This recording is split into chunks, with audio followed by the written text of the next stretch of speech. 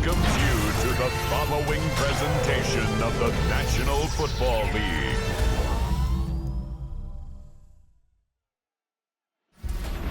Like the lighthouse keepers of the past across New England, the keeper of the lights holds an important position here at Gillette Stadium, sounding that frog bell and signaling it is time for football in Foxborough. Coming up, we're keeping things in the AFC for an interconference contest between the New York Jets and the New England Patriots.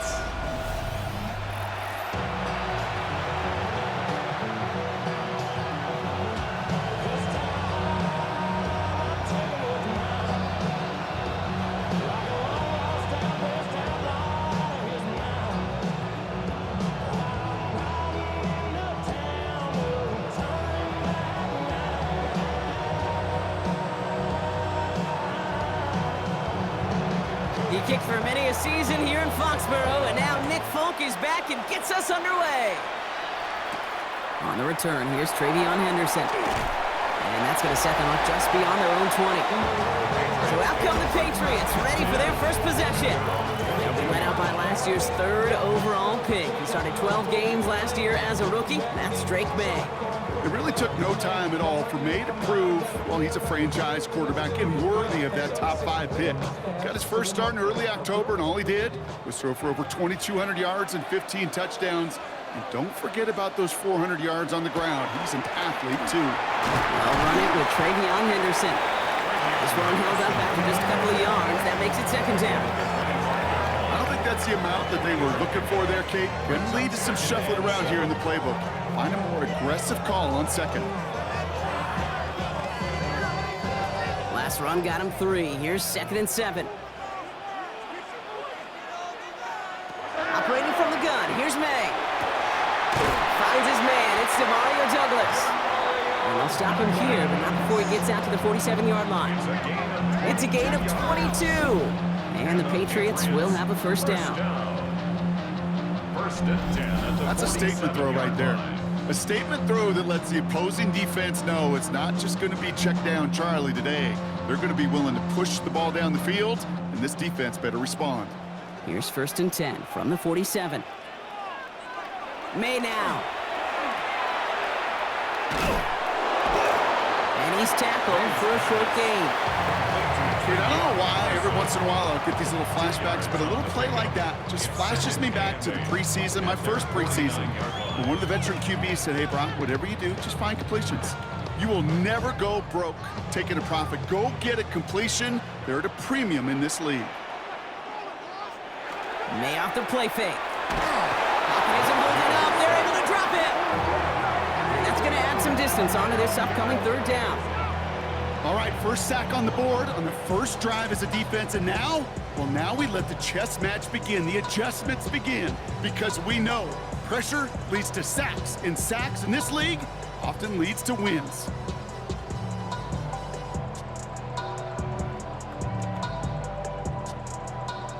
Defense looking to defend the marker on third down.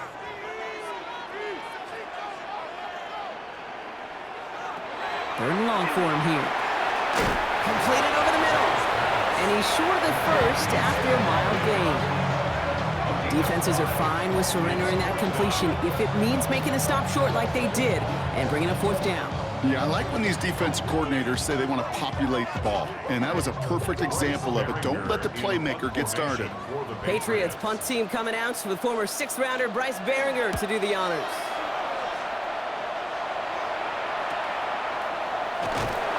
And he's going to get a modest amount on that return before he ends up out of bounds.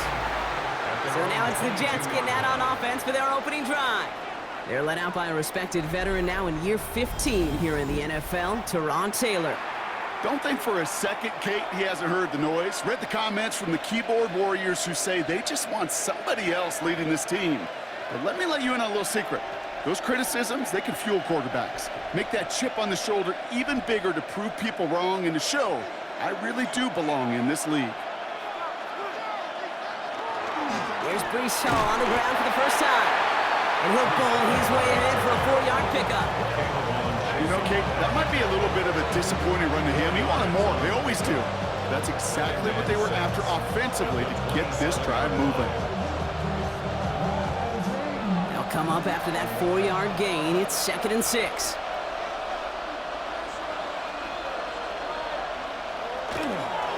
Here's Hall once more. And this one's brought to a halt at about the 36-yard line. A 9-yard gain and good for a first down. That's the type of call that offensively, man, it just builds so much confidence. I don't even think they were looking to get the first down. Just get to a manageable 3rd down, but instead they move the chains, and that is one disheartening look on that defense. They go play action on first down.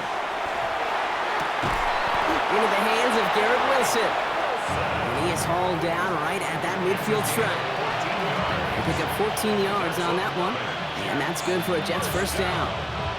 It was such a privilege for me to watch Marvin Harrison and Reggie Wayne in person in Indianapolis do their work. Darrell Jackson out in Seattle. They showed how great a deep out is as a chain-moving play. It's all about getting that leverage at the top of the route, and then exploiting the leverage is that. And this time they're going to get to him before he can get that pass away as he goes down. And that sack drives him in the wrong direction, partner, ahead of this 2nd down. When they were in their defensive meetings this week, that's exactly how you draw it up. Play sound zone defense. Give that quarterback nowhere to go. Let that pass rush get home.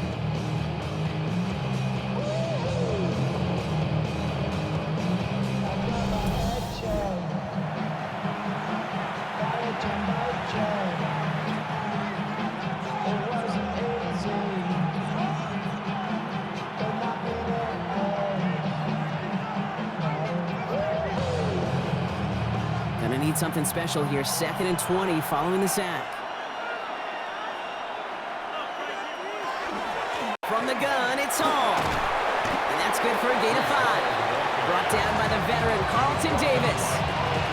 That's a run that you'll take the result in the NFL every time. A nice play, a solid game, but it's also a run that you know and you may come back to, because if you were that close to breaking off an explosive one, you really break the backs of a defense.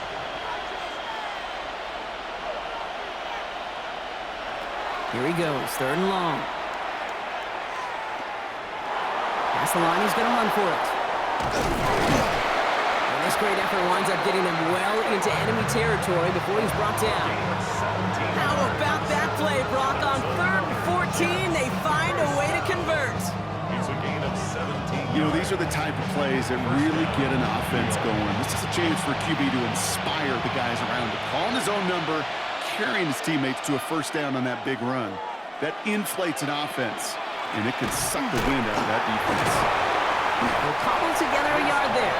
Christian Barmore with the play. Okay, that's a run that's ho-hum on the stat sheet, but if you see a bigger play on the ground later on, it'll largely be because of a play just like that one, softening up the front and opening the door for a bigger gap in the future. Following that little 2-yard run, it's 2nd and 8. They go right back to Hall. He's unable to get away from that tackle. Good work by the defense. Nothing gained on 2nd down. When you rush the passer, it's kind of like tracking down a runner. That same pass, same athleticism comes to life.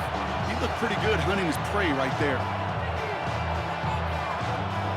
It's been an 8-play drive, and on play number 9 now, 9 is what they need on 3rd down. To the air on 3rd and long.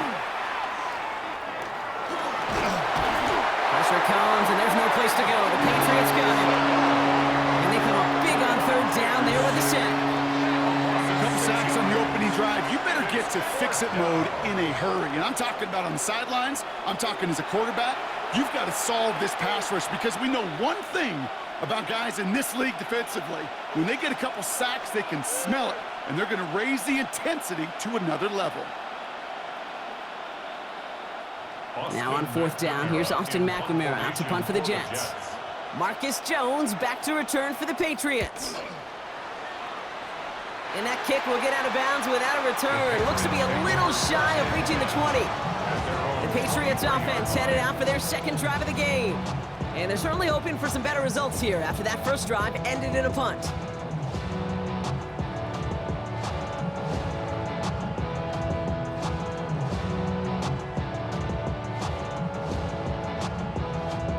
Patriots lining up. It's 1st and 10.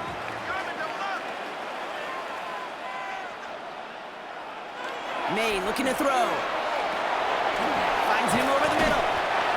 work this one up to the 28. Quincy Williams making the tackle. Quarterbacks will look for their tight end short in just about any situation. They take away the deeper options. Well, there's their consistent source of positive yardage, the trusty tight end. 5 still to go here. This is second down.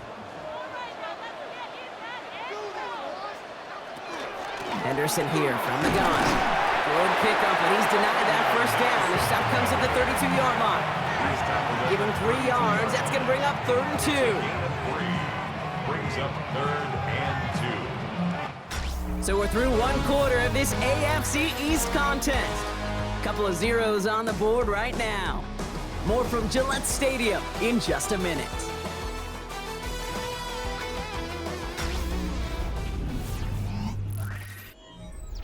Back and ready now for the second quarter. It's Patriots football.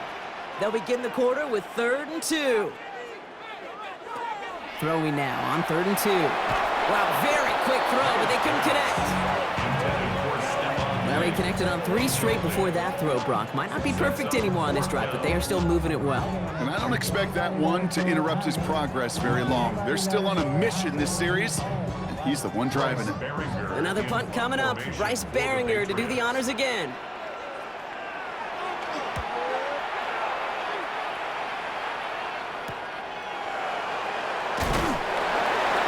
He's brought down before the return gets far.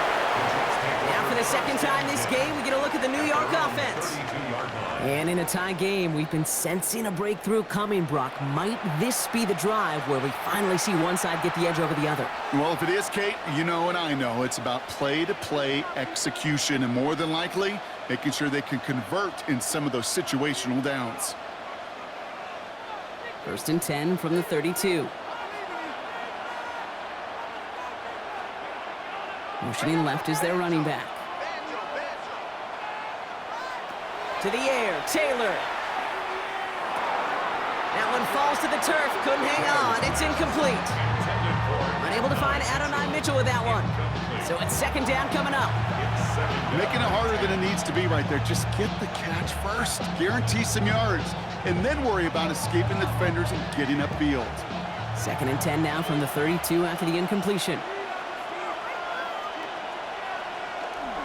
Hall takes it straight ahead. And it's a nice little chunk here, 6 yards. Christian Gonzalez getting there for the tackle. Well, that doesn't net a first down. You get yards like that in the run game, you will take it in the NFL.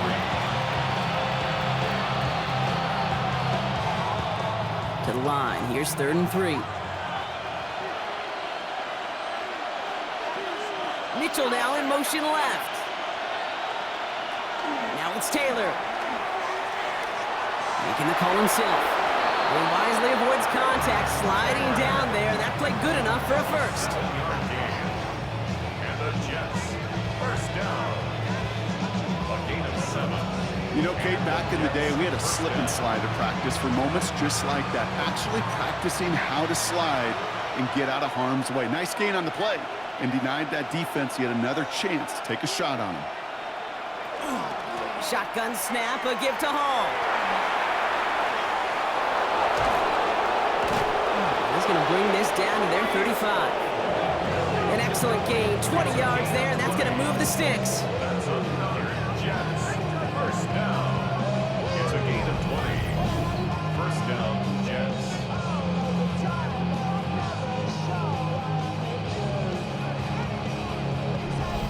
Those outside runs so critical for running back, quarterback, O-line to hit their targets. They got a target area to expose that defense and make the most of it, and that offense just put on display some teaching tape for it. First down, and they go right back to it. Much better job keeping him contained this time. He's going to be marked down right near the line of scrimmage. And it's not just you quarterbacks, Brock Huard, who've got to have short memories. You tell me this too, defenses need them sometime as well. Yeah, 100%. You give up a big run, well, too bad. No time to dwell on it because you got to line up, buckle up that chin strap, and try to knock him backwards.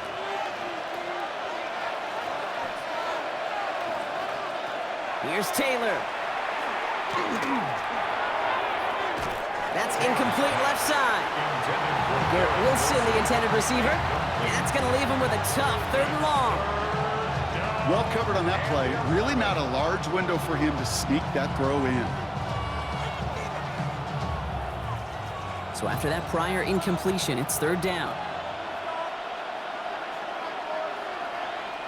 Running back sent in motion left. And they'll throw, third and long. Throwing all the way to the end zone here.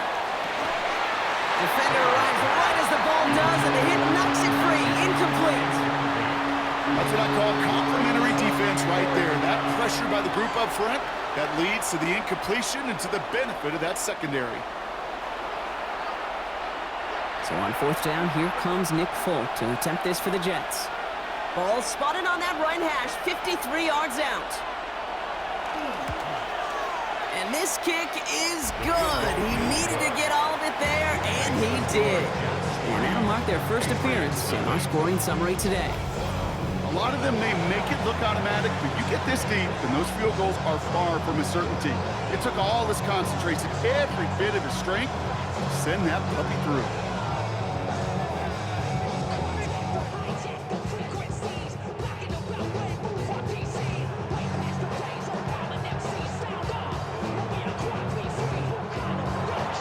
It's all lined up. Folk ready to send this one flying.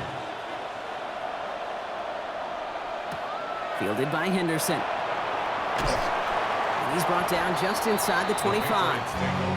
Here's New England ready once again on offense. And coming off our first points of the ball game, they're going to take over now trailing 3-zip.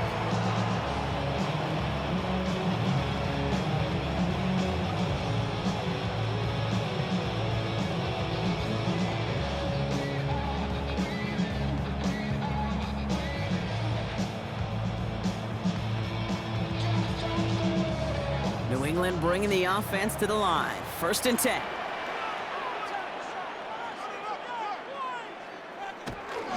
Starting on the ground with Henderson. Shoots away from one. And he's taken down just a couple of yards shy of the 40. That's 16 on the pickup.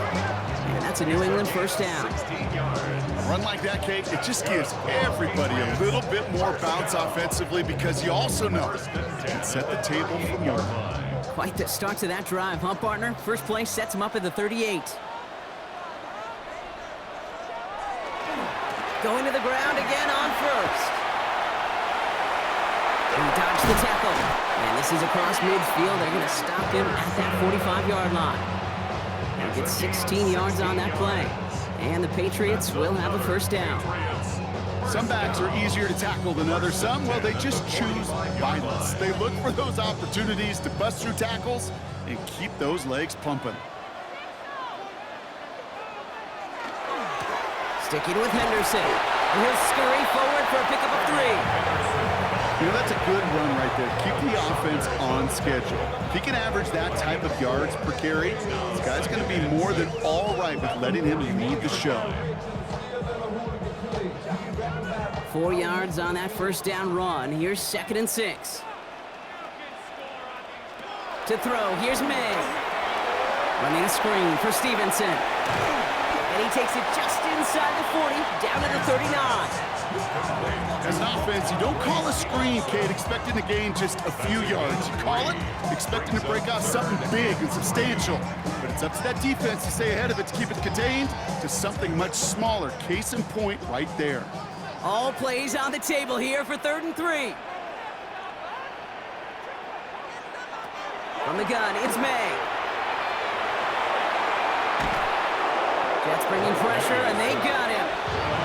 And the defense comes through. That's going to back him up and bring up 4th down. I think his decision-making wrote a check that his legs couldn't catch this time. This QB could run, and he's ranging, looking for space, looking for an outlet. But there was none to be had. No escape route available this time.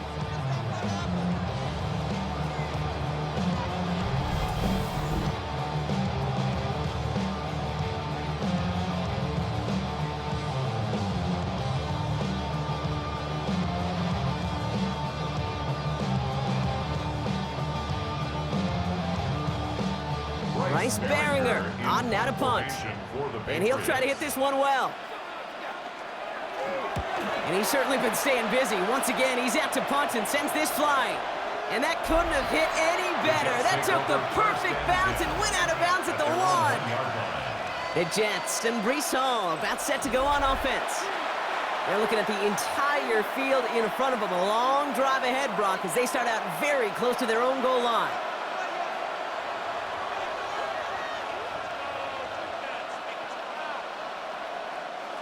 Jets getting ready for this 1st and 10.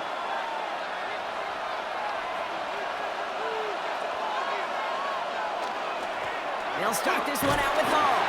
And he's not going to escape. They could not get the push they needed. That's going to be a safety. And it wasn't a touchdown or a field goal, Brock, but hey, points are points. And their first points of the game come on that there safety. You'll take them any way you can get them in this league, Kate, right? And if the defense has got to score and they've got to continue to score, that is just fine. Because that is a breath of fresh air on that sideline and hopefully a bit of a kickstarter for their offense as well.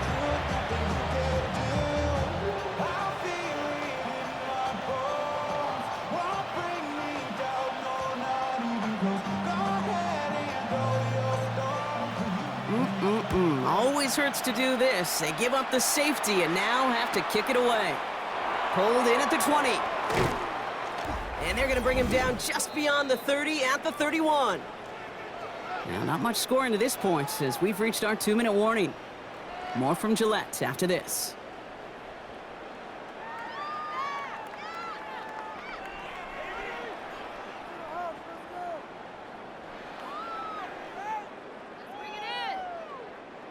We've set it downs for him from the 31.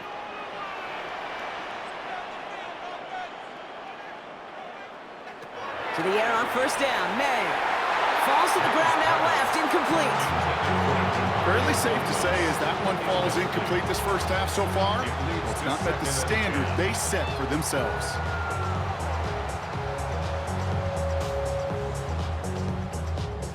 After the incompletion, still at that 31-yard line, 2nd and 10.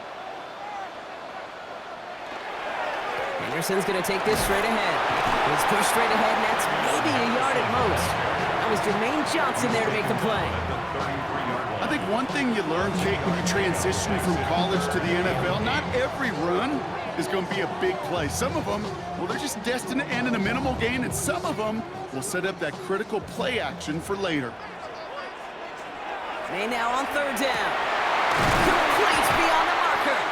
And they're going to bring him down just a moment before he's able to break it across midfield. Timeout taken by the Patriots. They're 1st and 3. And they can take a moment to try to build more momentum after getting that first.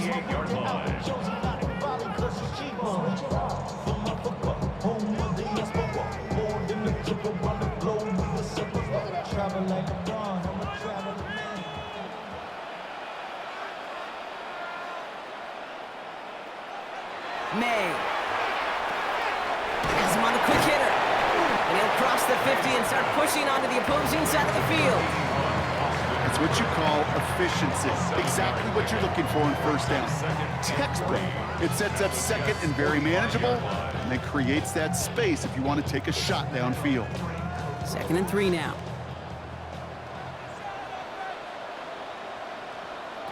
Off the play action, May. That's completed right side. And he's going to be stopped, but not before he gets him all the way down to that 15-yard line. It's a 30-yard gain, Brock, so unsurprisingly, that gives him a 1st down. 1st and 10 at the 15-yard line. From a great throw to a nice route and catch to moving the chains, there wasn't a whole lot not to like about that amazing play. Into the red zone after that big pickup. It's 1st and 10 from the 15. From the red zone on 1st. Drop this to Henderson underneath. And he has it down to the 8-yard line on the play. Now we're going to have a timeout by New England. It's 2nd. And they still have one in their pocket for what's left of this half. I call this quarterback's best friend. Some call it a safety valve, some call it automatic, but it's sure nice as a quarterback when you got a trusty running back over the middle of the field that you could depend on. 2nd and 3 now. They bring Diggs in motion. Here's May again. Catch is made in close. And they're going to have first and goal as he gets this down to the 4. Nice to see that connection, that chemistry working between the two of them. First down. First and goal at the 4-yard line. Offense in position now. It's first and goal. To the air yet again, May. And he is into the end zone for a New England touchdown. The Patriots take the lead just before halftime. Manage that clock beautifully down to the final moments, Brock, and they get the score just before halftime. That doesn't change the theme of the halftime speech, but I guarantee you it adds some enthusiasm to the tone. That was awesome.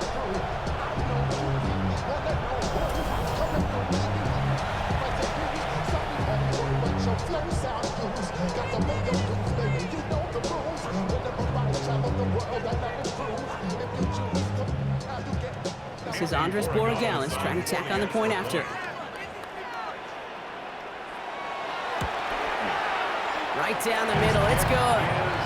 And the Patriots push their lead to 6. Patriots 9, Jets 3.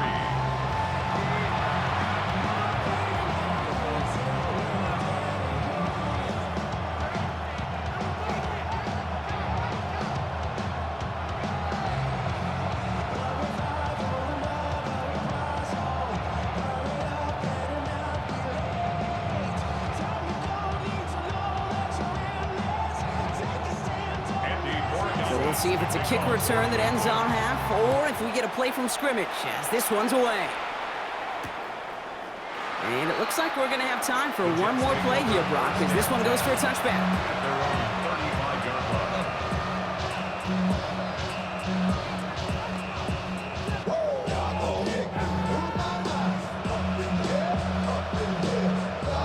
line. One last play before the break.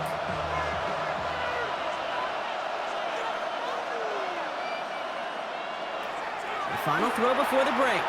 He's going to loft one deep to the left. His final shot of the half will not connect. That falls incomplete. No time remaining in our first half. All right, Kate, thanks very much. Scott Hansen, good to be with you from the Orlando EA Sports Studios with an abridged halftime report. This one shaping up to be a tight one, as evidenced by the scoreboard. Both these teams playing it close to the vest in the first half. What will happen in the second half? Let's find out as we send it back to the stadium and our commentary team, Kate Scott and Brock Hewer.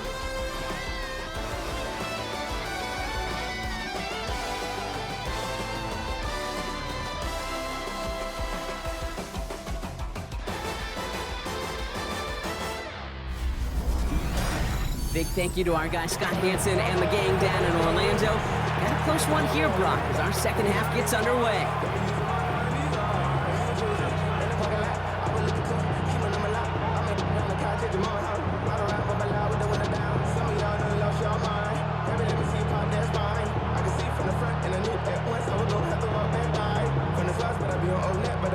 Now Borregales on to send it away. On the return, here comes Kene Wangu. He's got a lead up past the 30. And a good effort here as he gets it out past the 35-yard line. So here's the Jets offense getting ready to start our third quarter. And their defense sure has kept this game close. Now it's time for them to come through, get some points for their team in this low-scoring affair.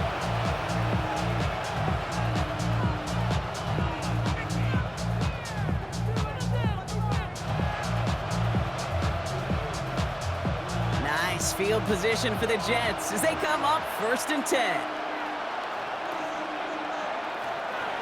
They're going play action. Forced out to his right. And they're going to touch him down after a short pickup. Dude, if you've heard me say it once, you've heard me say it 100 times. Completions, completions, completions. Well, that wasn't a pass. It was a scramble. But the Nets, the same thing, keeping this offense on schedule. Halfway to the marker. It's 2nd and 5.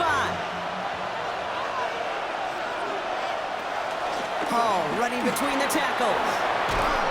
And he's going to be brought down in enemy territory now at the 46. Pickup of 12 on that play. And it's good for a New York first down. I just love that so much, Kate. Yeah, they trailed at the break, but that doesn't deter you from running the ball. And results like that will more than likely have them lean into the run game. They give to Hall on the draw. And he's going to manage a lone yard on that drive up the gut. Jack Gibbons in on the tackle. You know, some positive yardage there, Kate, but just as important, they're mixing up their play calling. And they could very well be setting up the defense for a big play later. Need a better result than that last run. It's 2nd and 8. Throwing off the play fake. He takes it himself. And he has this down to the 34. They come through with a nice gain there. Gain of 10, first down. First down. It's a gain of 10. As long as these are the results he's getting, they're going to be just fine with him calling his own number. He does such a good job of seeing the field and knowing when it's his time to take it himself. Handoff running left. Here's Hall. Can't slip that initial tackle. Stops made for no gain on that first down play. This is one of those situations, Kate, where I watch the body language of the running back because it'd be very easy for him to raise his hands up, look to the sideline in his O-line and go, what am I supposed to do there? There was nothing, no time at all to try and escape and react. Instead, it goes backwards. Changing things up. They're going to throw now. They left him wide open. It's complete. He's got his guys into the red zone before someone can force him out. He picks up 15 on the play. And that's good for a Jets first down. Kate, when you watch the combine, you'll watch guys try to make this throw. And without chemistry, it's so hard to execute. That was picture perfect. That's a QB and receiver on the same page because that deep out to the field, that takes just a different level of connectedness. Give him a few yards on that run. It's 2nd and 7. Pick up the 3. Brings up 2nd and 7.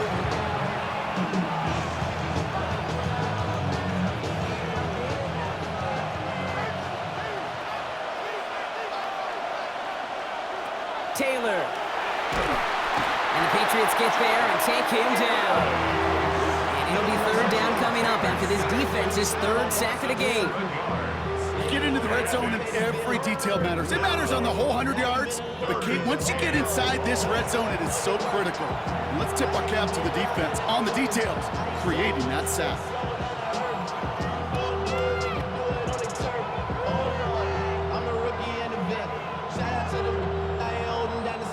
Patriots into the dime, 3rd down.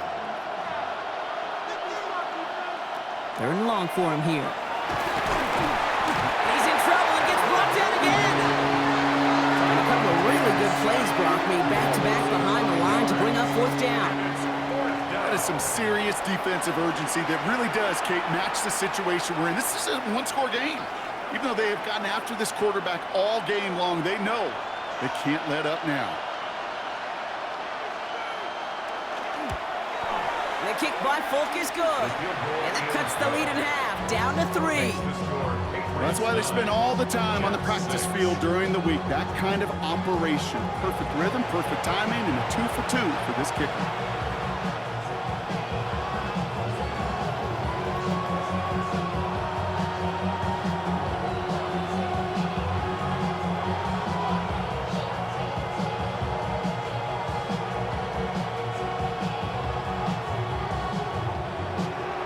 Volley set up, and it's away. Just a 3-point game now. Fielded by Henderson. And in the end, he's able to get it to what used to be a touchback. It's at the 25-yard line. The New England offense running out now. And it has been all about these defenses so far, Brock. Even into the second half, we're still waiting for one of these offenses to take charge. Yeah, what you're feeling, these defenses are making every yard tough, every first down tough, every series tough. And offensively, yeah, it's time to toughen up and maybe more importantly, sharpen up. Patriots lining up. It's 1st and 10. On play action, here's May. Connecting on the slant. And this play reaches the 35 before he comes to an end. They get an even 10 on that play. And that's a New England first down. Kid, I can promise you that's one of those play-action plays they've repped over the week during practice. The both quarterback and tight end went to bed last night thinking, man, I hope this one's called. And when it is, I hope you have just a little space to operate. That play-action works beautifully, and the tight end, the beneficiary. And they get him right at the line of scrimmage. The rookie from Miami, they're on the stop. And the defense was all over that throw, able to stop it right at the line. They could smell that one coming, and they sniffed it out in a hurry. 2nd and 10, need to get some positive yardage here. May now from the gun. This will be caught once again by Diggs. Keeps on moving into the red zone. And he's going to be sent out of bounds on a play that sends them all the way down into the red zone. They rip off a big chunk of field, and it sets them up with 1st and goal. You know, Kid, we often talk about flipping the field in special teams, right? A kick return, a good punt. Well, an explosive play like that does the exact same thing. Look at the difference in field position by hitting on that shot. You've totally flipped the field and the tone of this drive. And this is going to be a New England touchdown. The Patriots make it a 9-point advantage. Right on the edge of the goal line for 1st and goal, and I don't know about you, partner, but that surprised me that they just threw it in. No attempts at running it. Yeah, I think it is so hard for these defenders. You got to be so keyed in, and physically, you know you've got to stop that run first. So a 1st down pass play can, and certainly was effective. Corey Gallis on for the extra point.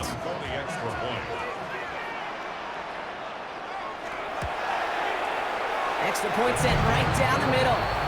And the Patriots make it a 10-point ball game. Jets 6.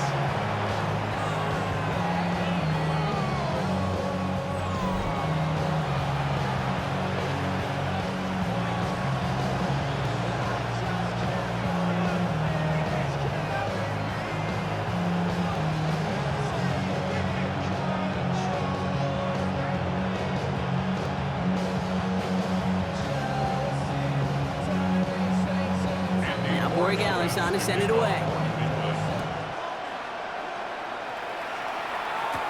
Here's Isaiah Davis on the return.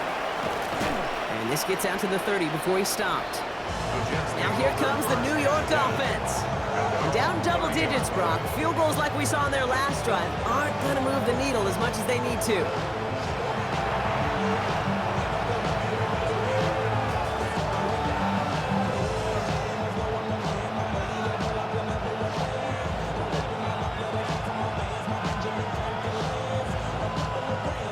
So 1st and 10 now from the 30.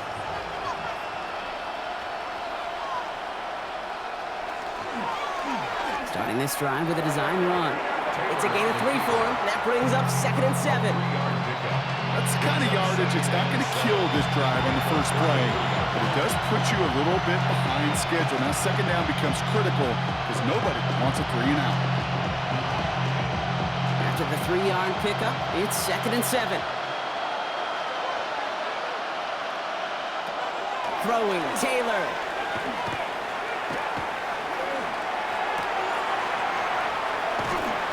Nothing doing on 2nd. They get to him behind the line. Now it's going to be 3rd and longer.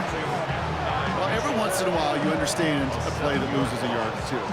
But losing that much on a completion, there is some kind of malfunction with the offense. They'd have been better off abandoning that play. Heck, might as well punt it.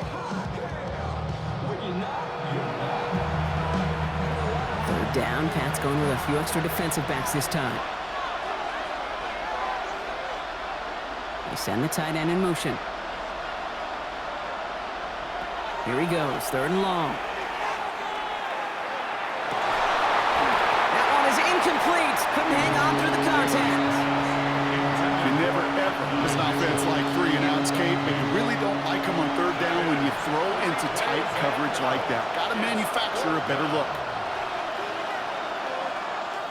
Here comes the punting unit for the Jets. Austin McNamara will kick this away.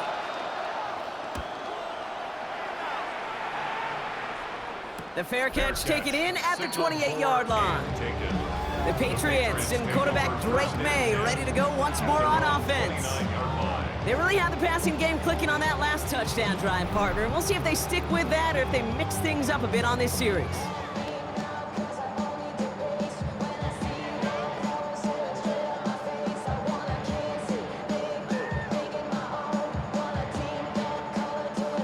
New England bringing the offense to the line. 1st and 10.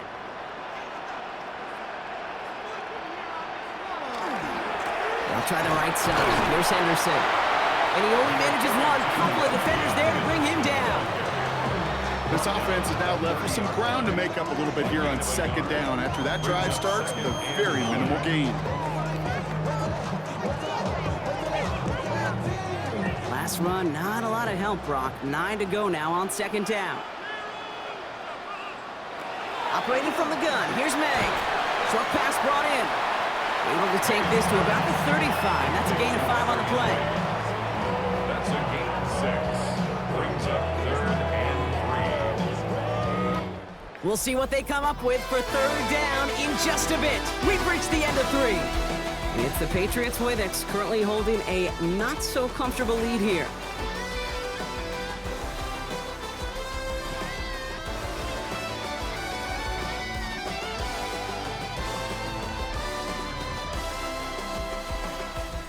To the line. Here's 3rd and 3.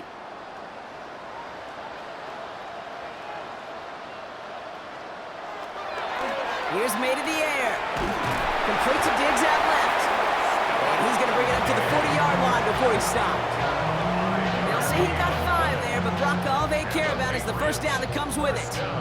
Sure seems like he knew exactly what he wanted, and he got it, going right where he wanted to with the ball off the snap. From the 40-yard line now, this is 1st and 10. May looking to throw. Hits him on the out route. And he will wind up out of bounds after a 1st down gain of right around 3 yards.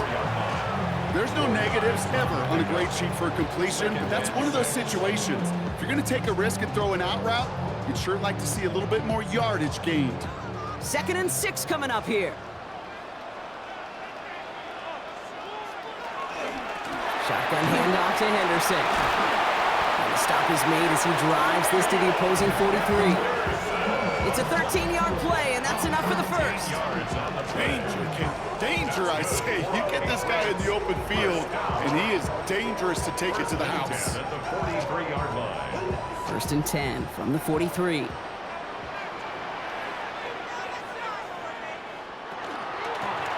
Staying on the ground here with Henderson. And he'll come up with a gain of 3 on the run up the middle. He'll expect more from himself on those type of plays, but there is nobody that's going to complain about that one. If you can do math, 4 plus 4 plus 4 equals a 1st down. They'll come up after that 4-yard gain. It's 2nd and 6. Tossing it to Henderson. We'll call it 1, maybe 2 yards at the end, Brock. It's 3rd down. Yeah, that defense was flying to the ball. You see that outside toss. This is a pursuit drill that they work on over and over again. Get to that toss before it can really get started. Drive has gone 8 plays now as they face 3rd and 3. From the gun, it's May. Completed over the middle. And they bring him down. Looks like he got it to the 27. That's a pickup of 9. And the Patriots will have a 1st down. Patriots, 1st down. 1st and 10 at the 27-yard line. That pitch and catch won't show up as a big play on the stat sheet, but it gives his own defense a little time to rest and gives an offensive coordinator a new set of downs to work with. To the line and set. Here we go, 1st down. And off headed left, Henderson. And 2nd down's going to be a good bit tougher. He can't even get back to the line. This play loses yards. Perception and reality, Kate. The perception out there from the public is edge rushers are defined by their sacks. The reality in a locker room and in the huddle is you could be defined by your relentlessness. And his motor never stopped. Helped him track it down for a loss on the outside. Finds the in route complete. And he gets this down to the 13-yard line. 16 on the pickup. And that's a New England 1st down. 1st and 10 I may love watching a great thrower, but I love watching a well-done route too, Kate. Make that guy think you're trying to stack him only to drop your hips and cut right inside. Some good work to help reset those chains. 1st and 10. Here's Stevenson. Oh, he lost the football. And this is scooped up by the Jets. Their offense going to take over in much better field position as they get a bunch on that fumble return. I think the defense would have just settled for getting off the field with the takeaway, but they add a nice present onto the end of it for their teammates who start this possession with much better field position. New set of downs for them from the 31.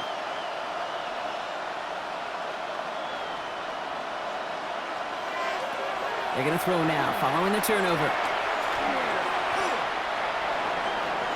Escapes the pocket. Now he takes it. And the stop is made just before he's able to reach that midfield strike. That play good for 17 on a 1st down. I can promise you, that was the goal from the moment he took off. He kept his eyes locked on the chains. It's almost like he had a spidey sense. He knew exactly where to get in order to move the sticks and get that critical 1st down. To the air, Taylor. Pressure comes, and there's no place to go. The Patriots got him. And that is 5 sacks for this defense in this game as their latest brings up 2nd down. I think we've reached the point of the game, Kate, where I got to make my PSA. Protect the quarterback, and quarterback, protect yourself. Things already looking a good bit tougher here. It is 2nd and 17 after the sack. Taylor now. That's caught. It's Breece Hall. And that tackle stops him after a solid gain. Making that throw in double coverage to a running back, I don't want to live off of that, and I certainly am not going to count on it. But give some credit to the effort it took to make that catch. A whole bunch of bodies around him. Offense going with a 4-receiver set, 3rd and long. They'll air it out on 3rd. Couple defenders there, and they're going to intercept it. Christian Gonzalez has it. And the Patriots get the football back on the interception and now have it at the 28. Well, okay, I guess we've got a couple of very giving teams today, Brock. One side coughs it up with a fumble, then the other side graciously hands it right back with the interception. Hey, listen, if you like playmaking defenses, then you like this game right here. These defenses, they're the ones supplying the big plays, and they're putting their stamp on this game. The Patriots offense all set to go. And they know they let points slip away with that fumble in the red zone, Brock. They're looking to get him back here. Patriots lining up. It's 1st and 10.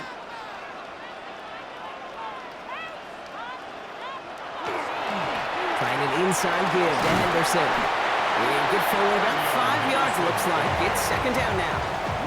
So we will not reach the 2-minute warning. The defense calling time here. 2:08 on the clock. It's one of those sneaky little runs, Kate, that gets you enough yards to create some doubt into that defensive coordinator. You could stick to the ground, you could throw beyond the sticks, really create some indecision now defensively. So gain of 5 on that 1st down. Let's see if they can repeat that performance now here on 2nd. Henderson here from the gun. And he's tackled with the 1st down yardage. So we do get a timeout from the defense just before the 2-minute warning. So one more play before we reach that break. Looky here, you don't even have to worry now about a 3rd down call as that run moves the sticks. Now that call you had ready, though, you can recycle it, save it for later, for that next 3rd down coming. All right, this is going to be the last play before the 2-minute warning.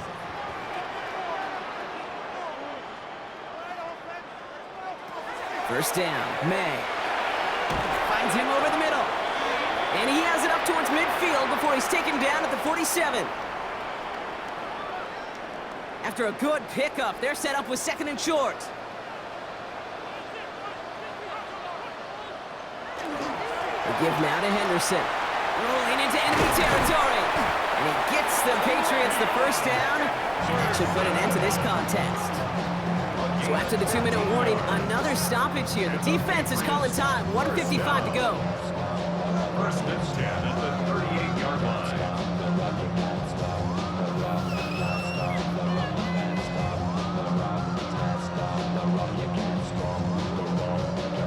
victory formation here. Looks like they're going to take a knee on first down. Design run here for May.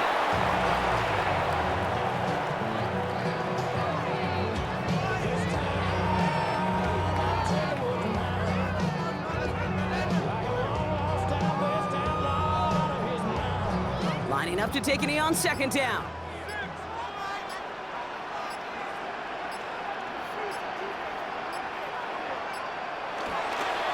This looks like a run drawn up for May.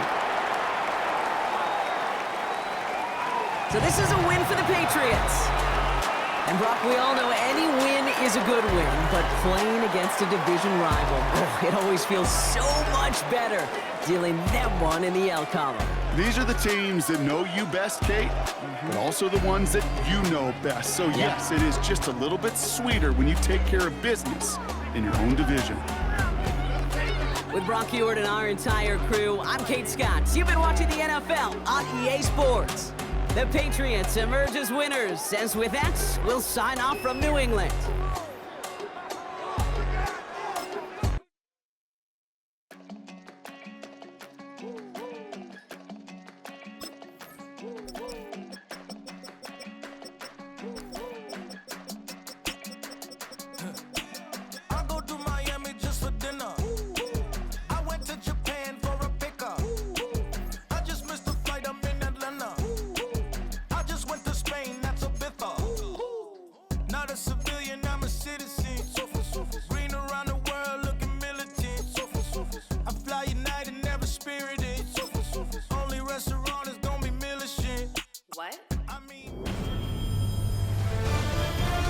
EA Sports welcomes you to the following presentation of the National Football League.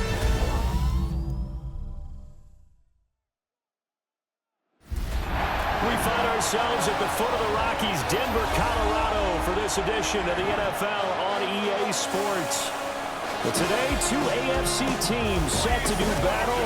It should be a good one, as it'll be the Indianapolis Colts taking on the Denver Broncos. Brandon Gaughan and Charles Davis on hand. Kickoff just moments away. Charles, quickly, keys to the game. For me, it's coaching. Who prepared his team the best going into this one to give them the confidence to believe that they would win the game? That's who's going to come out of this one on top.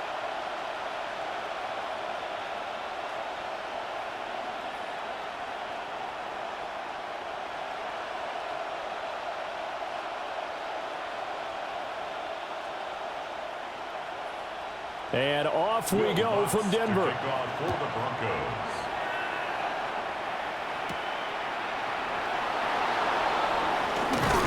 And a decent return out to the 27-yard line. Colts ready to go to work here offensively, and it is Phillip Rivers, their veteran quarterback and longtime Charger, who will be under center. The secret to his game and his success, incredible chemistry with each and every one of the guys he catches passes with it. And not only does he ask them to stay after practice or meet it before practice, he actually demands it because he knows if they have that kind of chemistry built up, they're going to be hard to beat each and every ball game.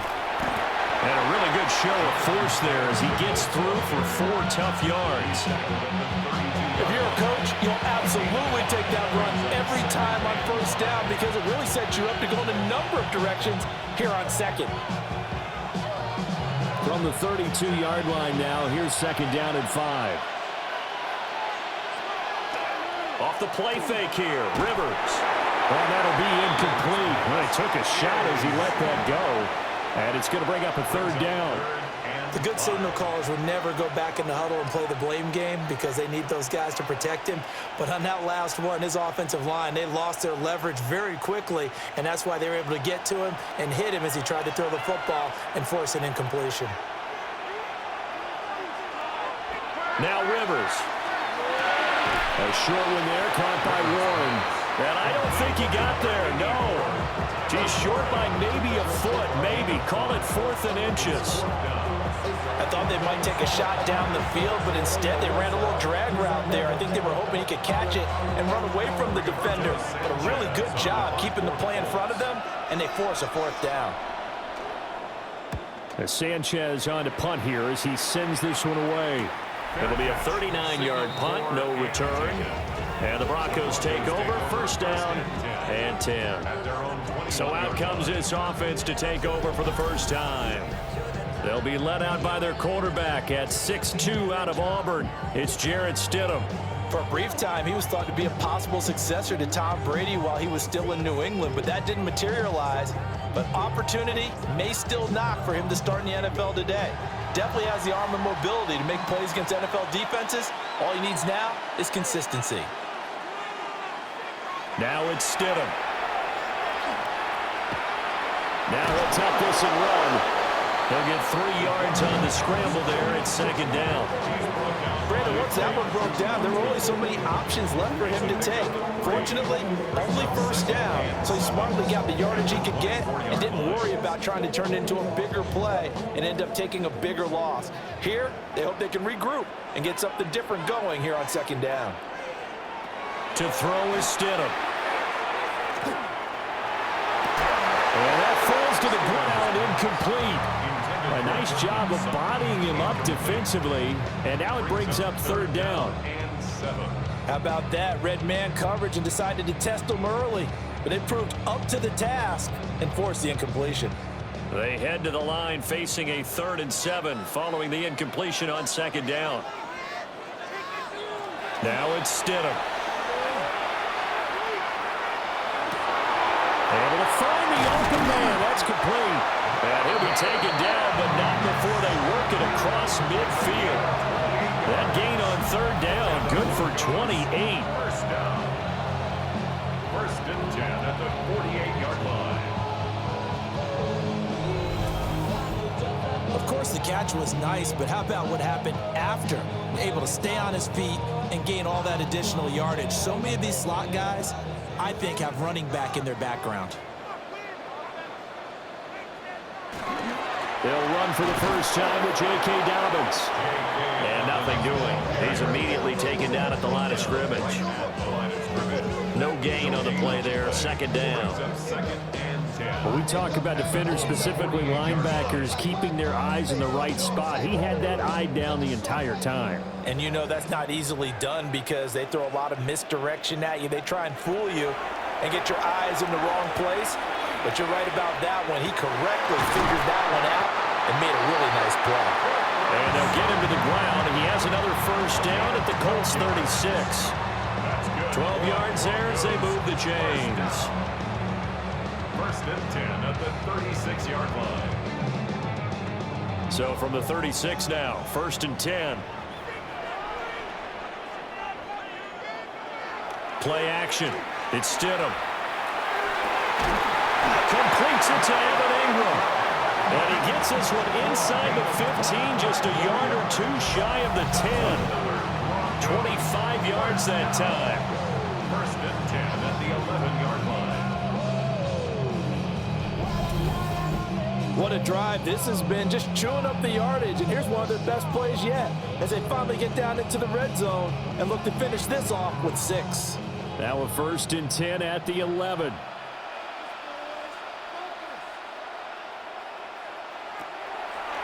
They'll run with a second-round pick from April's draft. And running room hard to come by here. He gets it down to the 8. A gain of 3, second down. Well, they didn't get a whole lot out of that one, but I think you've got to continue to try and run and try and keep the defense honest. You mean, or else they'll just sit back, dare you to throw it on every down? Yeah, you get your quarterback hit a lot that way, too. The ball on the 8. Still could get a first down technically. 2nd and 7. They'll run up the gut with Dobbins. And take it into the end zone for a Denver score. J.K. Dobbins, an 8-yard touchdown run. And the Broncos are on the board first here this afternoon. Both sides of the football in sync early. You force the 3 and out, and then you take it down, score points. You know what that tells me? They sold their game plan really well. Head coach said, listen, we're just going to stop them on 3 and out. We're going to take the ball downfield and score. But he also told them how it was going to happen. They're going to run this. We're going to stuff it. Then we're going to take the ball. They won't be able to keep up with us. And they got it done. Lutz with the extra point.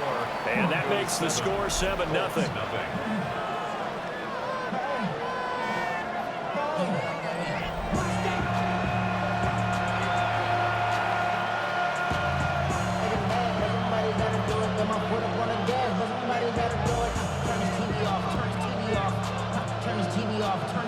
off. Turn his TV off. Turn his TV off. Turn his TV off. Turn his TV off. Ain't no other king than his rep thing makes siblings. After the touchdown, Lutz to kick it off.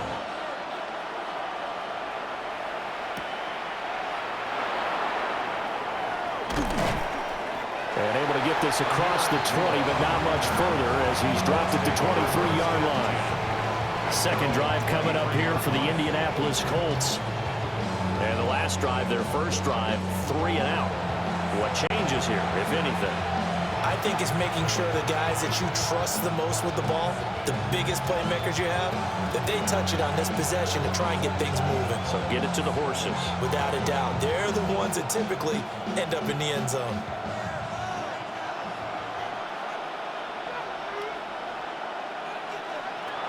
Rivers to throw it. He'll get this one to Pittman. And he's taken down, but able to slip across the 35. They went 3 and out on their first drive. Things already looking better here. 1st and 10. And it's a real luxury when you have a guy who can turn a short throw into a solid gain at any moment. Once he caught that ball, he ID'd where the open grass was and got there in a hurry to pick up a new set of downs for his offense. Well, they run the option here on 1st and 10. And maybe the wrong read there as he's going to go down immediately. Nick Bonito not letting him escape there. He was in instant pursuit off the snap and dropped him behind the line. But sometimes that option can get bogged down before the gears really even get into motion, and I think that's what we saw there. And I think what he saw defensive end right in his face because he looked up and he was right there. Didn't even have a chance to get going. A short throw. This is caught by Cox. Will go down as a gain of 6. 3rd and 7 now. Let's not quibble about the gain there on 2nd down. That was a positive play because that was a take-what-you-can-get situation. Got out to the tight end. Now gives him a much better opportunity to convert on 3rd down. Here's 3rd and 7. Throwing, Rivers. That complete to Downs.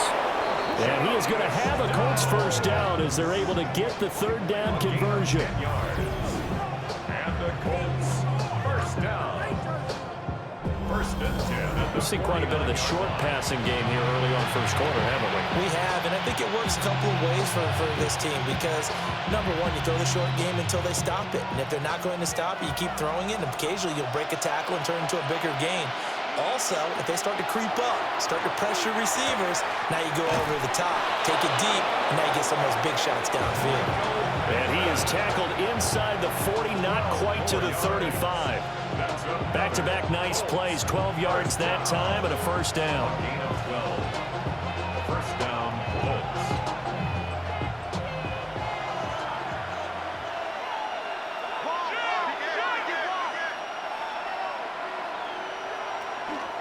Rivers going to give this one to Taylor. And he'll get it inside the 35.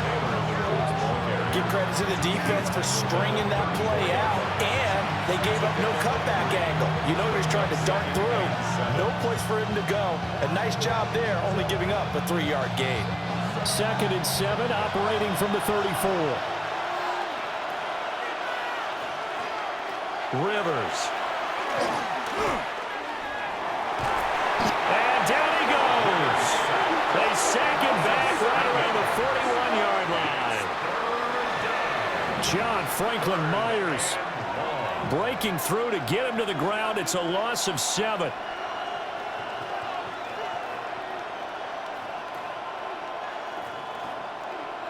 After one, 7-0 on EA Sports. Start of the second quarter, and it's the Colts in possession as they've got it with a 3rd down coming up.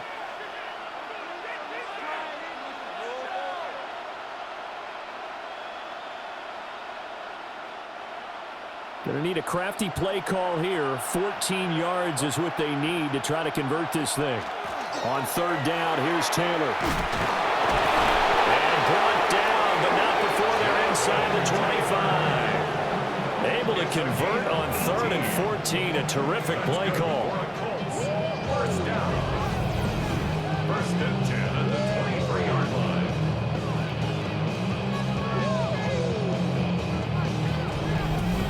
like this drive a little bit better there, partner. Running game helping out, picking up some of the slack. Because remember the last drive, they went 3 and out. Back to Taylor on first down. 2 yards on the pickup there. It'll be 2nd and 8. It went right back to him, but he pretty much had nowhere to go on that play. Well, the previous carry looked pretty good. That one, he was a little tired. I don't know. Yeah, maybe he should have tapped out and had a second back come in and maybe make that run. Who knows? From the 21, here's a 2nd and 8.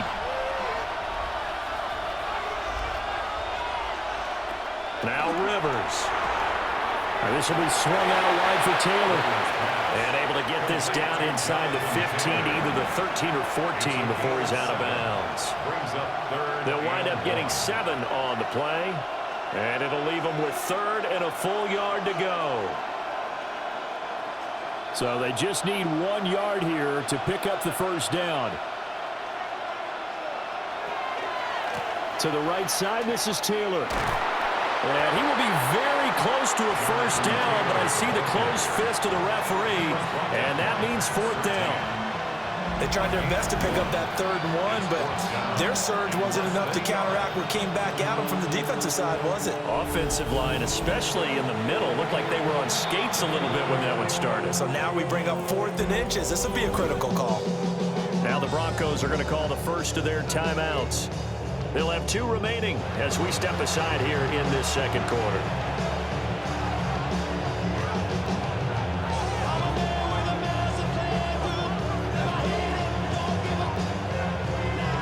The offense here not budging. They're going to fight for it on 4th and inches.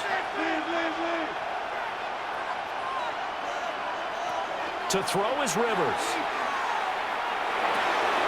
Touchdown, Colts! Michael Pittman from 13 yards out. And the Colts take a chance, but they find pay dirt on 4th and goal. They took a pretty big risk right there going for it on 4th down, but hey, not only did they get the first down, forget about that, they got in the end zone. Yeah, because normally you're just thinking, can I get enough yardage to get it past the sticks and pick up a first down? Instead, they go for the end zone and get it done with no margin for error. Remember, 4th down, they went for it. Blake Groupie now for the extra point.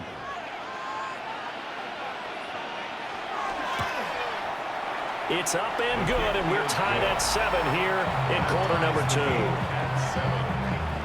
So that drive, 12 plays in length. And it was capped off on the touchdown catch by Michael Pittman.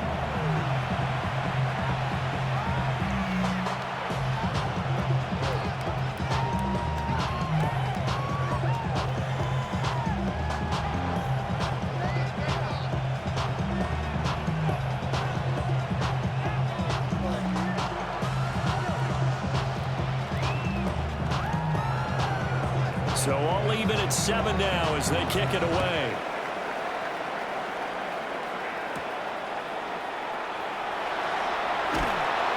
And he takes this near the 25. Just a little pass there. Call it the 26. So now the second drive offensively coming up for the Denver Broncos. So both of these teams, Charles, coming off touchdowns now, but this offense, they just had to stand on the sideline, watch their opponent author a really impressive drive to reach the end zone. Yeah, and I think you're not telling yourself the truth if you don't think there's some one-upsmanship going on right now, because they just had their touchdown answered by a drive of double-digit plays that also found the end zone. Now they want to do something even more impressive to answer that one. And not a whole lot there, maybe a yard to the 27. They'd love to just strike back with a touchdown right here, and if it's a long play, so be it. But the main goal, get a couple of first downs, run some plays, run some clock, allow their defense to get a chance to catch their breath, settle down, and relax a little bit after they just gave up a score. Stidham now off the bootleg. He's going to leave this for his running back. It's complete. On the gain of 3 on the play. And it brings up 3rd and 5 now. Well, offensively, that's the mismatch that you want. You want to force a linebacker to try and cover your back out of the backfield, out in some open space. But linebackers nowadays, They run like backs, and they take a lot of pride in covering. What a nice play he made there in the open field. And this pass broken up. Excellent coverage there on third down, as that was not an easy one to hold on to. Partner, we've got ourselves a ball game, and those guys on defense, they came to play. Slipped up on their first series, but they're definitely settling in now and letting it be known that points won't come so easy again. He'll send this one into the mile-high air, and it's a good one. The call for a fair catch, and it's made at about the 23-yard line. So a change of possession here on the punt. And the Colts will go on offense here, 1st and 10.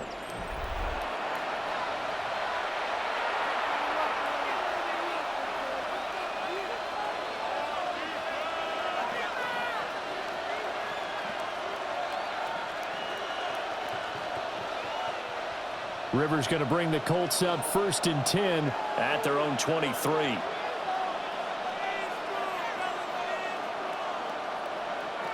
They'll come out throwing here to start the drive. The toss here completed to Pittman. So 5 yards here, 5 on the play. And that'll make it 2nd down. Simple drag route here, lined up out left and tried to work his way back across the field. You probably saw me twitch there, partner, because I think he wanted the ball a little bit sooner. By the time he looked it in, defender was right on him.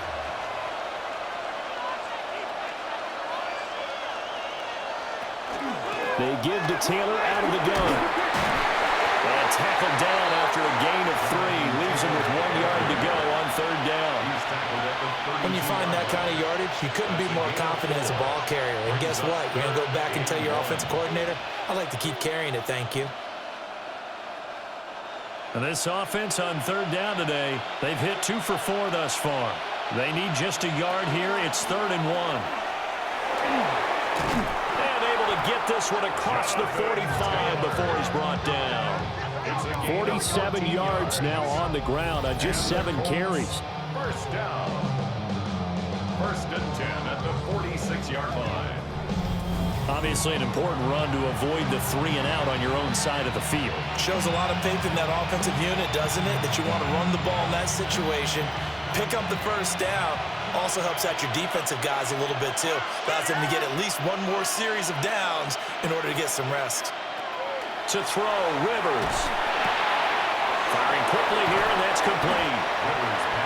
That'll give him 8 that time. And that'll bring up a 2nd down in just a couple. And the hitch route is run really well. That jab step off the line of scrimmage by the receiver, which is designed to back up the defender and give him a little bit of space. All you want there, get that space, catch the football, and then make a move and pick up extra yardage. And that's exactly what he got done there. Oh, the option to give to Taylor here. And he stopped after a gain of 1. Not enough. Still a yard to go on 3rd down. Haven't been a defensive coordinator yet. The thing 2nd and 2 is a fun situation to try and defend. Playbook is wide open for an offense, partner. Nice job holding to 1 after that 8-yard pickup on 1st down. On the sneak, Rivers. And he is going to have a Colts 1st down as they're able to convert, albeit not by much, on 3rd and a yard. He'll wind up getting 2 there as he does it himself and picks up the 1st. 2nd quarter, 2 minutes to go. Tie ball game.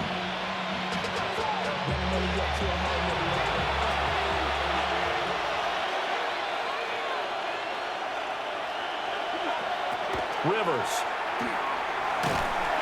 And he's going to be sacked. They sack him back right at the midfield stripe. Dre Greenlaw getting home on that one. Tell you what, he did not have much time there to scan the field before he was ducking and covering. Did it appear to you, as it did to me, that the defensive front won their play really quickly? Meaning the guys in front of them had almost no chance to block him. They were on him in a hurry. Don't need it all back at once, but you figure they're going to need something here. 17 yards to go on 2nd down. Rivers now from the 50. Connecting over the middle with Downs. It's a pickup of 12, and that'll set up a 3rd down. And that was yardage that they needed there after the sack on 1st down. They didn't get all of it back, but now they look at 3rd down, as a manageable situation, one that they have a much better chance of picking up. They'll break the huddle and come up on the 9th play of this drive, needing 5 yards on 3rd down. Here's Rivers. A short one there, caught by Warren. They'll wind up getting just a yard out of it. And that'll bring up 4th down. As a defense, you're more balanced when you're in zone coverage because you're able to keep your eyes on the quarterback and see the play develop in front of you. They're able to keep the quick pass in front of them and stop it right at the line of scrimmage. So they're forced to punt on 4th as this one's away. That'll be out of bounds, and how good was that? They'll say the 3-yard line. That's where they spot it. The Broncos going to get one more possession in this first half. And the ball backed way up. So thinking with this amount of time on the clock, probably just sit on it, and we'll see these two teams go to the lockers. Yeah, I don't think you want to overthink it in this situation. Either side of the ball. Just go ahead and finish up the half and get on out and talk about it.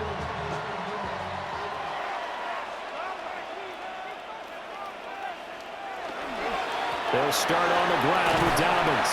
And defensively, they're just looking to keep him contained as they're able to get him down. It was Quiddy Pay who made the stop coming off the edge. At the 8-yard line.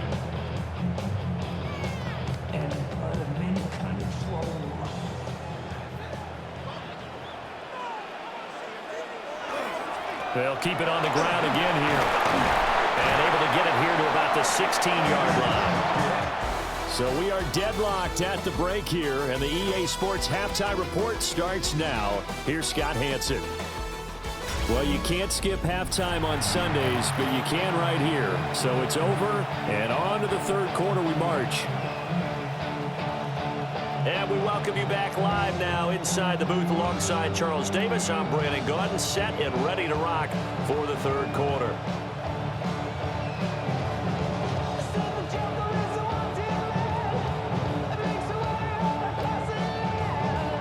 Set and ready to go for the second half. 1 touchdown apiece, 7-7 our score.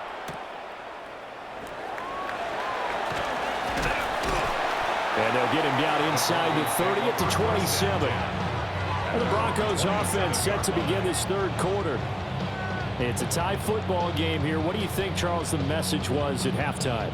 Well, I think that they probably just looked at things and said, we're fortunate that this is a tie game. No need to panic, no need to change a whole lot. We didn't play anything close to our best in the first half, so we don't have to go out and win one for the Gipper. Let's just go out and play our best football and win one for us. They'll begin on the ground with Harvey. And he's going to take this ahead for right around 3 yards, but no more than that. 2nd down. Oftentimes we praise an offense for their variety of being able to hit people with the run and the pass, but in this game, how about what we're seeing from the safeties? They are all over the field. Doesn't matter if they threw it or if they're trying to run it. I don't think we've ever awarded an MVU, most valuable unit, but you're right, it might go to them in this game. I like that, MVU. Well done. And he is met at the line of scrimmage, and he goes down right there. No gain on the play, and it's going to bring up a 3rd down. You don't see that a ton, do you? Or the cornerback coming over to the middle of the field to make a run tackle. That's someone with a ton of confidence to feel like nothing is pressuring him on his side of the field. Sees that the ball's moved to the middle and just sprints over there to help out. He ends up getting the tackle. Good play. He's going to have the 1st down and then some. And all the way home for a Broncos score. A great effort there. 70 yards. And the Broncos have taken the lead. And that time he came out of the slot for that big play downfield for the score. I think what we just saw there, partner, is what we call scheming a guy open. Put him in the slot, know that he has tremendous speed. What you're doing with your other receivers is likely running shorter routes to draw the attention closer to the line of scrimmage, to give him a chance to get downfield and turn it into a one-on-one route, often against the safety. You like your odds when he's running against the safety. His speed usually wins, and it did on that play. What's good on the extra point? And that makes the score 14-7. The drive there only spanning 3 plays. And it culminates in a touchdown by the Broncos.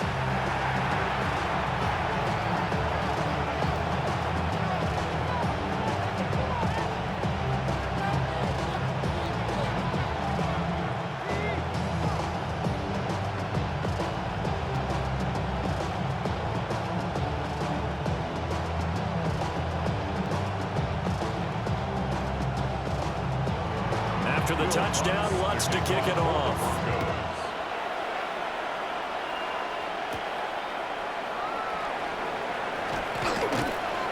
And a nice return sets him up pretty good here right at the 30-yard line.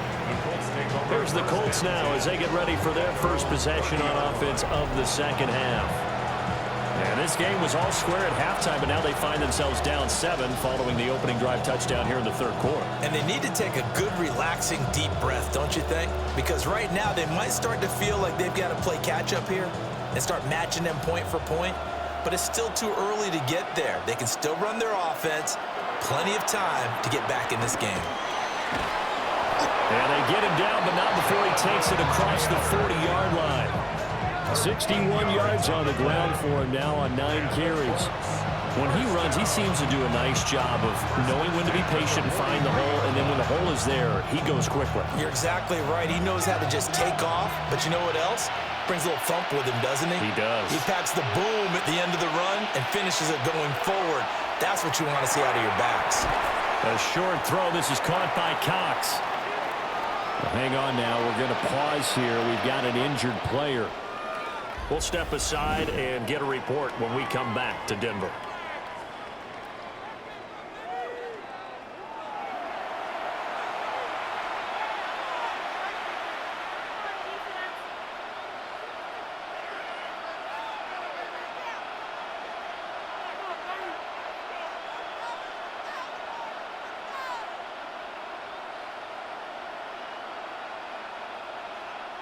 From the 48-yard line, here's 2nd and 6. They go play action. Rivers. A short throw. This is caught by Cox. And he is down at the 48. A pickup of 4 that started at one 48-yard line and ended at the other. And there's a completion to the tight end. And look at the size of these players nowadays. At that spot, 6'4", 6'5", and up. A lot of guys used to be basketball players, somehow came back to football. And that's really good for the game of football. You're getting better athleticism, great hand-eye coordination, guys who know how to control their bodies when they run their routes. 8 yards there on a first down. Brad, what were they thinking on defense there? That looked like they were playing for the pass. That was 3rd and short. Yeah, it was an easy pickup because they handed it to him. That was way too easy. Just looked like absolute confusion defensively. Not sure why they were in that set. Yeah, I'd say you ought to have a few men in the box there. Rivers now. This pass left side to Downs.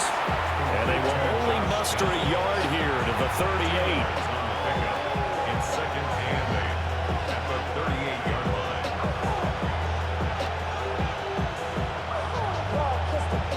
From the 38 now, here comes 2nd and 8.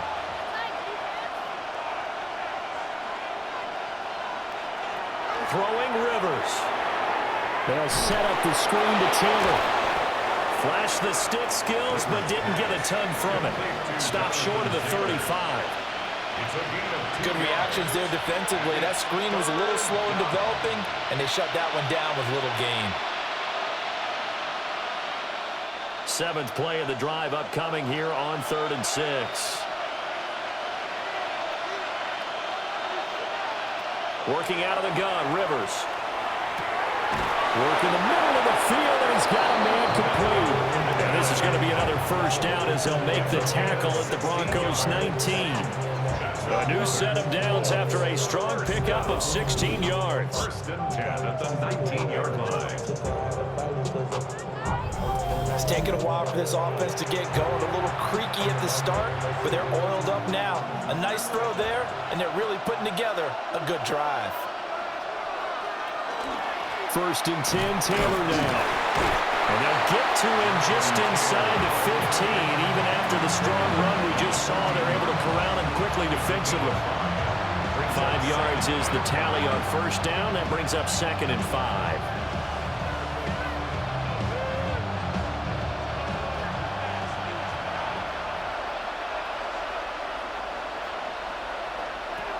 Back to throw. Rivers. Over the middle, hauled in by Pierce. And he'll get into the end zone. Touchdown, Indianapolis. Alec Pierce, a 14-yard touchdown. And the Colts are an extra point away from evening this one up. So a strong drive here to lead off this third quarter. That has them an extra point away from tying things up. And, partner, this is pretty much what they envisioned when they were sitting there in the locker room thinking about getting things going to start here in the third quarter. Getting out there, a field goal would have been fine. But going ahead and scoring here, an extra point away from tying things up, that's exactly how they drew it up on the board. Here's Groupie for the PAT.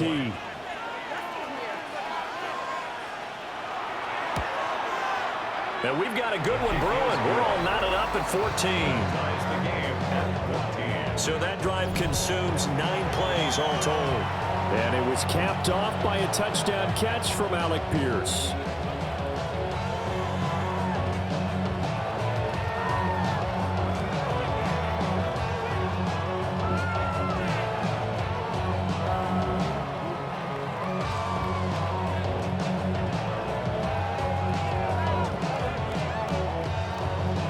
So all square here in this third quarter as the kick's away.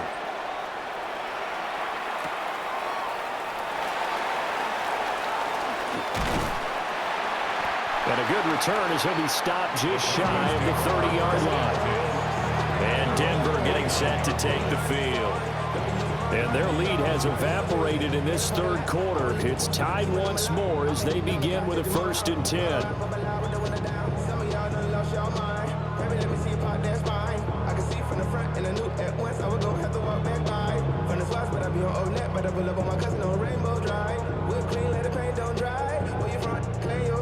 Looking to put a drive together.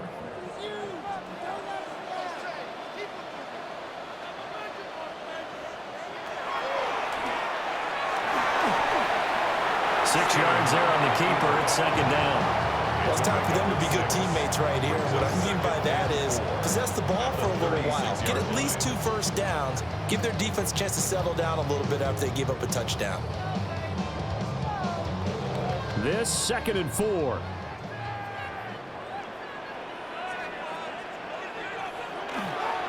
A give. Dobbins trying the right side. And he'll be out of bounds up near the 45 at the 44. That one a 1st down pickup of 8. Getting had a ton of success here so far, but you get the feeling that he might be on the verge of popping one. Yeah, even on that one, there was a little bit of a hole, but it closed there quickly at the end. Stidham. And he'll be brought down by the Colts. Neville Gallimore powering his way in and burying him. Everybody was coming on the blitz that time, and they got home. And you know the expression, hat on a hat, in terms of blocking, trying to keep your quarterback protected? Well, if you don't have enough hats, that's the end result. Your quarterback goes down, and sometimes he goes down hard. Coming up now on a 2nd and 15 following that sack. Stidham. And it's knocked away and incomplete. I know conventional wisdom says, hey, don't get it all back in one play. But sometimes you go ahead and try to. They tried to get it all back on that one. Weren't able to do so. An incomplete pass on that last play, and that means they'll need to come up with something here on 3rd down. Now Stidham. And the throw there going to be incomplete. Jermaine Pratt was there on the coverage defensively. 1 first down here, and that's all, folks. Good work by this defense to hold things in check and force a punting situation. The Broncos send out their punter now as he'll punt it away for the 2nd time. First kick, 47. This one looks good as well. Call that a 46-yard punt with a net of 40 on the 6-yard return. And out will come the offense as they take over. The Colts offense and running back Jonathan Taylor heading back onto the field. And you have to imagine this defense saying, how do we stop this guy? He has run roughshod through him to this point in the third quarter.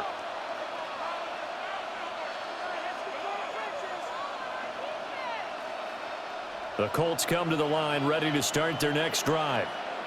This drive here beginning probably with a pair of motivated groups. Remember, the offense scored a touchdown on their last time out, looking to repeat that in Charles' defense. They were very frustrated after giving up 6 the last time on the field. And frankly, it's just a battle of wills in a lot of ways because you know they're both motivated, they both game plan for this drive, and they both have specific outcomes in mind.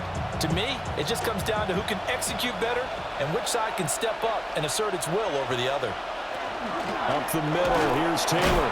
And only able to get 2 here, stopped at the 30. What an advantage having a lead guy in the middle of the defensive line because not only does he take up the space and let the linebackers run free, but he can also make plays himself, as we just saw there. Heavy set out there on 3rd and 1. Rivers going to try and sneak it. And he is going to have a Colts first down. At least it would appear that way. He didn't get it by much, but yes, they do get the conversion on 3rd and 1. First and 10 at the 32-yard line.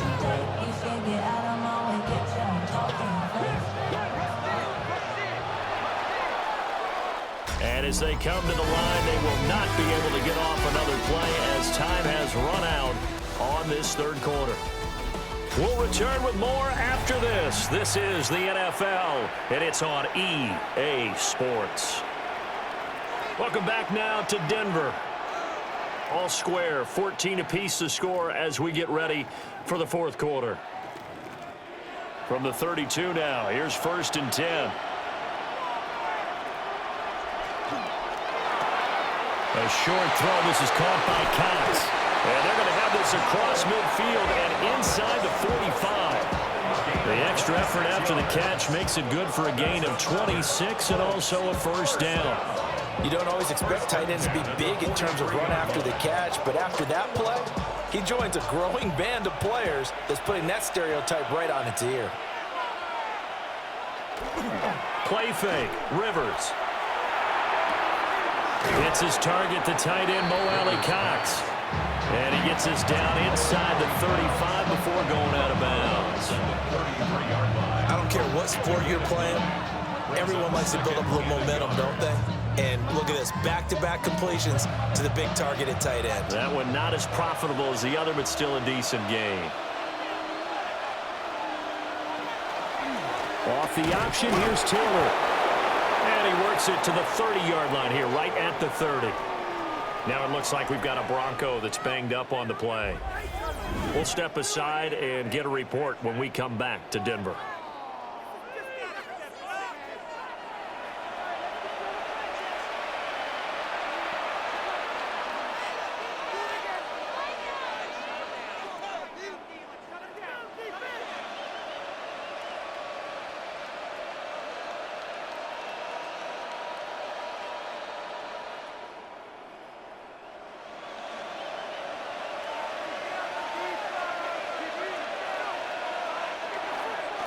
They go to the ground again with Taylor. 99 yards rushing for him now as he has been tremendous all day long. That's another Colts first down. 1st and 10 at the 10-yard line. Another carry for their leader and a good one. It's crunch time. They'll need him to continue to be productive in both the run and passing game in order for them to try and snatch a victory. So not quite a 1st and goal. It's 1st and 10 from the 10. From the gun, it's Taylor. And he takes this one in for a Colts touchdown. Jonathan Taylor, a 10-yard touchdown run. And the Colts have broken our tie and have taken a fourth quarter lead. Some good running there at the end of the drive. He had the burst that set up the 1st and goal, and then one play later, he's in the end zone. Brandon, what I liked about that sequence is I'm not sure who made the play call, but they understood the situation, understood the momentum. A nice hard-charging run, give it right back to him, and let him cap things off.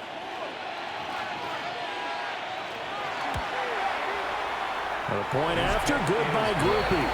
And the lead is now 21-14. So that drive takes him down the field in 8 plays. And it was capped off by a Jonathan Taylor touchdown.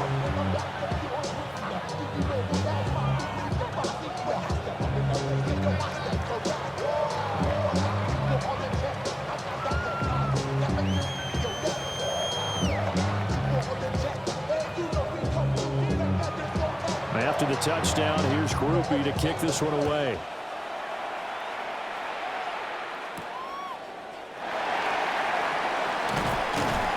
And he won't quite make it to the 25. And the football going back over to the Denver Broncos. They now trail by 7 after that last touchdown here in the 4th quarter. What a big spot for this offense. See if they can cobble something together on this drive.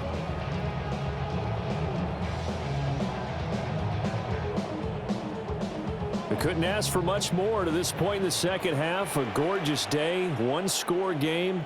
1st and 10 here. And a quick shuffle pass here is complete. A very good move, but for a relatively modest gain out near the 32. That's good. The completion there for 7 yards. And that'll bring up 2nd down. And his play caller does a nice job of giving him an easy throw to start this drive, and he takes advantage of it. The completion sets up a manageable 2nd down. Out of the gun, a run with Harvey. Dances by him. And he'll be taken down, but not before they work it across midfield. 23 yards on the pickup there and a first. First down. 1st and 10 at the 46-yard line. We'll definitely see some open running lanes, and he's taking advantage of it right now, but that shouldn't be a surprise. Defense has the lead. They're playing for the pass first. Now from Colts territory, here's a 1st and 10 at the 46. Here's Stidham to throw. And that one drops down, incomplete. Good coverage there, forced the ball free, and it's 2nd down. When you run in the slant, timing is everything, and against that man coverage, there was no space available, and incompletion as a result. Now a 2nd and 10. Now it's Stidham. And he comes back with one complete. And they'll get him to the ground, and he has another 1st down at the Colts' 32-yard line. A good gain of 14 there, and it moves the chains. I like the design that we're seeing right there. This is what they need. Down by a touchdown here in the 4th. They just need to keep working their way downfield, and when they see openings, take their shots. To throw is Stidham. And that is incomplete. The coverage a little too good there, and it's 2nd down. It's been clear in this matchup which side has been the more physical one. It's been this defense. And here's another example on that last play. 2nd and 10.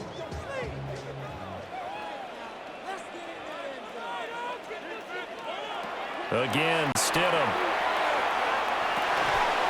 And that is incomplete. A lot of force bearing down on him there. He could not hang on. It's 3rd down. Brings up a 3rd down. A misconnection there. He's hit on just 50% of his passes thus far. That's not where you want to be. Now you see the evolution of the game. You go back to the quarterbacks of old, 50% would be terrific because they threw the ball downfield almost every time they threw it. Now with the short passing game, you should be above 60% just to be in the average range.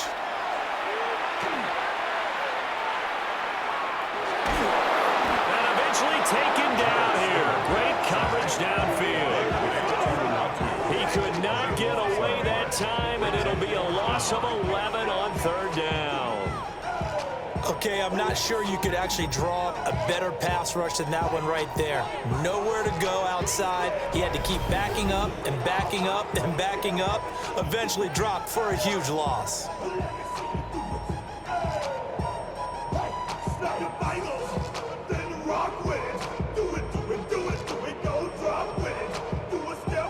The Broncos send out their punter now as he's on here to punt it away.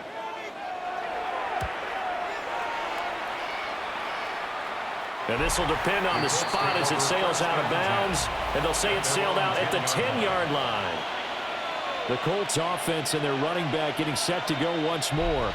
And he has put in a full game's work and then some. Just an incredible performance on the ground to this point in the fourth quarter.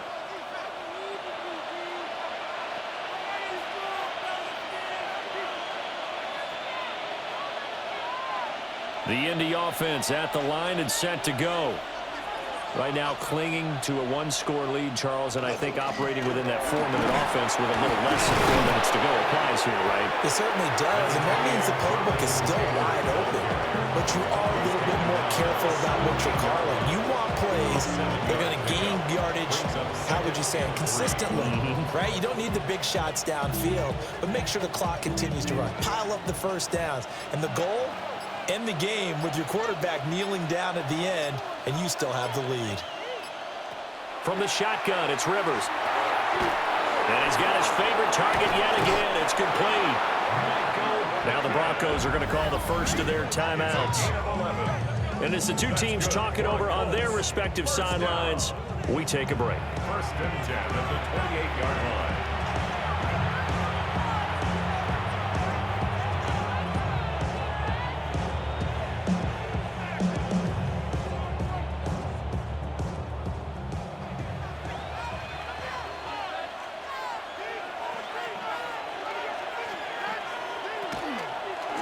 The option to give to Taylor here. Now the Broncos going to use the second of their timeouts. And as the two teams talk it over on their respective sidelines, we take a break. Defensively, we always know that he is tough in run support, and I think the way that he gets there is he understands what an offense is going to do before the ball's even snapped. A great job of scouting prior to the game, then reading, reacting, and taking the right path to the ball carrier. Rivers to throw it. He'll be brought down by the Broncos. It's a sack. Now the Broncos will use their third and final timeout. And as the two teams talk it over on their respective sidelines, we take a break.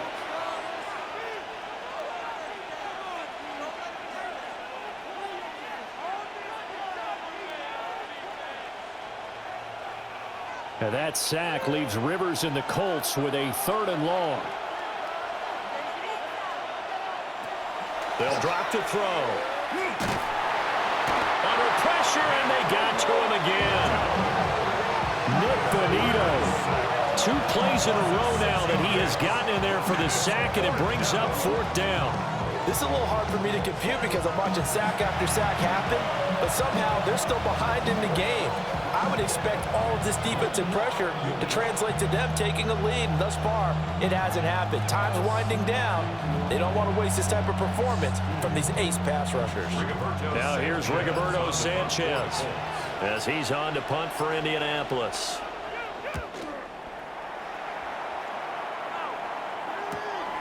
Fielded at the 33. We've got a one-score game with inside of 2 minutes remaining. So it's Bronco football as we get you reset here. They come up on a 1st and 10, desperately needing a score here on what could be their final drive.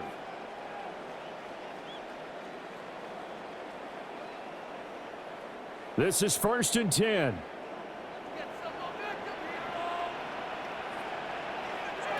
Now Stidham. Finding Sutton. And we'll get him down after a pickup of 8. 2nd and 2. Not in a position where they absolutely have to rush right now, but they definitely have to pick up the tempo a bit.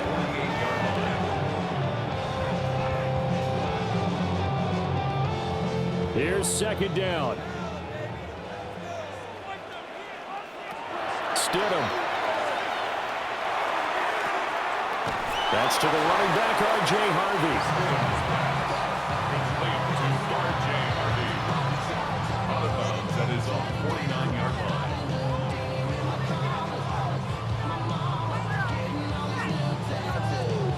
3rd down and 1.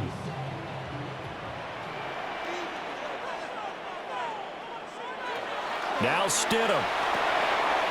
Able to find the open man. That's complete. And he will goes first down as they're able to get the third down conversion. Brandon, it's okay what they're doing right now. Still able to work the middle of the field, but you know sooner or later they're going to have to stop the clock. Plenty of time to work with here, but the timeouts, they're gone. Here's 1st and 10. Stidham to throw it. Throwing the out route incomplete. It's Franklin. And remember, field goal does them no good in this situation. You got to think they should be taking some shots for the end zone soon. At the Colts' 31-yard line. Here's 2nd and a yard. Here's Stidham. He'll complete this to Ingram as tight end. This is where hustle and urgency come into play. I think you got to get up there and spike it. And the Broncos, first down. 1st and 10 on the 22-yard line. Here's 1st down. Throwing now is Stidham. A throw left sideline falls incomplete. A couple extra defensive backs out there in the dime, and because of that, really not many places to throw the football, if any. And typically, what would you want to do against that dime? Run the football. You want to run the ball, but you can't do it in this situation. Not nearly enough time on the clock. You're having to really navigate against a tough defense presented against you. They'll look to throw. And just not enough on the throw there. Down around his feet and incomplete. And now time for one final play that has to be obviously in the end zone. Can't wait to see what they call, but you want to get it to your best player. Sometimes you have to do it by formation. Move everyone to one side, and maybe he gets a one-on-one isolated on the backside. Stidham with one final shot. And this is incomplete. So no miracles here on the final play. And this ball game is over. This one came right down to the wire. And CD, they had that one final chance to try to navigate their way into the end zone, but couldn't get it done to avoid the loss. Yeah, and how about the defense there? Because while they had one final look at the end zone, the defense made sure they knew what they were doing on the last play, executed it flawlessly, and no flags. Because remember, if there's a defensive penalty, there's one play left in the game that the offense gets. They didn't allow that to happen. So that's a wrap for Charles Davis. I'm Brandon Gunn, and this has been a presentation of the NFL on EA Sports. For more, check us out at easports.com. Enjoy the rest of your afternoon, everyone, as we say so long.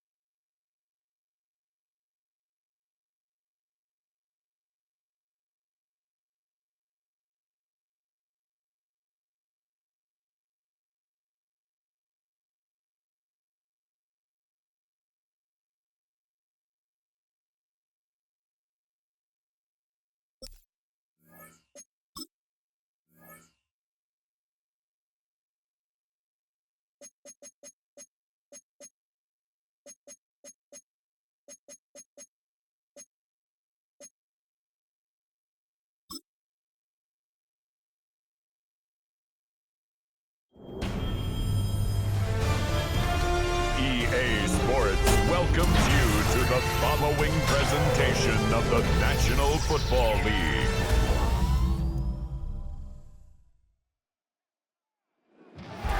From the second largest city in the U.S., Los Angeles, California, we've got football as EA Sports coverage of the NFL is on the air. Today we've got a fun AFC matchup on tap, as it'll be the Cleveland Browns taking on the L.A. Chargers. Alongside my partner, Charles Davis, I'm Brandon Gunn. Happy to be with you. And CD, as we get this thing going, give the folks at home something to keep their eye on. The running game for both teams, because I think this is going to be an old-fashioned, old-school type of a game. Physical, who wins up front, who runs the ball the best and controls the clock, they will come out the victor.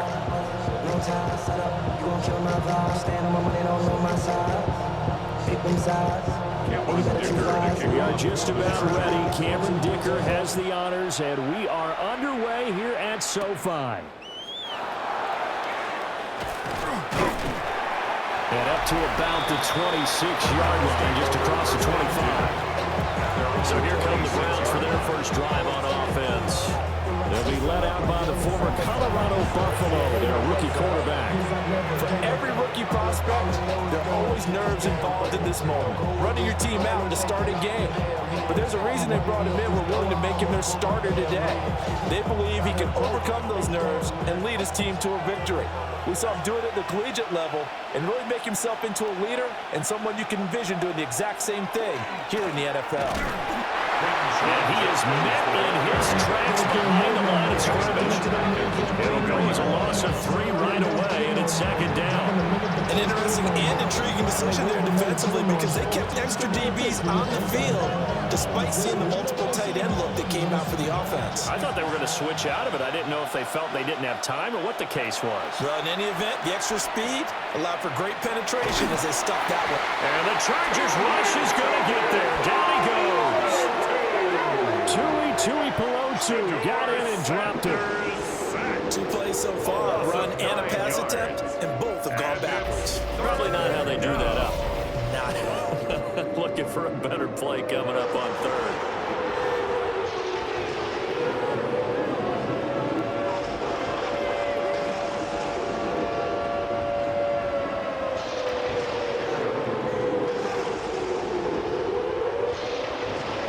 This is the script they had in mind for their opening drive. This is 3rd and long.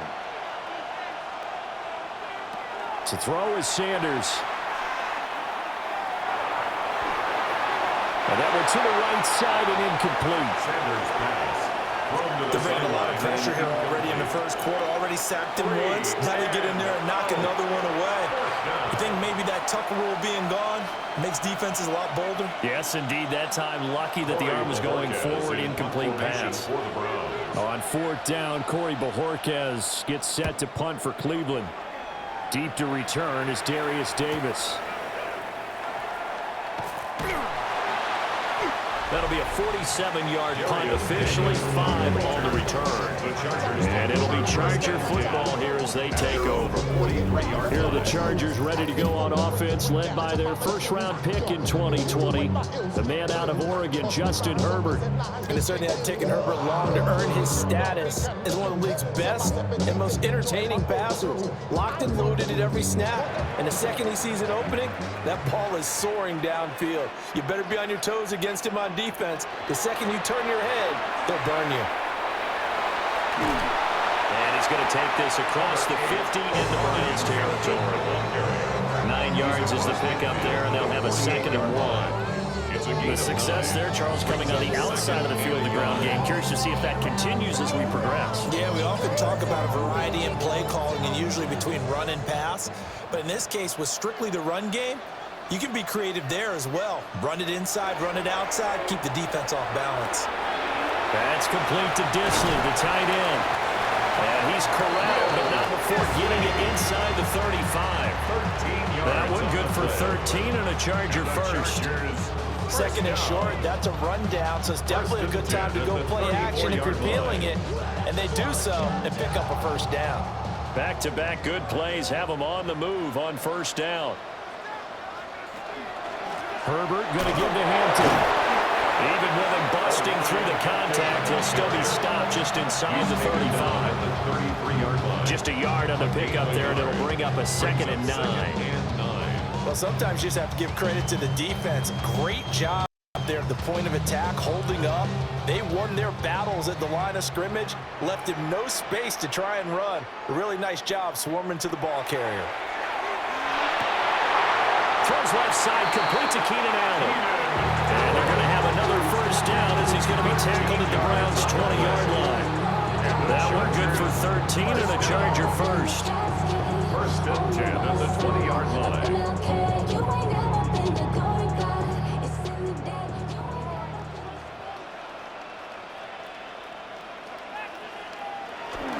Play action this time for Justin Herbert. Touchdown! Ryan McConkey from 19 yards away. And the Chargers get the upper hand as they're on the board first here this afternoon. Well, you've got to like that start on both sides of the football. You force the 3 and out, and then you score on your first drive. Well, I know someone who doesn't like that start. Well, yeah, the other side. Yeah, they don't like that at all, right? This is not the way it's supposed to be. But what you just described, that's team football, all right? When you get a 3 and out, you're supposed to take advantage of it on the offensive side of the ball. You said, thank you very much for getting us to rock. Let's put it in the end zone, and they did exactly that. Extra point up and good by Dicker. And it's now a 7-0 game. Chargers 7. The drive summary that time, 5 plays. And it winds up with a touchdown for Los Angeles.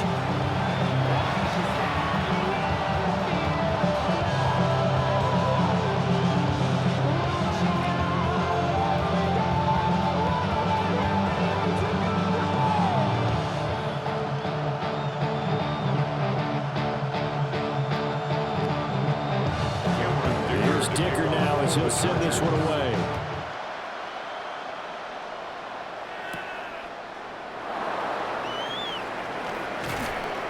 And the tackle going to be made right there at the 25-yard line. Second drive coming up here for Cleveland as they return to the field on offense. And a 3 and out on that first drive. We'll see if they can do better here. They should have a better opportunity because the nerves should be settled now. That first series, everybody goes out a little extra emotion. So now they get a chance to go back out and say, okay, now we're into the game. Let's go play and play as best we can. You almost get a mulligan then on that first drive? Sometimes it absolutely serves that way. You get a second opportunity. Nothing big happened. But then again, you didn't commit any mistakes either. Off you go. And he'll go out near midfield at the 49.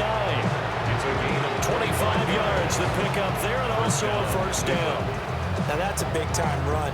Lightning in a bottle, forget it. He exploded out of the bottle for that type of a pickup. So one play, and they're already just shy of midfield. Sanders to throw. Now a run here off the RPO. He'll keep it. And he goes down, but not before getting this inside the 25. Big yardage there on the scramble, and it gets him a first down. 7 on the play. And the Browns first down. Haven't met a quarterback yet that didn't enter the league with a massive chip on his shoulder if he wasn't a first-round pick. They want to show the league that they made a big mistake. Determined to get the first down there, no hesitation at all to tuck it and go. I bet he would have tried running through their entire defense if it meant reaching that marker. Open man is Bond. He's got it. And they'll work it inside the 15-yard line before it's all said and done. 10 more there and another first down. Well, it certainly doesn't matter if it's been through the air like on this play or on the ground. I don't know what's going on with this defense. In a sense, they've been AWOL on this drive so far. 3 plays, 3 first downs given up. They've got to find the answers, and they've got to find them quick. On first down, here's Jenkins. And he is going to be stopped cold behind the line of scrimmage. Officially, it's a 1-yard loss. That's going to bring up 2nd and 11. Well, they've had success on the ground on this drive, and that makes the defense more likely to overcommit to stop the run as they did on that play. But keep in mind, it makes them susceptible to play-action passes as well. Here's Sanders. Throwing left side here, and it's complete. So the pitch and catch good for 11. And that'll bring up what looks to be a 3rd and inches. Can't be more than a half a foot.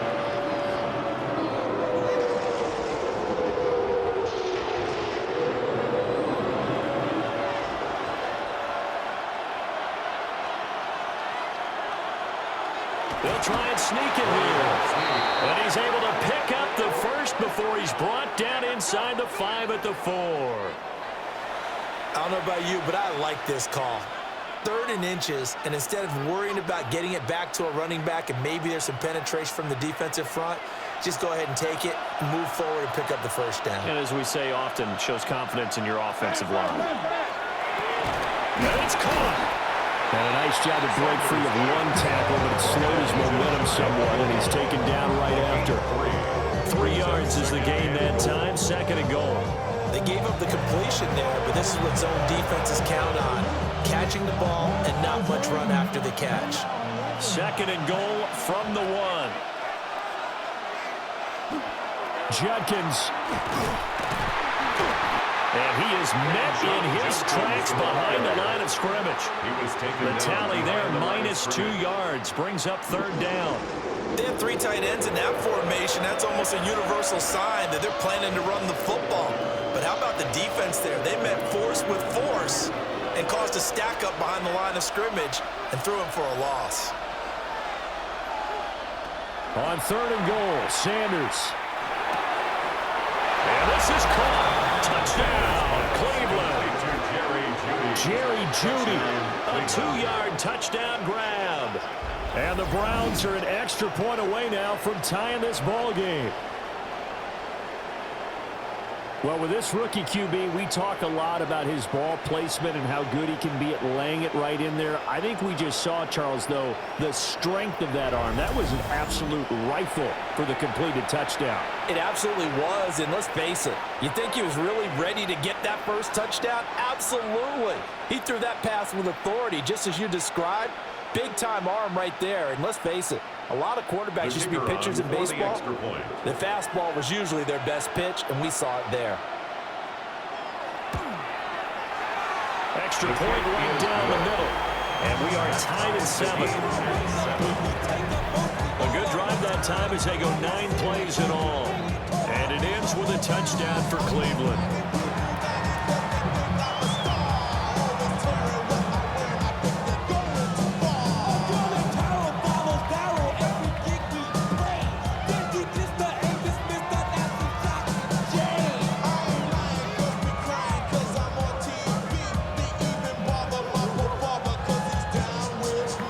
So all even at 7 now as they kick it away.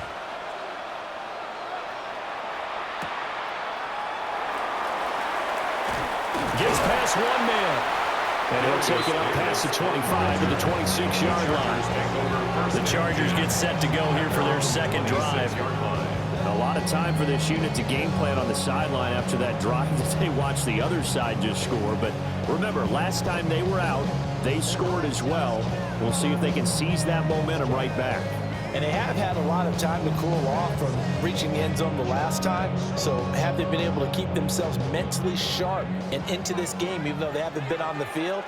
And you and I both know, one big play, though, gets them right back up to that level. And he'll manage to pick up about 4. It's 2nd down. Well, that's a thing of beauty right there. Look at how quick those blockers fired off the line once the ball was snapped. That was an O-line on a mission, all in sync, and the defense is lucky that play only picked up 5 yards.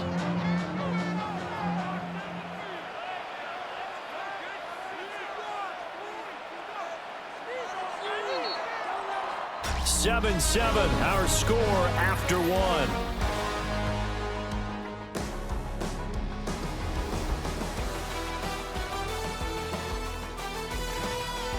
Charger football to start quarter number 2 as they are looking at a 2nd and 5 situation.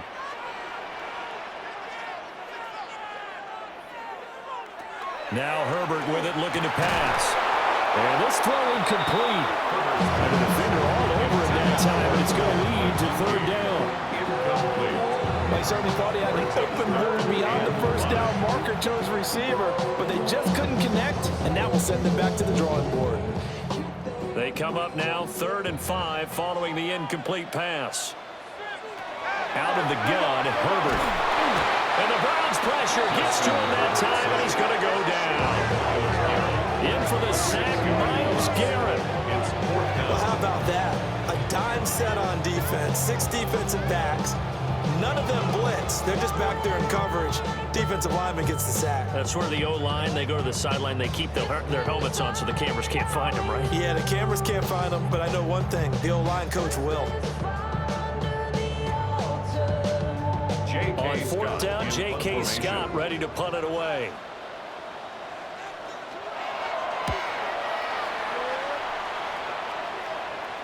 Fair catch called for and taken right near the 30-yard line. A 40-yard punt, no return. And the Browns will take over, 1st and 10.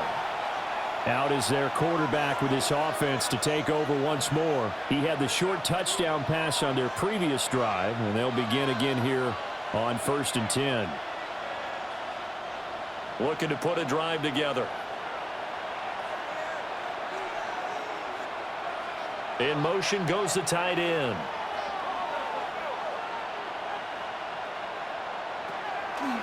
Play action. It's Sanders. Going for the deep ball. And this is dropped. Oh, it's incomplete. He had a big gainer in his sights, but he did not reel it in. And this was a little bit of the knock on him coming out of college. Sometimes the concentration can wander a bit. This should have been a big play, but somehow he's not able to corral it. Here's 2nd and 10. Throwing, Sanders. Setting up a screen for Judkins. And he'll be out of bounds, but able to get it up past the 45. 14 yards, and it's a Cleveland 1st down. When you run a screen pass really well, you gotta like the look of it because so many parts come together to make it work well. The offensive linemen, where they're faking people out, the back slipping out there, catching the football, then all of them going together as one unit downfield. A really nice pickup. This short pass into the hands of Njoku. And he gets this inside the 35-yard line. Chewing up big yardage. Another nice gain there. This one goes for 20. But when you hit him on the move like that, he's able to get into open field with a full head of steam. Oh, boy, it's going to be tough to get him down. Yeah, there was a big window. They're lucky they did get him down. So from Charger territory now, here's a 1st and 10 at the 34. And he's going to get a solid gain of 9 before being brought down. 2nd and right at a yard. That play wasn't quite as big as the play that preceded it, but still, you got to like the way they're moving the football, partner. Absolutely. Pretty good room to run on that last play. Yeah, they didn't get a 1st down, but still, you'll take runs like that each and every time, won't you?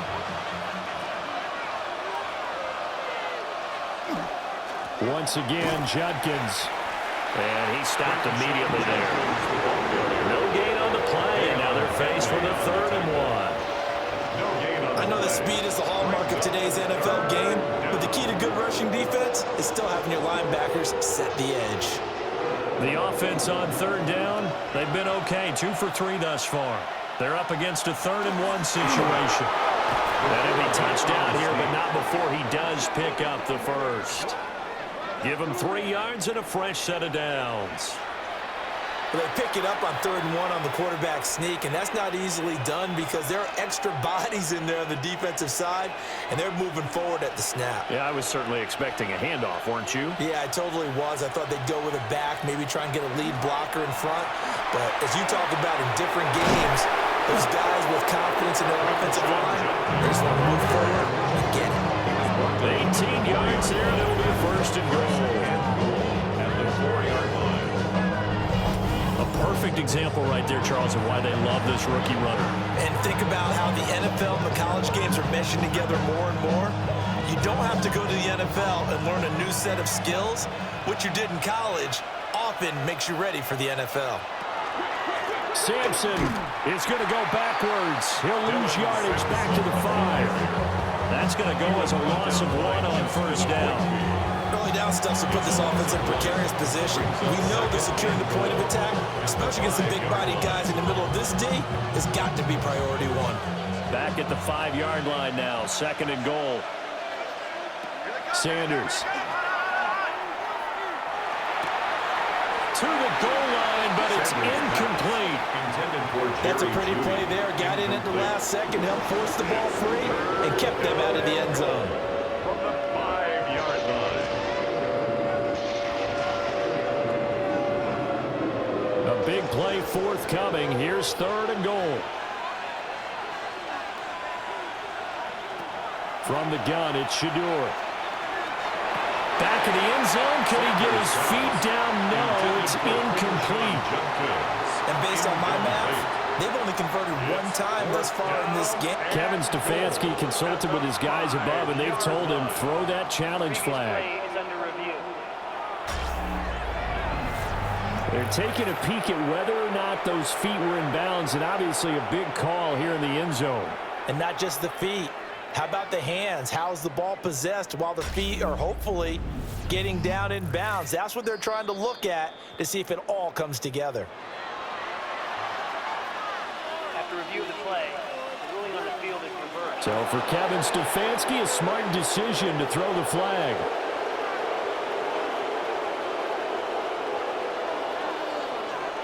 They'll going for 2. They'll kick the point after.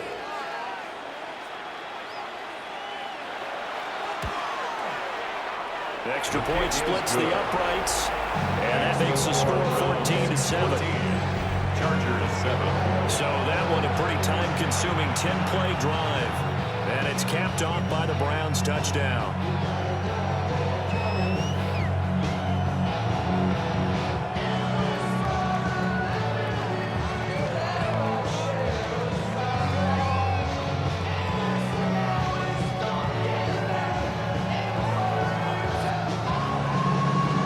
The kickoff unit as they run up and send this one away.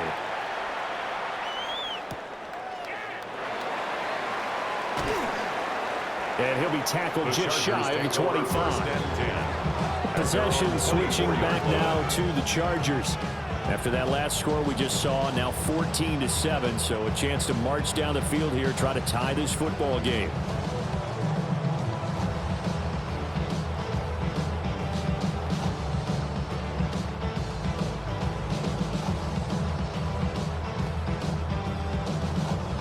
Herbert going to lead up the Chargers here, 1st and 10 at their own 24. The drive begins with a carry by Hampton. And a missed tackle there as he pushes forward for a gain of 4. The defense thought they had that play covered, but it still got driven backward by those blockers. Those types of plays are a key part of any team's offensive game plan. It all starts up front in the trenches. Ball on the 28-yard line. Here's 2nd and 6.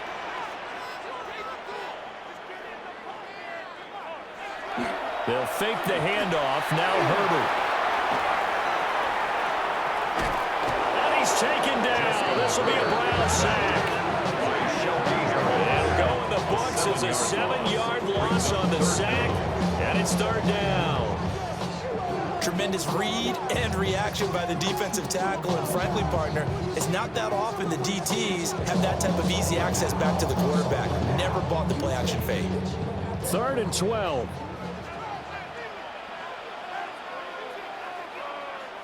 Herbert now. Allen on the screen. And he'll be stopped here well short of the 1st down at the 24-yard line. And just 3 yards on the catch there. He couldn't get away. And that's going to make it 4th down. The goal of a wide receiver screen is get enough blockers in front to create a wall and let him pick his spot to run the football. How about the defense there, swarming to it and not allowing that to happen? Did not let him get downfield. Fair catch signaled for and taken just shy of the 30-yard line. Second quarter action, 1:56 remaining.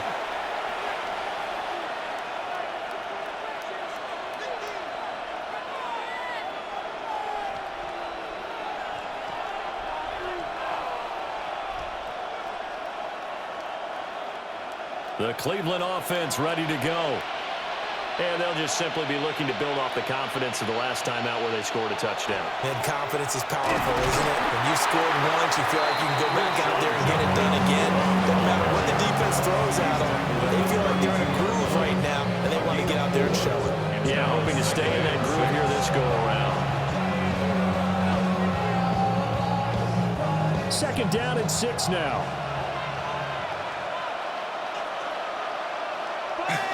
They'll stay on the ground with Jenkins. 2 yards the gain there, and now they're left with a third and about 4 for a first. Not much on that run, Charles. No, that's exactly the way to execute a run blitz there. They guessed correctly that they would move the ball on the ground, honed in on it, and stopped them. Mark that down for a win in the defense's column. From the gun on third down, Sanders. The throw here right sideline falls incomplete. That could be the stop this defense needed to get them back on track. They've been pretty well dissected by the offense here in the first half. After that possession, now they know that they can compete with this offense. On fourth down, on is Corey Bojorquez to punt. His first punt, 48 yards. This one looks equally as good. Fair catch called for and made at the 16 or maybe the 17-yard line. So possession goes over here on the punt. And they will take over first and 10.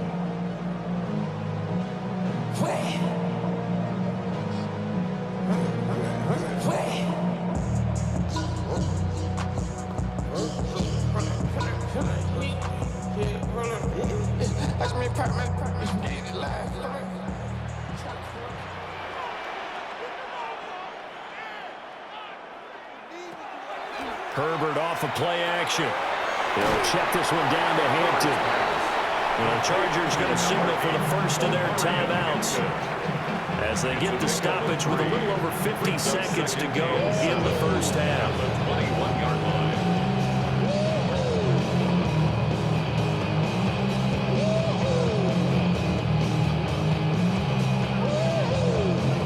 line. They'll come up 2nd and 7.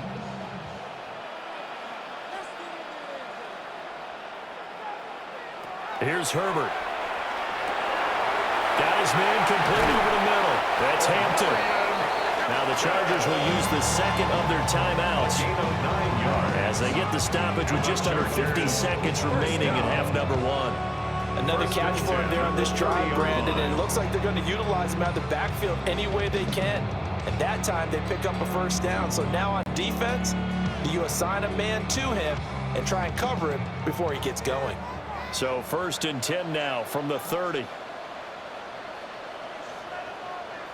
Justin Herbert looking to pass. And nowhere to fit that football in. It's knocked away and incomplete. Quarterbacks work all the time on manipulating a defense with their eyes and their head movement. In this case, he just stared the receiver down. That allowed for excellent coverage, able to knock that one away. So after the incompletion on first, now 2nd and 10. Herbert back to the air. And it's a short one here, complete to his tight end. Chargers going to use their third and final timeout as they'll stop it with just over 40 seconds to go in the first half. I know sometimes we can get fooled when we watch him make catches, as we just saw him do there, because he really looks like a wide receiver the way he goes about his business. Yeah, 230, 240 range. Yeah, not super huge. Maybe not counted on to be that inline point-of-attack blocker that we used to have in the good old days, but you can flex him out. You can run wide receiver routes with him. You can make him a primary target, and that's how he'll shred a defense. Able to get what they need to keep the drive going with a 6-yard pickup on third down. But they certainly made a point of getting him involved in the passing game here in the first half. They must have seen something in the scouting that said, hey, we can capitalize on him getting the ball possibly in the open field. And I think in the second half, that may loosen up the defense a little bit to get the running game going back inside. Throw out line going to be incomplete. This could be the start of a nice stand from this defense now after getting walked backwards on this drive. Come through with another one here, and you have them staring at a 3rd and long, and that puts the defense in a position to dictate to the offense. Back to throw here, Herbert. And the Browns pressure gets to him that time, and he's going to go down. He'll lose a couple on what should be the final play of the first half. So halftime here out west. Let's go east. That's where we find Scott Hanson with our EA Sports. Well, no sooner do the teams get to the locker rooms, and they're running right back out. Halftime over, 3rd quarter, ready to go. Welcome back. Charles and I settled into the booth, ready for quarter number 3.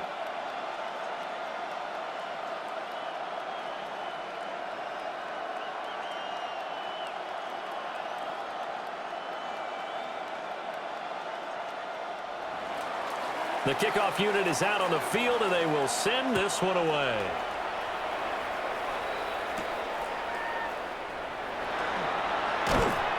And able to get this out to the 25. The Chargers getting ready to go here to start this third quarter.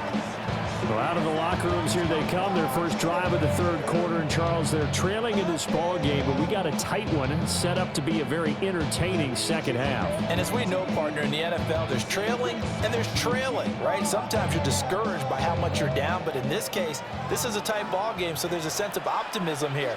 I think they went into half and looked at their play sheet and said, these are the plays we really like. What do you say we use them to start the second half and get us going? And he can only manage to get a couple. 2nd and 8 coming up. I have to think a major focus of the halftime meetings had to be figuring out how to create space for the running game to get operating. Well, what you pointed out to me at half seems accurate. That line has struggled to sustain blocks. Yeah, I would agree with that totally. They've got to focus on staying on their double teams at the first level, make sure that block's secure before they slide off and try and chip someone at the second level. And he'll go out near midfield at the 49.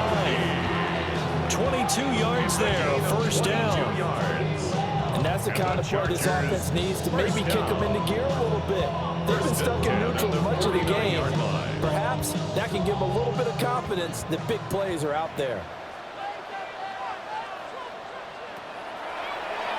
Play action. It's Herbert.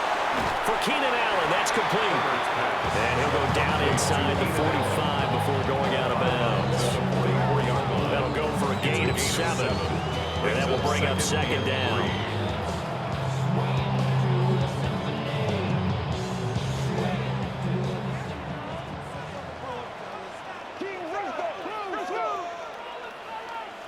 And the tight end goes in motion left. Here's Herbert. And that'll be incomplete. Took a pretty good shot as he tried to pull that one in. Couldn't hang on, 3rd down. We saw this a lot in the first half, and it continues. These receivers just not able to get much separation. So that means they have to win the 50-50 balls. They've got to go up with the defender and find a way to start coming down with them. And this time, contact and another incomplete pass. A shotgun snap for Herbert. He's got the tight end. That's Gadsden. And he is going to have the Chargers first down. They needed 3. He doubled that. He got 6. As an unbiased observer, I think it would have been interesting to see what they would have done if they hadn't gotten the first down there. But since they did, I guess the point is moot. Yeah, they were right there in that middle ground, field goal range, punt, go for it. But as you said, they picked it up. It's a 6-yard pickup, and it gets them to 2nd and 4. That's a strong pickup right there on first down. And as this drive goes on, we're seeing an offensive line and running game imposing its will.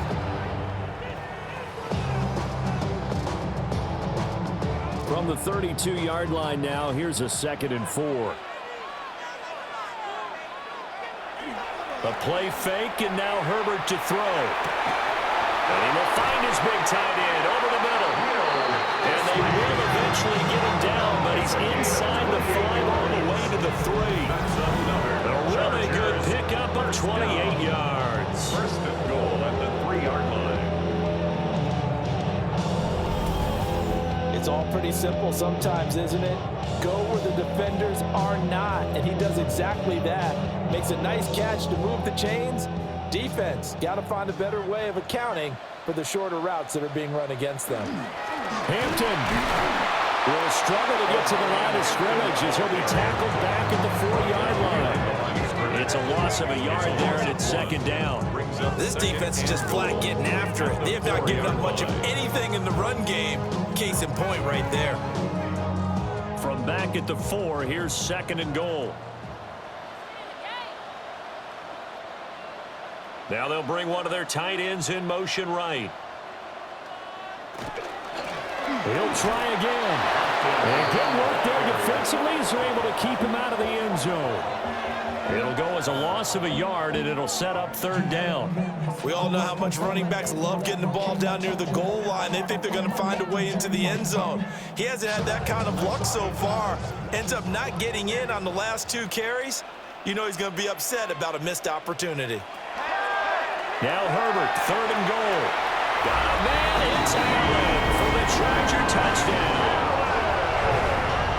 4 yards on the touchdown grab. And the Chargers are within an extra point of tying up this ball game.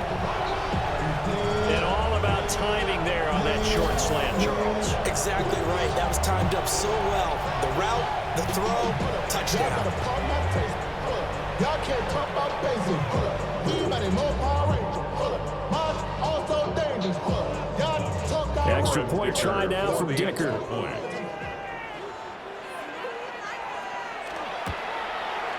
And we've got a good one brewing. We're all knotted up at 14. So the drive goes 75 yards, 10 plays. And it was Keenan Allen who finished it all off with the touchdown reception.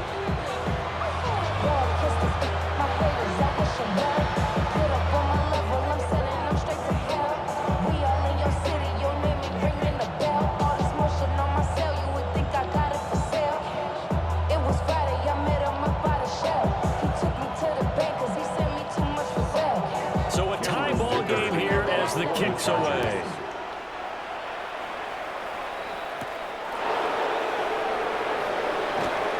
Oh, nice move. And he'll go down as this drive will start at the 25-yard line. Here's the Browns now. They get set for their first possession of the third quarter. Their halftime lead now evaporated. We're back to level following that touchdown a moment ago. And that shouldn't change the mindset a whole lot from an offensive perspective because they already knew this was going to be a hard-fought game.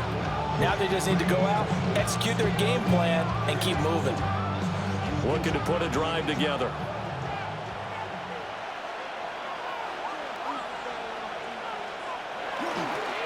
On the ground, it's Judkins to start the drive. And not much to speak of. Call it a 1-yard gain up to the 26.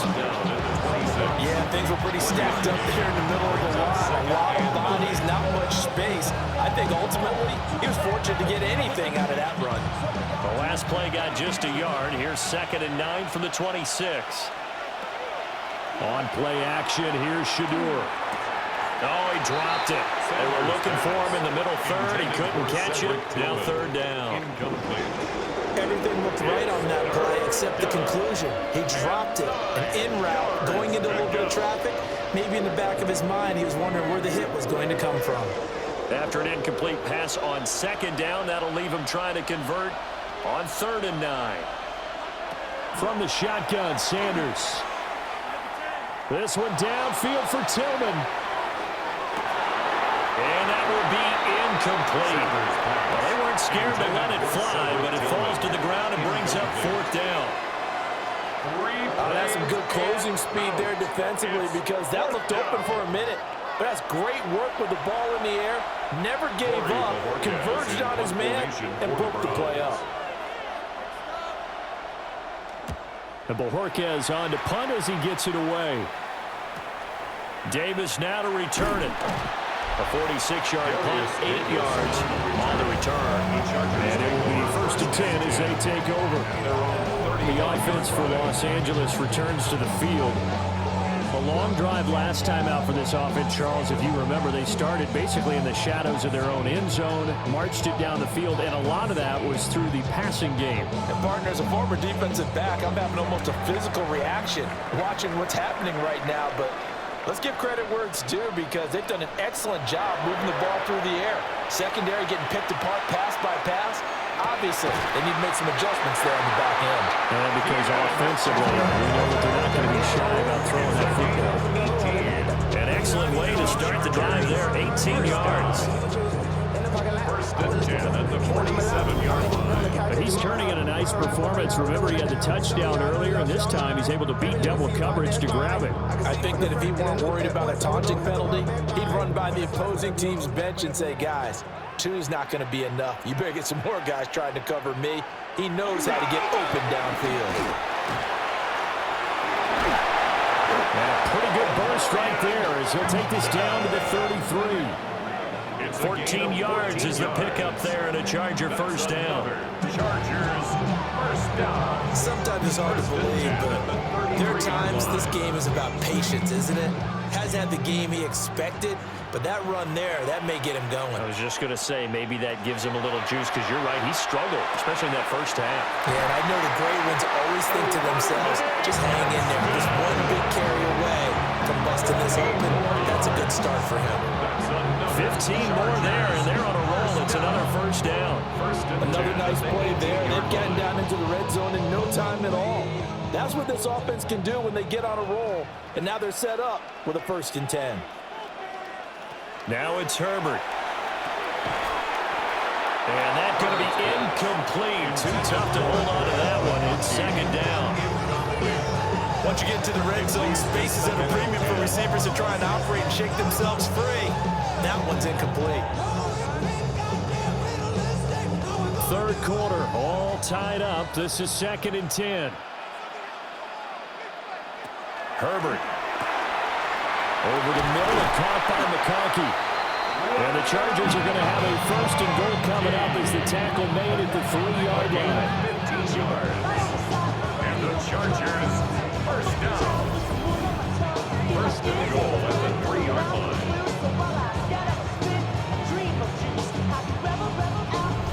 Boy, how about the speed with which this offense can get down the field? It's taken them no time at all to get down here.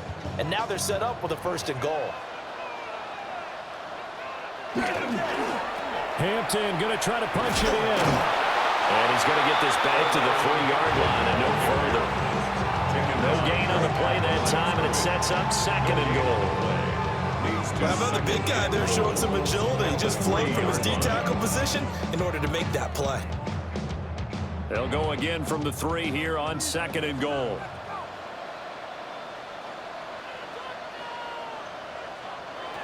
From the shotgun, here's Herbert. Touchdown, Chargers! Rondé Gadsden from 3 yards out.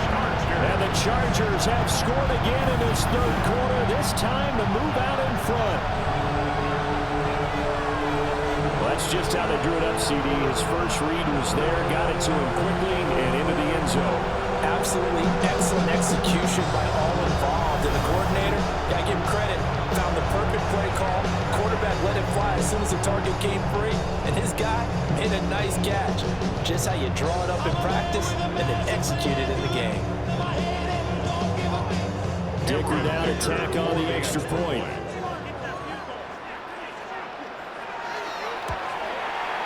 It's up and good, and that'll make the score 21-14. Makes the score. Chargers 21. So that winds up a 7-play drive all told.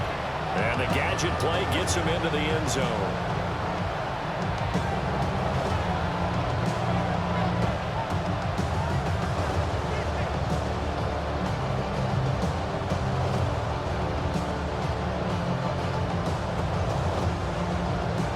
So after the touchdown, here's Dicker out to kick this one off.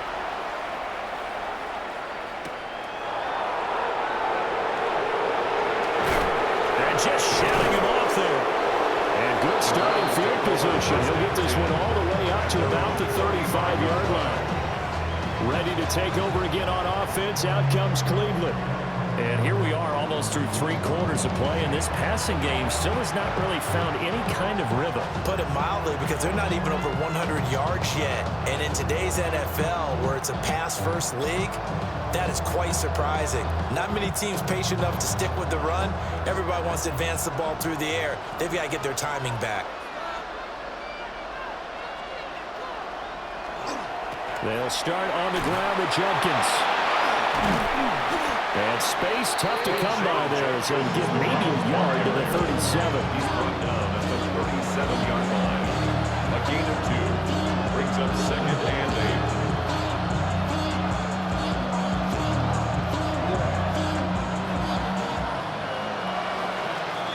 8. Before they can snap it, time runs out on this 3rd quarter of play. You are watching the NFL on EA Sports.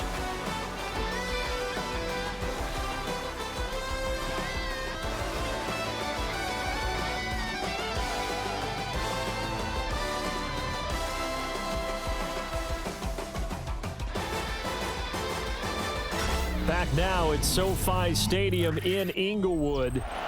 So from the 37, here's a 2nd and 8. To throw now. Here's Sanders. He's going to flip that out to the flat. It's complete. And he gets this one to midfield before he's brought down. 13 yards to pick up there. Good for a Cleveland first. They certainly had success throughout this contest, getting him the ball in the passing game, and there he picks up another first down. Whatever they saw going into this one, they've been able to capitalize on it, and no adjustment has been made to take it away. Give up the middle. Jenkins.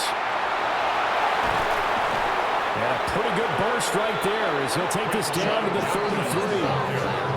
Another nice gain. That's now 30 yards between those last two plays. Yeah, they really needed to get something going, didn't they? They had punted on the last two possessions.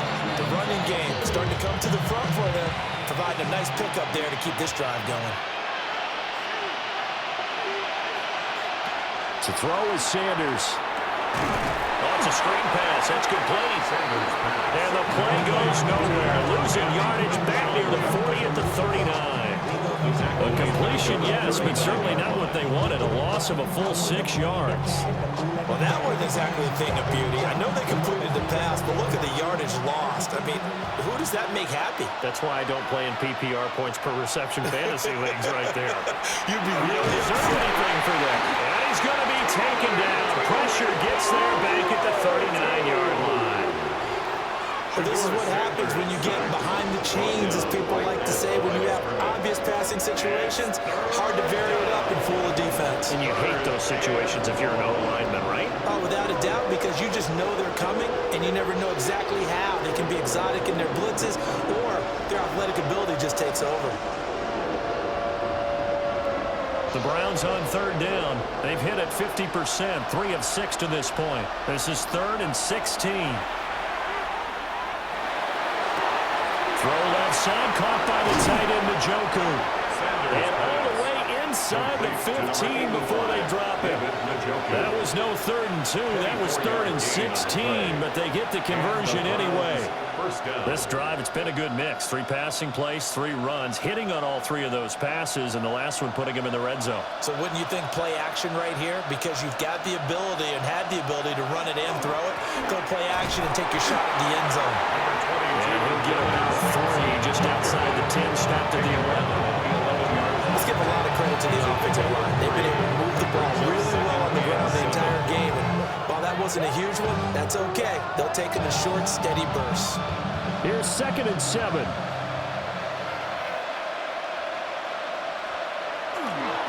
An inside run with Jenkins. And he'll fight his way down inside the 10 to the 9-yard line. And hold on here, because on that last run, it looks like we have a player who was shaken up. More from L.A. in a moment.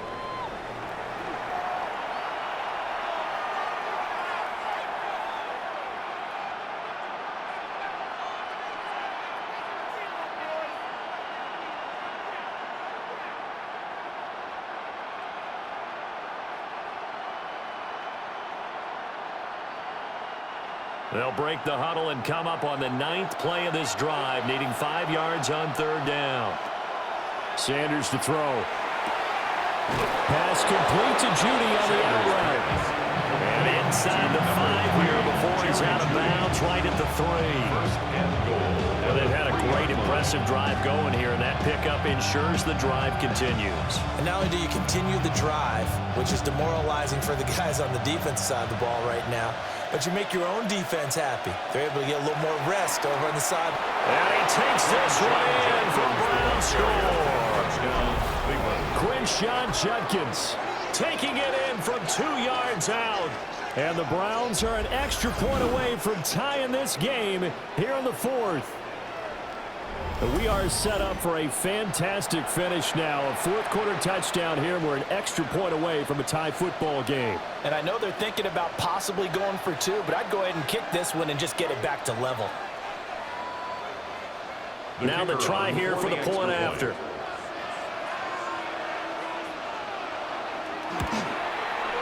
And we are tied here in the 4th quarter. That ties the game at A 10-play drive that time. And it ends with a 3-yard scoring run. I should probably start a head, boy, because I got all the heads, boy. All that Drake, you got a chip. drill. All that rapping pay your bills. Yeah, I'm on some rappers pay my bills. All the books in me, I thought it made me richer. Wasn't paying me enough, I needed something quicker. So now I'm out in Nico basement, putting working on the phones. Either that or try the money more to make the pickups. Man, it's 2008, I'm trying to Well, this one setting up for a great finish. All tied in the fourth as the kick's away. Ooh, the juke. And he's up across the 25 and down at the 28. There's a Los Angeles offense as they get set to take possession. They no longer have the lead after that last touchdown, all tied up in the fourth quarter, and a chance for this offense to mount a potential game-winning drive right here.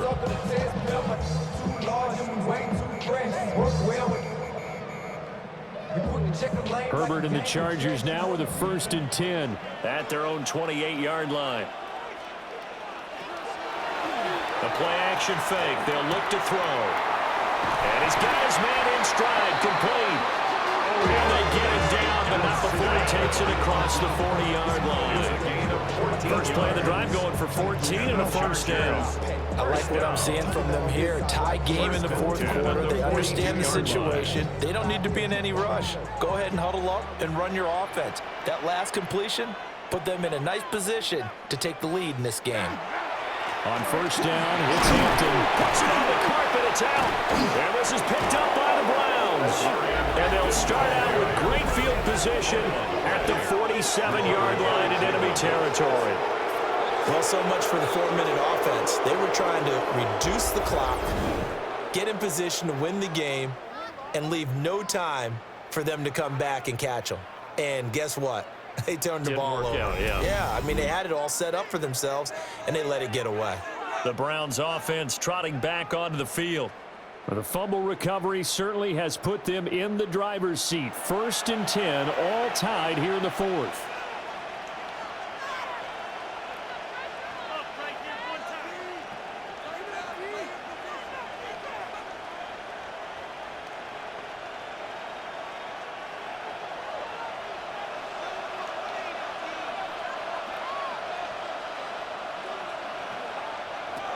Following the fumble recovery, Sanders. And this will leave him a yard short. Nice pickup of 9 yards on 1st down. It's a gain of 9. Just about every quarterback is trained to really look downfield first before you come back and make a nice, safe throw. And in this case, that's exactly what he did. Found his running back, let him create some space, and it turned out to be a nice play for the offense. On the handoff, this is Jenkins. And they'll be inside the 35 down to the 34-yard line. A gain of 5, good enough for the 1st down. They were not fooling around at all, were they? 2nd and short, and they brought out the heavy package. Almost like the super heavy package against that defense, didn't it? Yeah, I don't think they expected that much beef up front, and it turned into an easy 1st down conversion.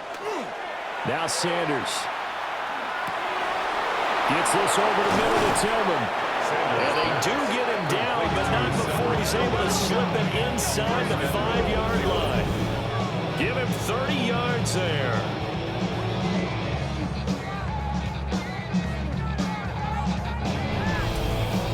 Talk about a momentum shifter right there. Tie game, fourth quarter.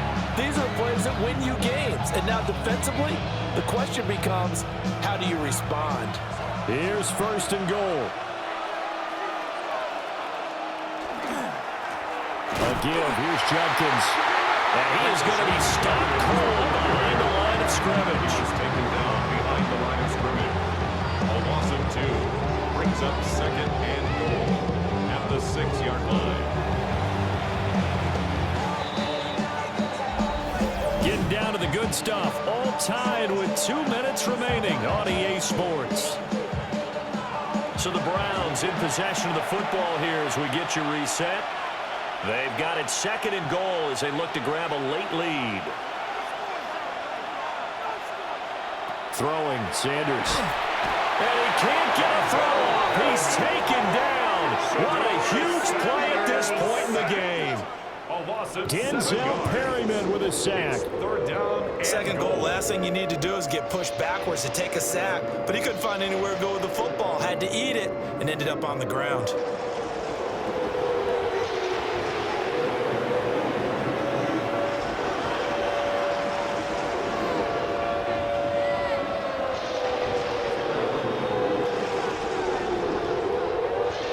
This is 3rd and goal.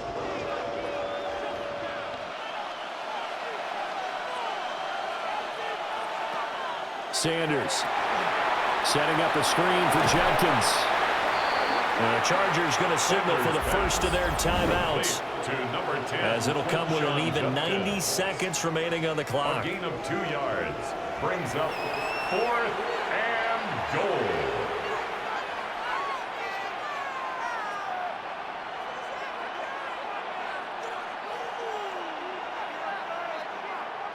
So now one of the biggest kicks of the night is forthcoming. This for the lead in the final stages. And his kick is indeed good. And they have taken the lead here in the final 2 minutes. So he waited on the sideline for his first chance in the ball game, and it didn't come until the 4th quarter, but he connects there. A big one to give him the lead. Boy, you talk about coming in cold. I don't care how many times you kick it into a net. You're not really ready when you go out there and all that beef is coming at you trying to block the kick. Big spot, and he delivers.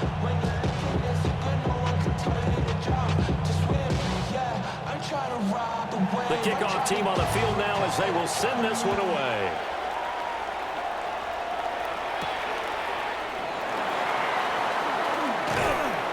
And a nice return sets him up pretty good here right at the 30-yard line. The Chargers offense and Justin Herbert getting set for this next drive.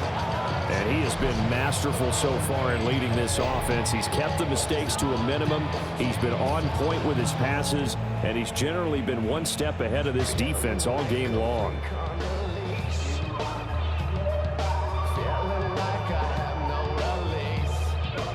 They'll come up 1st and 10 here.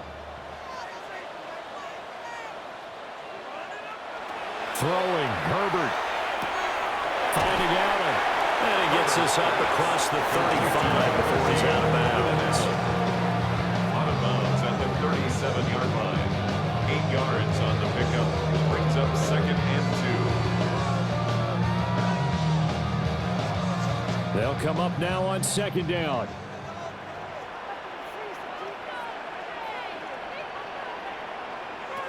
Herbert going to throw. Oh, and that nearly ended it. That should have been intercepted, but he cannot corral it, and that is a lifeline there with 3rd down coming up. The way he's throwing the football today, almost a surprise when he doesn't complete a pass like having there, but he needs a few more to get his guys downfield. Well, the way he's thrown it leads him to believe that he's going to get those completions, and that means the guys going out for passes, they'll run even harder because they expect it as well. Excuse my snarkiness here, but isn't the idea of completing a pass supposed to mean you get downfield and gain yards? Especially on 3rd down. Yeah, that one. How about the defense? Figured that one out in a big way.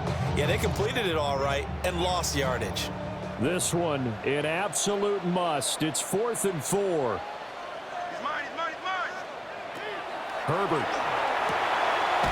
And Allen's got it. And he's going to get out of bounds with the 1st down, so that's going to double their pleasure for sure. They get the 1st and save a timeout. That's what they need right now. Get the 1st down, get out of bounds, stop the clock. Just playing smart football, understanding the situation, making the plays necessary, and making sure that clock stops at every opportunity. They'll dump this off to Hampton, complete. Partner, they're clearly saving those timeouts, but they still have to work with some urgency to put themselves in the right position. Brings up 2nd and 11 at the 44-yard line. Here comes 2nd down. Herbert. And it's a short one here, complete to the tight end. Now the Chargers will use the 2nd of their timeouts as they'll stop it with just over 40 seconds to go in the game.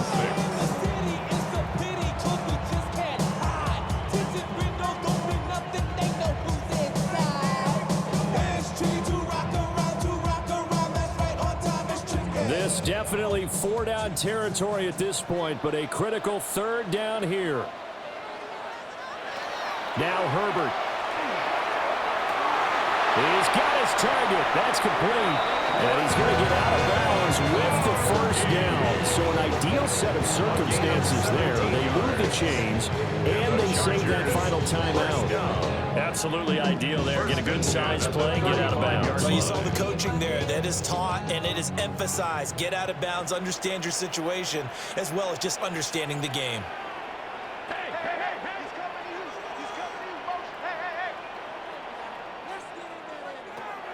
Herbert to throw. It's a short one here, complete to his tight end. They're making steady progress, but I see your face. You're worried about that clock. I'm worried about the clock, and at some point, you have to have a splash play in there as well. Project, this ain't what you want. This ain't what you want. They'll come up now, 2nd and 9. Now it's Herbert. He'll check this one down to Hampton. And now the timeout call. So 5 seconds left, and a field goal would send us to overtime. And 4.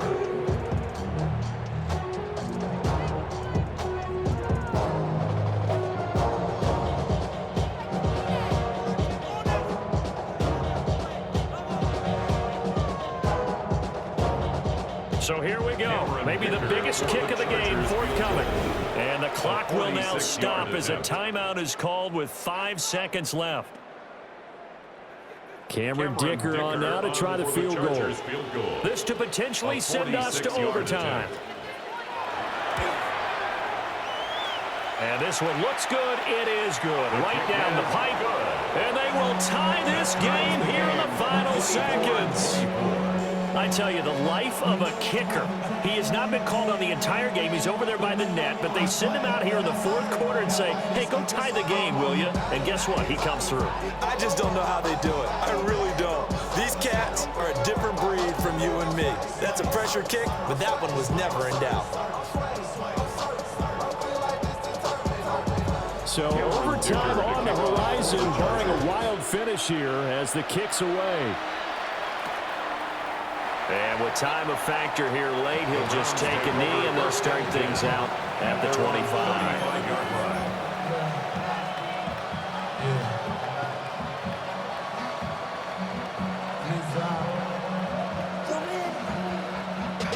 Here's 1st and 10.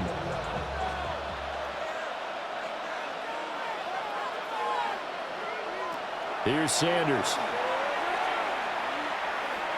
He's going to float this one deep right side.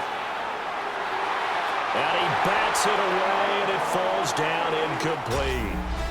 4 quarters not enough. We're all even, and to overtime we go. How much fun is this for everyone who's watching the game? How much fun is it for us to see this one get an extra period to get settled?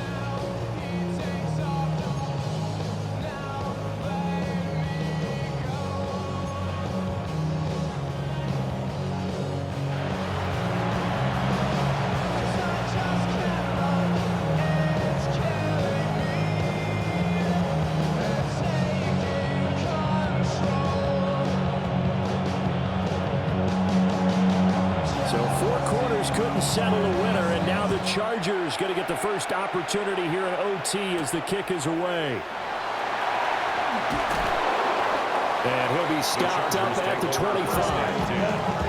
And now out on the field, here comes Los Angeles. And after the field goal last time, see what they can get here. At least they got points out of the last drive, Charles. I never met an offensive coach that didn't want to drive to end with a kick. Most of them wanted to end with a PAT, right? In this case, a field goal, they'll take it.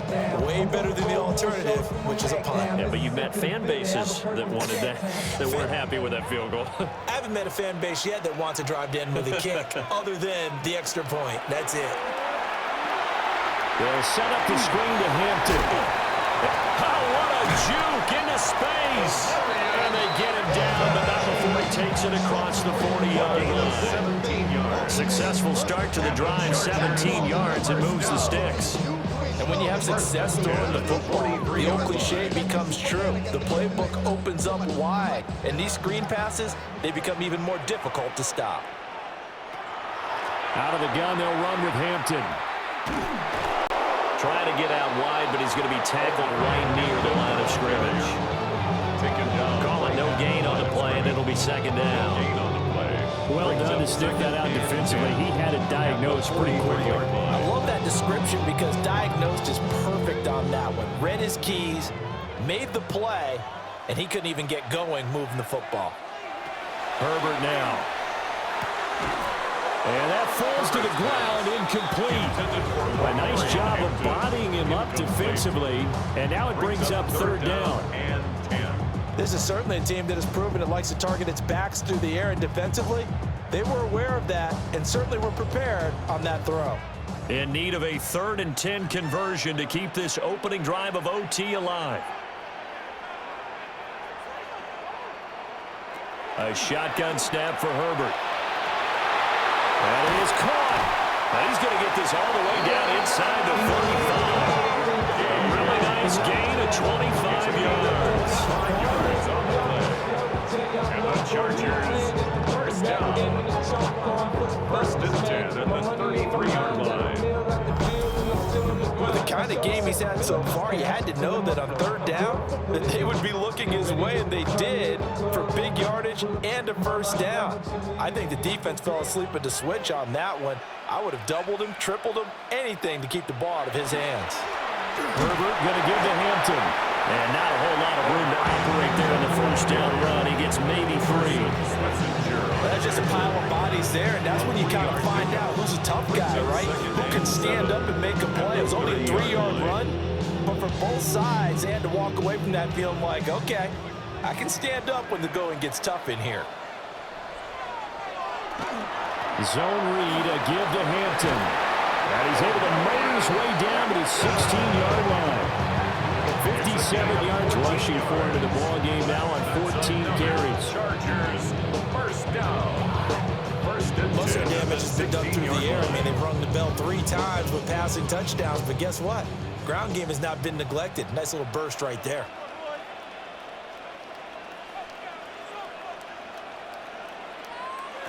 Back to throw here, Herbert. Pass out left finds Johnston.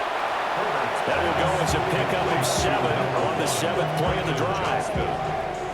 A 7-yard pickup brings up 2nd and 3 at the 9-yard line.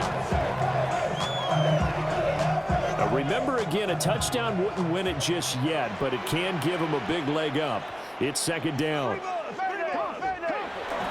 Play action this time for Justin Herbert. And this is a touchdown. And it's not over yet, but they draw first blood here in this overtime. Touchdown, Chargers.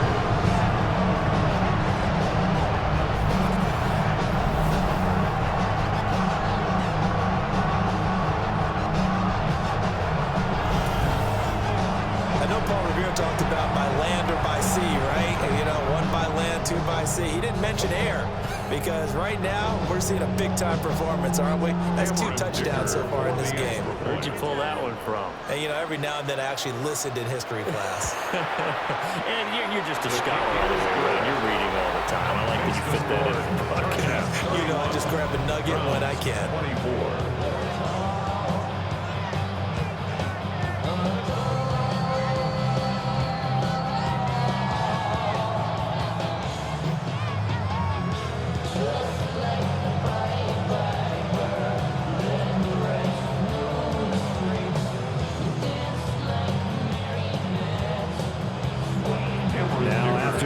Field goal. He's back out, ready to send it away.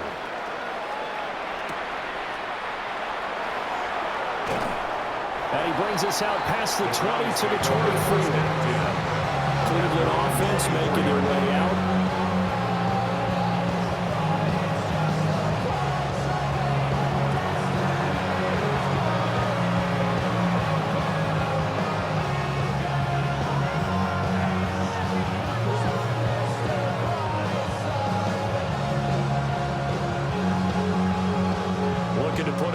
together.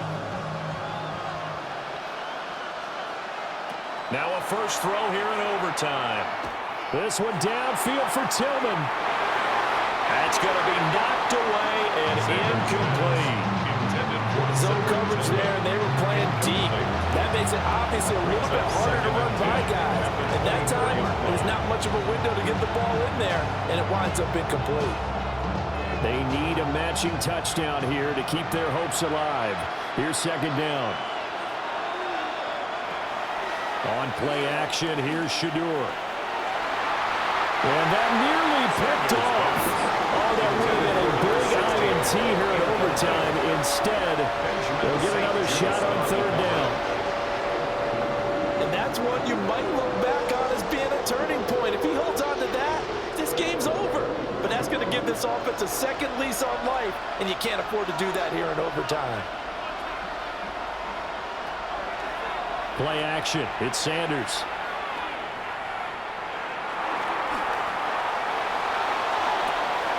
Able to find the open man. That's complete.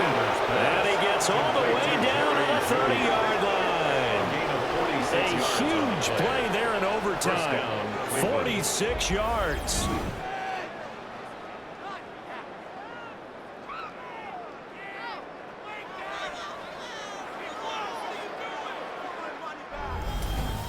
And how about that? In a game that's had just about everything, how's that for an answer? Remember, in the past, this game would be over already. But that's a huge play there to give him a fighting chance to go down and possibly tie this game. And he's going to get into the end zone. They respond with a touchdown of their own. And now decision time. Down by one here in OT. Well, Charles, kind of the future of this franchise on display right there. You had a rookie throwing it, a rookie catching it, and taking it into the end zone. Could you imagine if we were in the owner's box right now and we could look at the front office and see the grins on their faces, to see the present making plays and knowing what the future will bring with these youngsters going out and making big-time moments happen for this team.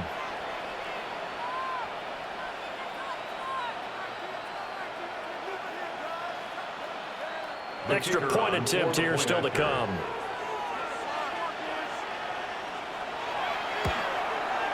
And his kick is good.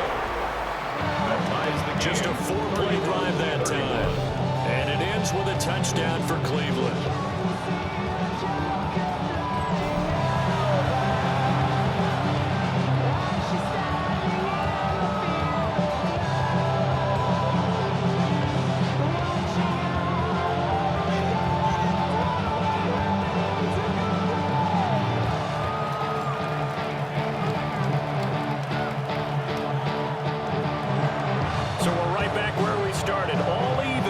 Kicks away.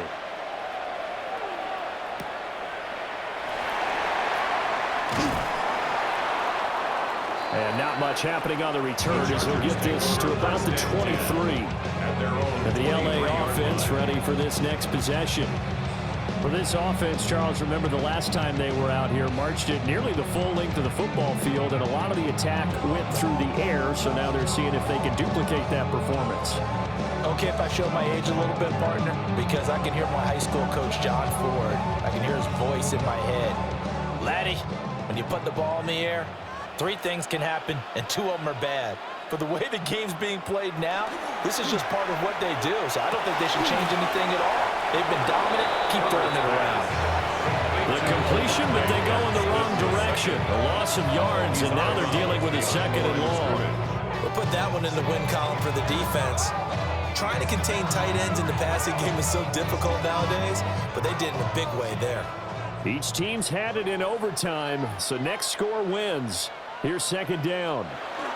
They'll work inside here, Hampton. And he'll get it up to the 33-yard line. 68 yards rushing for him now to this point. So from 2nd and long, now we go to 3rd and very manageable. Yeah, they love that phrase, don't they? Because as an offensive coordinator, you can keep people a little bit off balance and guessing, because you don't have to throw it. You can come back with a strong run game if you want to. And if you're in 4-down territory, that really opens things up for you. Try to run for it with Hampton.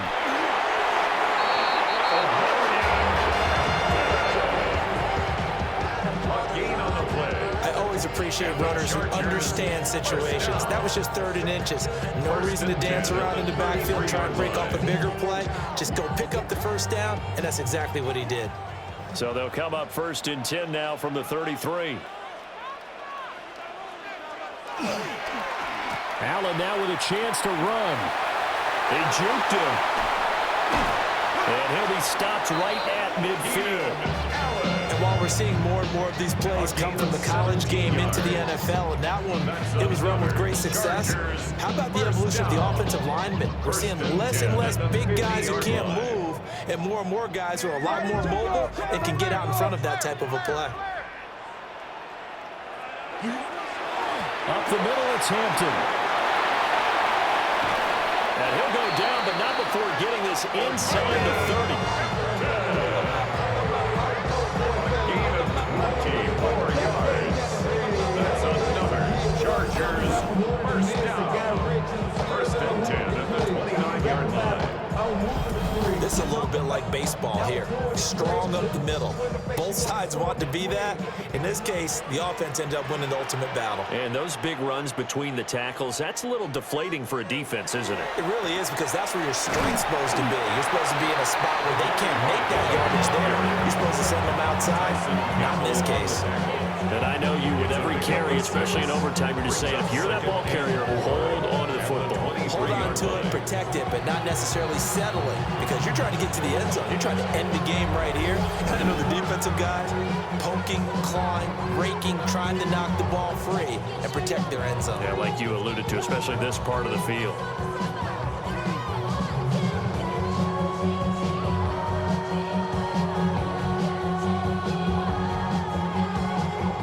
From the 23, here's a 2nd down and 4.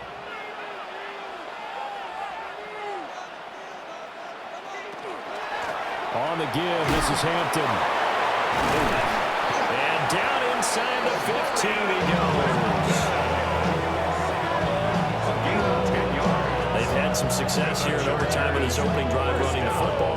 Right back to that well. And why not? When you have that kind of success, make them stop you. And until they do, keep going back to that well you just spoke about. I think there's more water there available to him. And he got it.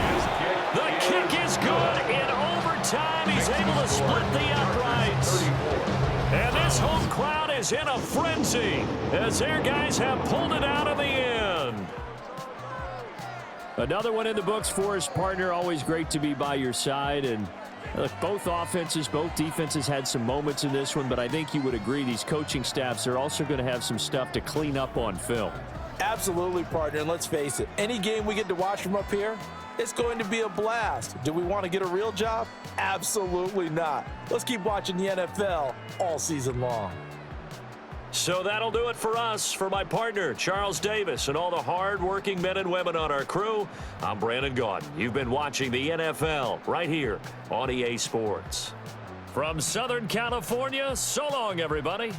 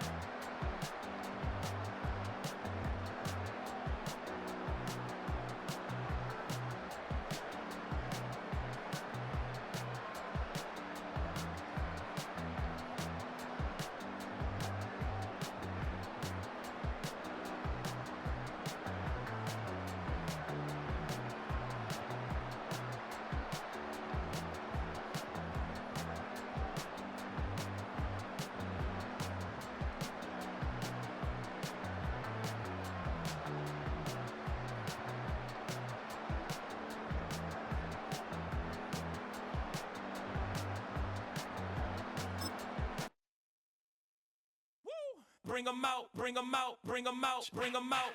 It's hard to yell when the in your mouth. Come on. Bring 'em out, bring 'em out. Hey. Bring 'em out, bring 'em out. Bring 'em out, bring 'em out. Hey. Bring 'em out, bring 'em out. VIP coming live from the VIP. Heard the nightlife, lost life without me. Most feds in the state wanna see by me. The whole city got pissed, heard he got 3. That other rapper got it, but shouted he not out. Who set the city on fire soon as he got free? The king back now, don't even know how to act now. Hit the club, get before I sat down, still ballin' money. EA Sports welcomes you to the following presentation of the National Football League.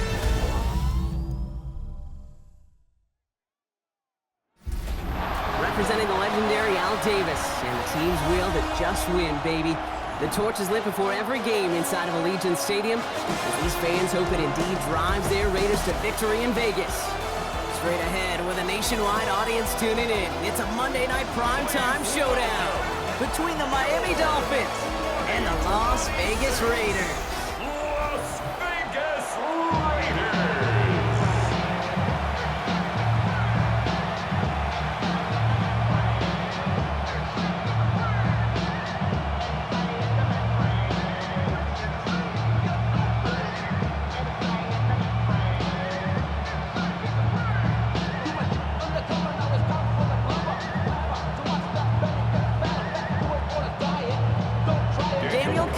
Ready to get us started? And here we go on Monday Night Primetime.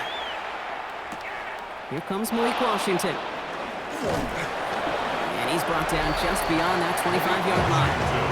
So the Dolphins offense headed out for their opening drive. And leading them, the final QB taken in the 2025 NFL Draft out of Texas, the rookie, Quinn Ewers.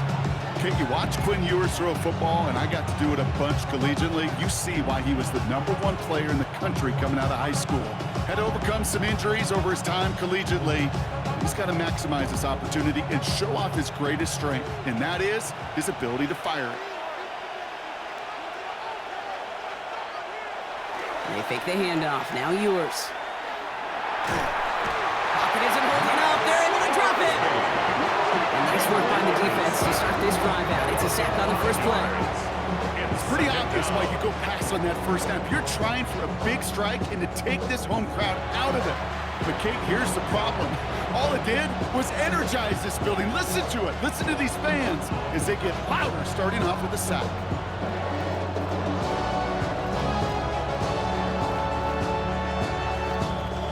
Hopefully not a sign of how this game is going to go as they step up for 2nd and long. Ewers to the air now. Here's a screen for Achane. And they're all over that screen, Brock. Didn't even get back to the line of scrimmage. Hey, that's one of those situations as a quarterback that on my grade sheet, that's a negative. That screen was ambushed by the defense, and you've got to throw it away. Just find a way to put it at his feet and not create a negative play for your offense. Nickel set here from the Raiders. 3rd down. 3rd and long for him here. He's going to loft this deep down the left sideline. And this opening drive is over for 4th down. That's incomplete. Defender there to knock it away. And flipping through, Brock, that certainly wasn't in the offense's opening script. But if you're a defender, just how you wrote it up. Yeah, defensively, that was a week of practice and planning visualized and executed in real time. Now it's Jake Bailey who's out to punt this for the Dolphins.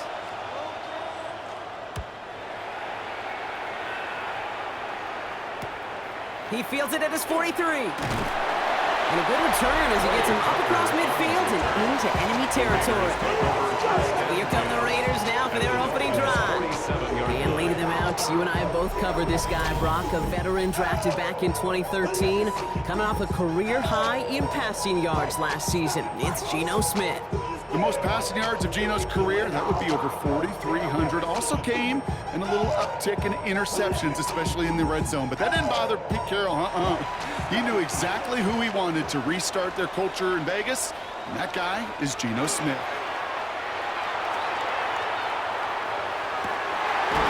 Trey Tucker makes the play.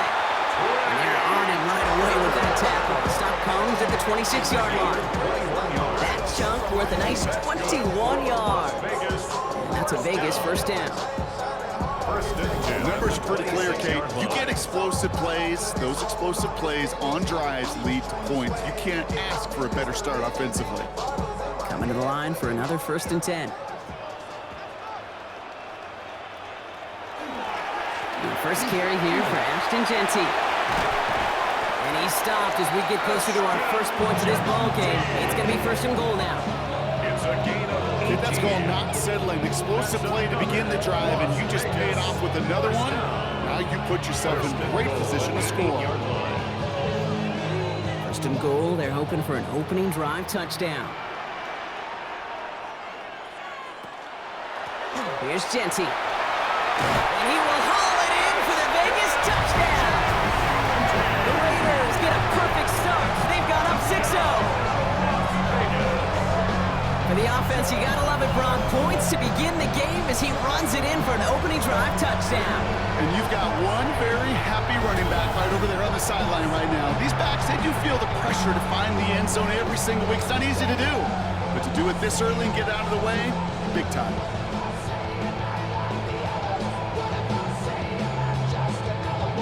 Daniel Carlson on for the PAT.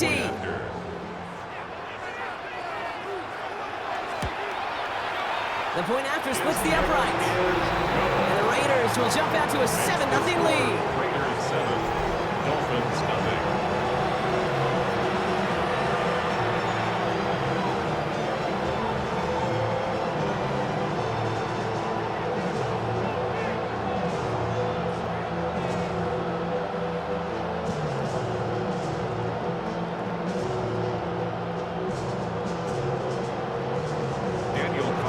All set now for the kickoff. Washington now to return. Coverage team gets him down at the 26-yard line. So Miami headed out for its second drive of the game. And they haven't gotten very far into their opening script yet, have they? Just a 3-and-out to begin this game.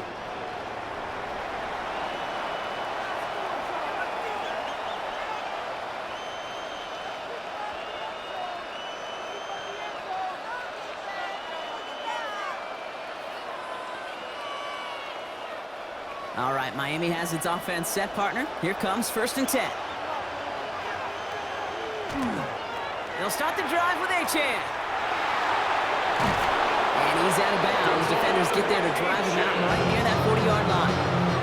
The end result there, 15 yards and a first. These running backs love getting into the open field, and the best of them, they're not even looking at the man right in front of them. They're looking at that next level to get a chunk run like that. Big shot to begin the drive has him up beyond the 40. Man in motion here. Play action, yours. Downfield, this finds Waddle. And they're going to bring him down, but not until he gets it down to their 32-yard line. It's a pickup of 26. And it's going to be 1st down, Miami. A gain of 26 yards. 1st down, Miami.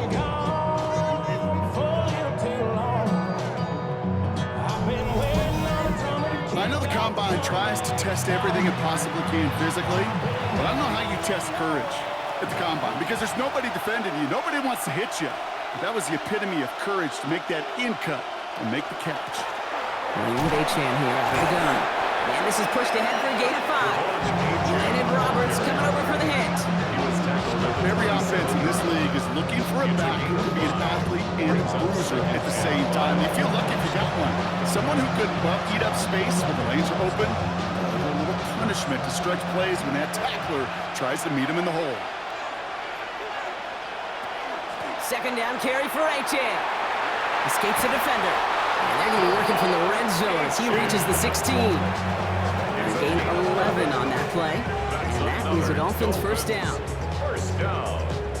1st and 10 at the 16-yard line. That's just not the guy defensively you ever want the open field. Frankly, with the amount of space he had at one point, they're lucky to have limited to the gain they did. Going to the ground again on 1st. And into a sea of bodies he goes. Looks like they'll get about 3 out of it. Hey, we know running the ball in the NFL is hard, and that play pretty indicative of it. Here's the key, though. At the end of the game, those type of plays got to be in the minority, and the majority have got to do some damage. Last run got him 3. Here's 2nd and 7.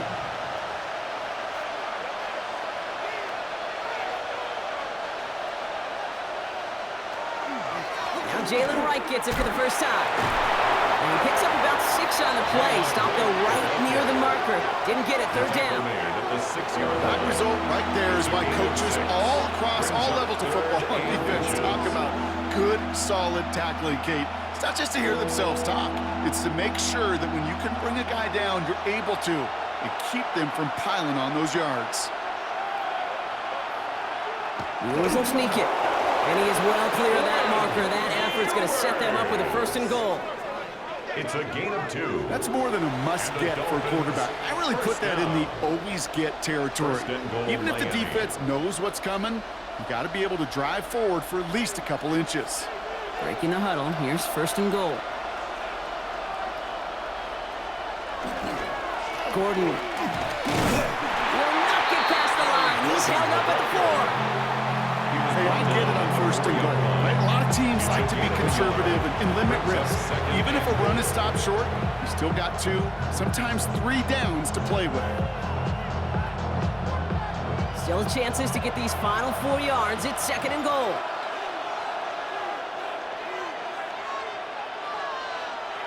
And the receiver's going to take this one on the jet sweep. And he pushed for it, but they managed to stop him at the 2.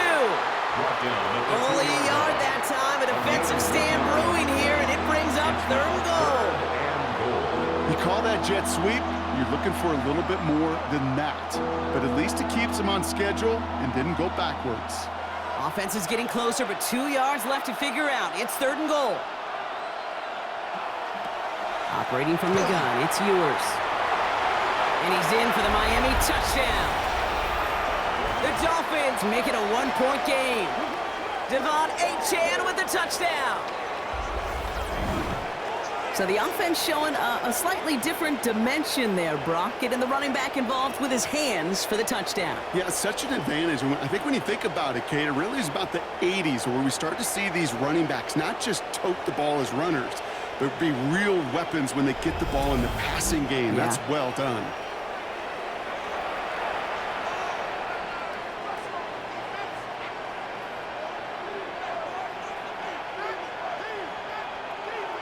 Riley Patterson on for the extra point.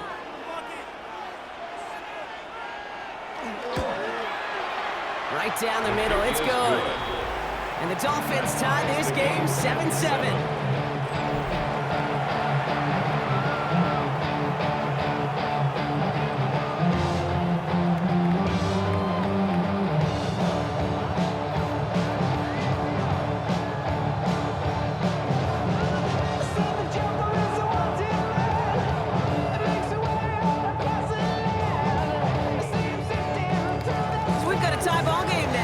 Send this away. Dylan Laube on the return. A decent run back is going to end as they bring him down inside the 30. Now for the 2nd time this game, we're going to look at the Raiders offense. And after the impressive drive we just witnessed, you got to imagine that they are hoping to respond with something similar. Yeah, and I don't love to use the word can't, right? But this can't be a 3-and-out for this offense right here. They got to give their defense a chance to catch a breath and turn some of the momentum in the building. Offense into the shotgun set as they line this up. 1st and 10. Out of the gun, here's Smith. He tucks it and takes off. And they're all the way across midfield before he's brought down. Give him 24 yards on that one. And the Raiders are going to have a 1st down. Man, I don't ever want to be a defensive coordinator. They do so many things right to take away the pass, and then what happens? Well, you get a quarterback that lowers his head, gashes the defense with one of the biggest runs of the game. You take away the pass, but you can't stop the QB run. It is charged towards the line. It's right around 3 yards. Bradley Chubb on the tackle. 4 yards on the pickup. 2nd and 6 at the 44-yard line. We're through 1 on Monday Night Primetime. Scoreboard showing 7s on each side. We'll return to Allegiant Stadium right after this.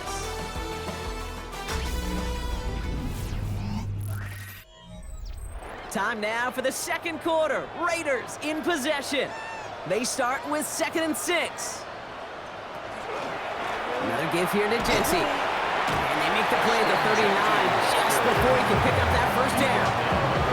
A humble 5-6 yard gain on the ground. Not a huge gain, not a game-changing play by any means, but one that keeps you on schedule and takes some of the starch out of that front 7. 3rd down, 1 yard to go. Looking to throw on 3rd and 1. That's Lockett. He brings it in. And he's going to get this down inside the 30 before he's driven out. It's a gain of 11 there, and that picks up the first. This QBs make it look easy, but that requires such a large amount of body control when you throw it on the move. You got to be able to get the same accuracy you would if your feet are set. Sure takes a lot of repetition to make it look easy. First down, Smith to throw. That's complete to Bowers outright. Small gain down to the 23. Minka Fitzpatrick in on the stop. That's not a big completion on a stat sheet. That's a big contested, what I call a gritty catch right there. And that's what the best tight ends will get you. 5 still to go here. This is 2nd down.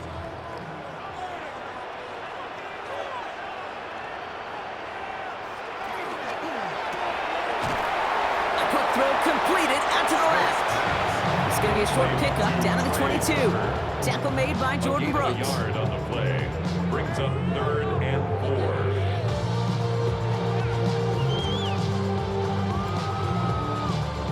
4. 3rd down and 4 now. This is the 7th play in this drive.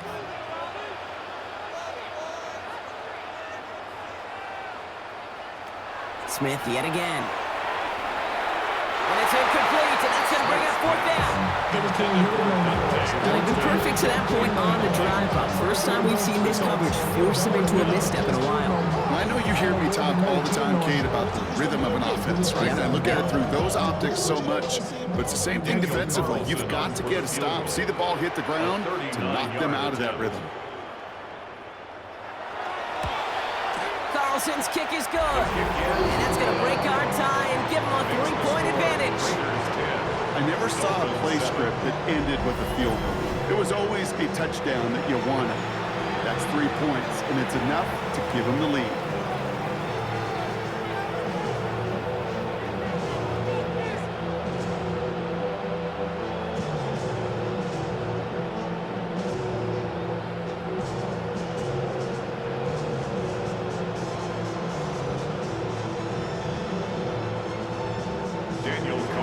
Carlson all set now for the kickoff.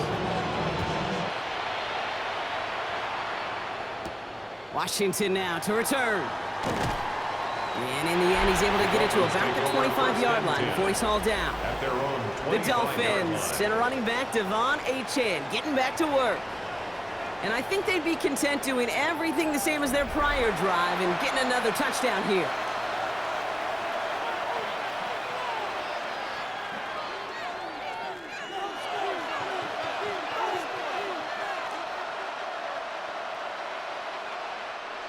First call here coming from the shotgun. Waddle now in motion right. First down, play action. And down he goes. Raiders got him. And the drive begins with a rough first step there. That's going to bring up 2nd down. In theory, Kate, that's exactly what complementary man coverage is supposed to look like. The DBs, well, they're sticky on the back end of it. The front end, that pass rush, it makes an impact. It gets home. But of course, we know it's not that simple. It is really tough to lock down a full field for more than a second or two. Might be time to reach in the bag of tricks on 2nd down. 16 to go following the sack. From the shotgun, Ewers. Now he takes it. And a nice chunk there, about 7. He's up to the 27. I don't mind that scramble at all, Kate. It makes that defense think this guy's not just going to sit in the pocket all day. I'll say this as well, like I do all the time. When you're going to scramble as a quarterback, make sure you protect yourself. Third down, line to gain 9 yards out. Here he goes, 3rd and long. And this time they're going to get to him before he can get that pass away as he goes down. And that is 3 sacks for this defense in this contest, and that one forces a 4th down. And it just keeps coming, Kate. It just keeps coming. This defense relentless in this first half. 3rd time. Now this quarterback's got to pick himself off the turf. When they get in that locker room at halftime, it's going to be a quick one. I think the whole message is going to be, how do we protect our quarterback? Because if you can't do that, this offense can't get started. On again comes Jake Bailey to punt this away. Back deep for the Raiders, Trey Tucker.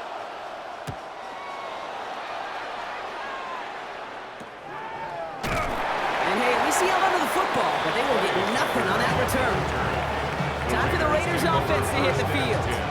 And their last drive did end in points. Not as many as they wanted, though. They had to settle for that field goal despite advancing the football pretty well.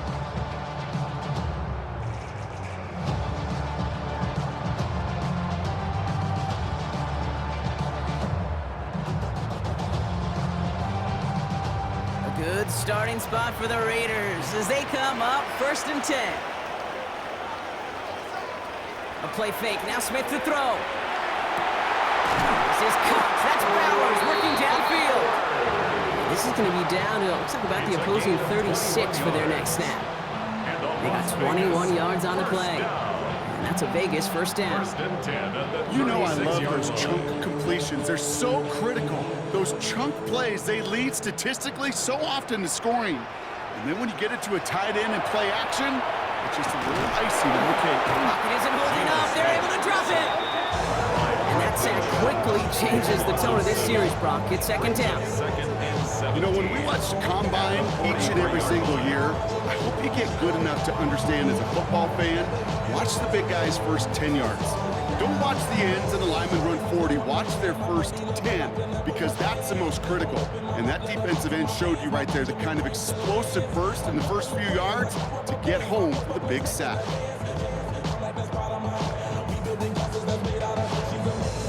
A lot of work to do as that sack makes this a tough 2nd and 17.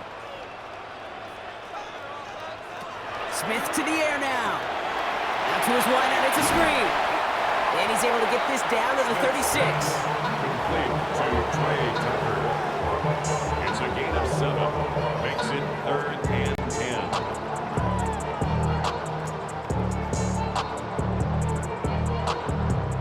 3rd down, and they need to get 10.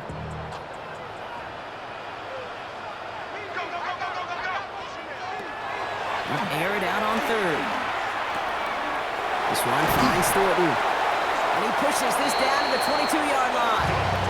Big gain, 14 on the play. And Raiders are going to have a 1st down. 14 yards. That's good for a Las Vegas 1st down. 1st and 10 at the 22-yard line. You want to become a quarterback's best friend? Do that. Turn a short little gain, a short little pass into some yards after catch, and that quarterback will find you again. They've got a man in motion. Exactly 2 minutes to play in half number 1. The Raiders with the lead at home here at Allegiant. Offense getting set. Here's 1st and 10.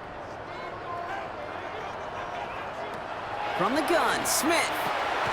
Connecting on the slant. And this play reaches the 12-yard line before the stop is made. Boy, they sure found the right route at the right time to hit the soft spot in that coverage. And that slant, it goes for big yardage. 2nd and inches. At the Dolphins. Only need about the length of the football, maybe a touch more on this 2nd and inches. Smith's going to throw again. He brings it in. And he's in. Touchdown, Las Vegas. The Raiders blow their lead just before halftime. So Brock, this offense looking sharp here in the 1st half as they extend their lead. When things are going well, sometimes you really just get into a groove. And this is a unit that's putting the pieces together.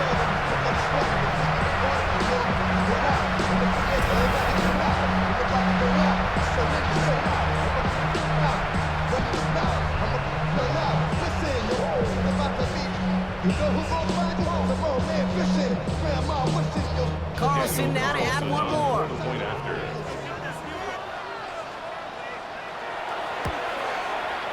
Extra point set right down the middle. And the Raiders make it a 10-point ball game. 17.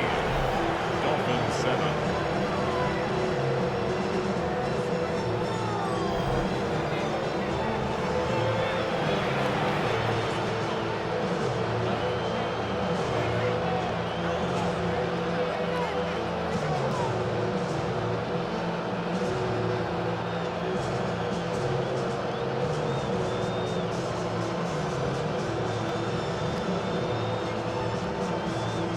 Carlson all set now for the kickoff. D. Eskridge to return it. Jukes away from one. And he's brought down just beyond that 25-yard line. The Dolphins sending their offense back out there. They're trailing, but there's enough time, Brock, that they could get a scoring drive to attack that here before the break.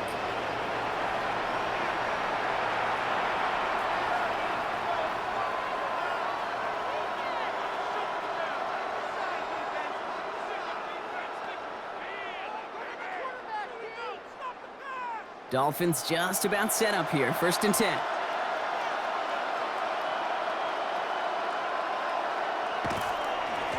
Achane to the right. He dodged the tackle. Jukes another one. And he's going to just get this across midfield before he's taken out of bounds. Gain of 26 yards there. And it's going to be 1st down Miami. Okay, that's the type of run that shines the light well on him as a runner, of course. You got to give a lot of credit to everybody else. Those skill guys, when you have an outside run, they got to do their job. Not just the big boys up front, not just the running backs. That takes everyone on the perimeter blocking to get a big run like that. They go play action on 1st down. He's running with it. That's an 11-yard pickup, and it gives them the 1st down. As much as you'd like to find a completion and get the ball out of your hands, when a play breaks down, you got to be able to make a play with your legs. His offense counts on his ability to evade pressure. Occasionally make plays just like that. New set of downs from 37. Slot man motioned over. They'll go play action. Finds him on the crossing route. And he will take this across. Touchdown, Miami. The Dolphins make it a one-score game before halftime. You love seeing a tight end get the chance to show off those wheels, right? And in the best of cases, he could rumble the whole way home. Kate, think of getting somebody with that type of mass rolling at full speed. Who's really going to want to stand in the way, wants to stop him anyhow? The answer, nobody.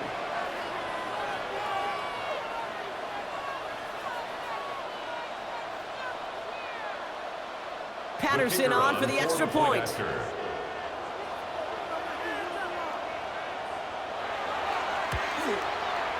The point after splits the upright.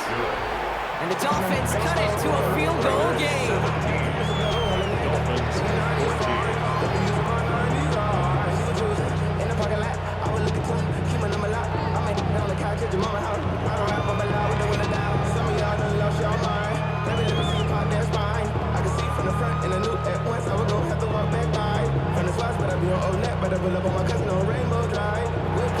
Volley set up and it's away. Just a 3-point game now. Laube with the return. And pretty solid field position starting out here, Brock. He's tackled at the 29. The Raiders headed out on offense. Little time remaining in the half. Holding just a field goal lead. Probably going to see them play it close to the vest in the time we've got remaining.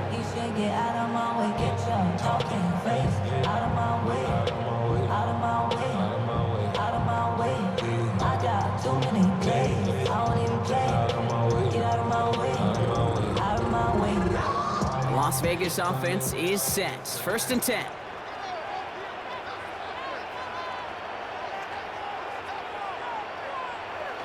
Going wide receiver run to start this series. That one stopped right at the line for no gain. This is going to be 2nd down. And now the Raiders call for the first of their timeouts. They'll have 2 left to work with before halftime. 29-yard line. That right there, Kate, that just shows the level of preparedness this defense had coming into the game. They recognized the Jets' sweep from the start, and they nailed it right at the line of scrimmage. First down run netted him nothing. Here is 2nd and 10. Motion man left is Lockett. Shotgun snap to Smith. Nothing there left side as it ends up incomplete. Just cannot afford right here, Kate, to go 3 and out. Not when you watched your counterpart score a touchdown. Cling to that lead and find a way to convert this 3rd down. It's a big one. And cut off some of the mojo from the other side. Last pass unsuccessful, and they have 3rd down here. Throw here, 3rd down. Finds the football outside. And he's out of bounds beyond the 35-yard line. You know, I like the completion. You never turn down a completion. That's just not the right throw to make in that spot to move the chains. Now the Raiders readying for the punt, and they'll turn to former All-Pro A.J. Cole for the kick.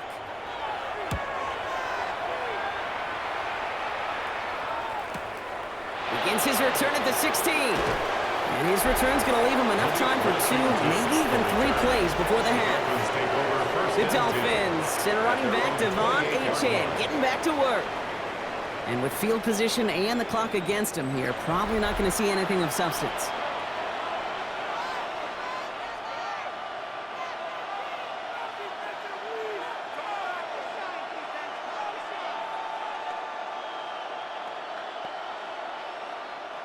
"19 seconds remain in our opening half. Let's see what they do with it." Yep, as expected, they go to the ground to start this one off. This drive's going to start out with a gain of 5 before they bring him down. Give him around 6. That's going to make it 2nd and 4. A 6-yard pickup brings up 2nd and 4 at the 34-yard line. So a field goal game at the half. Good one so far, 2 quarters to go. Now let's check in with Scott Hanson. He's got our EA Sports halftime report.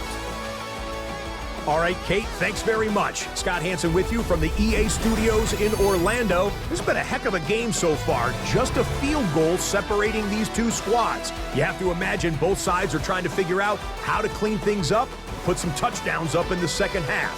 Let's find out what goes on in the 3rd quarter. Back out to the stadium and our broadcast team, Kate Scott and Brock Hewer.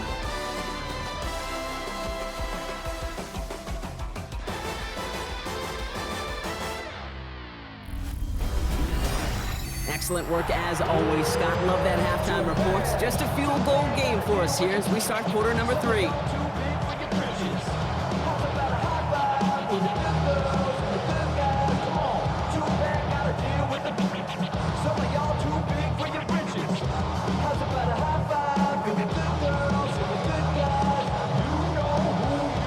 Here's Patterson now to kick this away. To return, here's Raheem Mostert. And he's going to make this to the 28 before going down. Out come the Raiders. They'll have it first to begin the 3rd quarter. They didn't add to their lead last time out, so they punted it away, but still ahead and able to add to it here.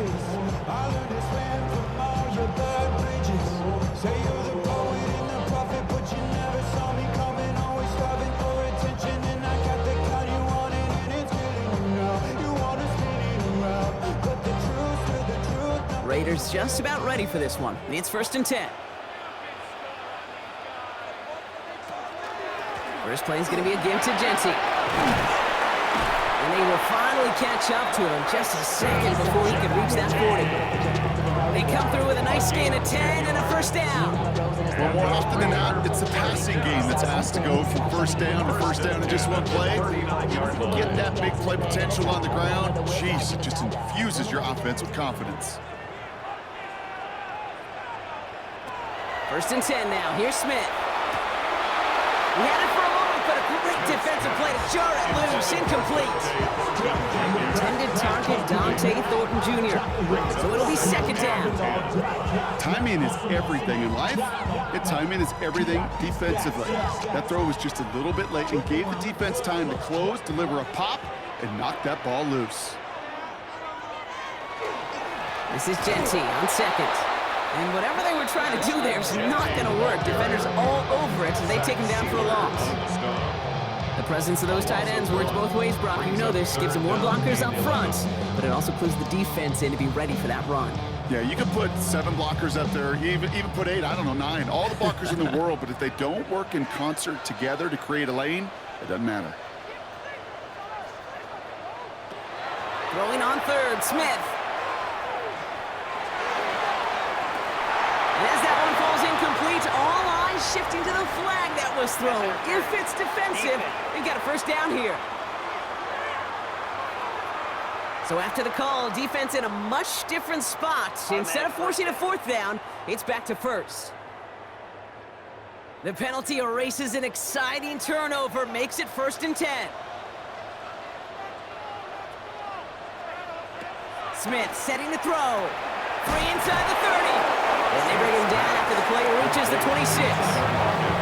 Part of the reason I leave you pregame, Kate, and get down to that field and watch these guys throw and catch is I want to see their timing. I want to see their anticipation. That is picture perfect right there. A crossing route thrown that quickly tells me these two are on the same page. Just a yard left to go on 2nd down. Genty from the gun. They stop him just in time. He got back to the line, but denied the yard they needed. 3rd down coming up.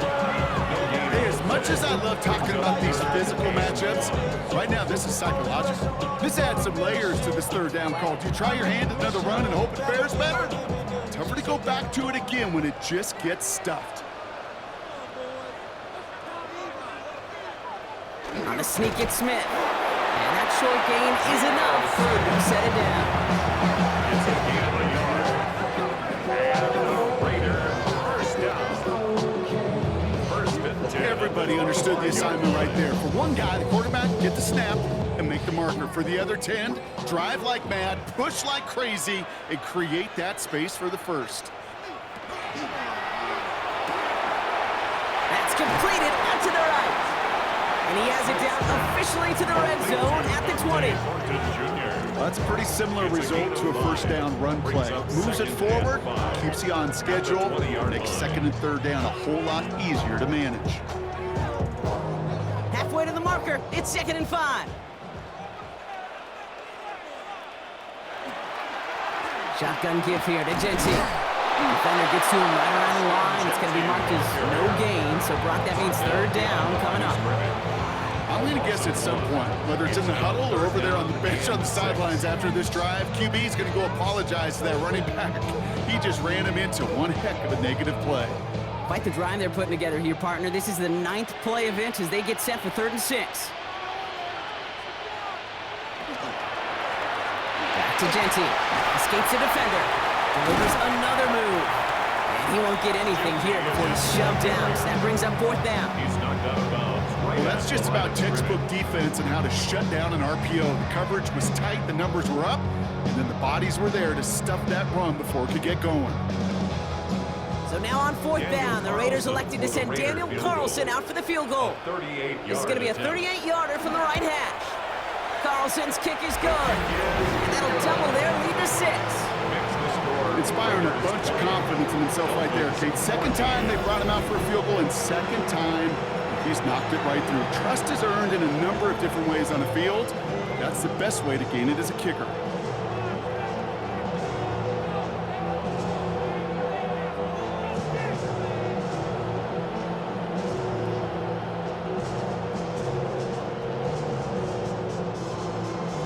Carlson all set now for the kickoff. To kick off for Las Vegas. Washington now to return. Jukes away from one. Coverage team gets him down at the 26-yard line. The Dolphins and a running back, Devon Achane, getting back to work.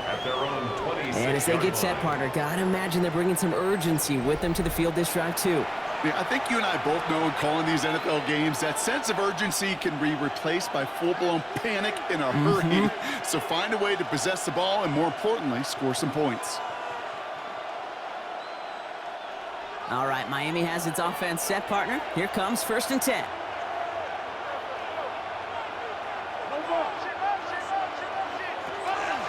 And the shotgun, they'll give it to Achane.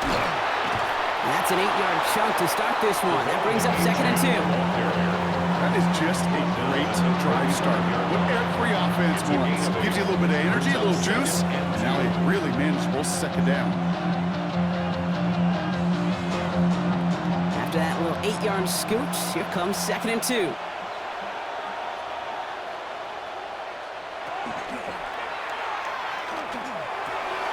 Quickly out to the right, complete. And they hit big there on that 2nd down. Let's see if this play holds up or not, though. We've got a penalty flag down. A game they were pretty happy with goes away via the penalty. And now we're going to wait to see how they respond. Still 2nd down. All right, here we go. 2nd down.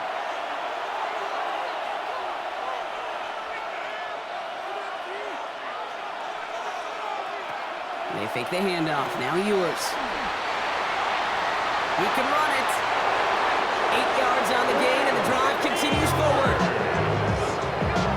Gets a gain of 8. And the Dolphins, first down. An 8-yard pickup.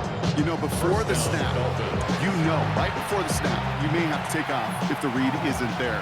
That was a great adjustment made at the perfect time for the first down.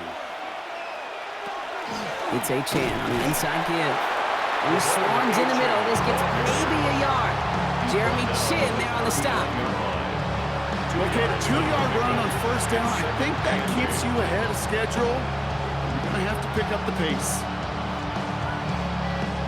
Following that little 2-yard run, it's 2nd and 8. Now here he goes on the boot. Oh, he shovels it forward, complete. And he's brought down after a short gain.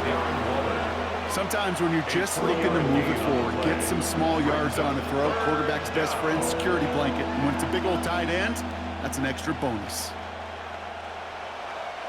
They come to the line here. This is 3rd and 6. To the air on 3rd and long. Raiders closing in, and down he goes.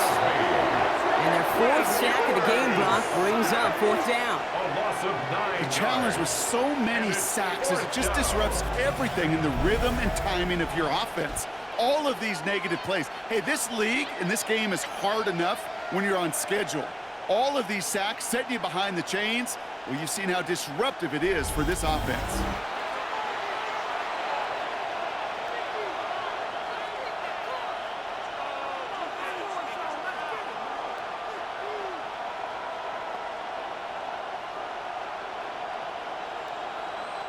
So the Dolphins readying for the punt. Jake Bailey's going to kick it away.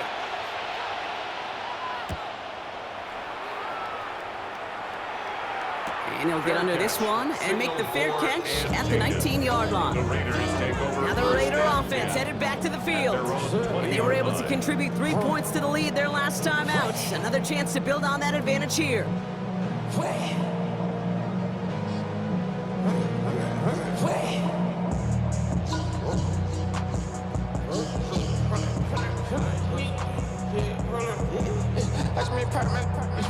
The Las Vegas offense is set. 1st and 10.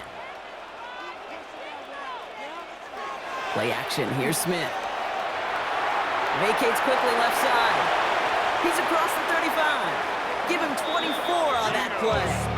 And that's a Vegas 1st down. Obviously, a defense wants to take away all the reads and prevent any kind of big throw for the 1st down. Fine. Well, this QB will just lower his head and gash the defense with one of the biggest runs of the game. And what a jolt to start that drive. They're up near the 45-yard line. They go play action. Here's Smith. Into the hands of Tucker. Complete. And he'll manage what he can up to the 48. It's Tyrell Dodson with the tackle. It's not just imperative that the quarterback knows man or zone. Same thing for a receiver, especially on a drag route. When he sees zone coverage like that, just settle down, find the soft spot, and give your quarterback a chance. So just 1 quarter to go on Monday Night Primetime. It's the Raiders' ball, a chance at a win if they can hang on to this lead.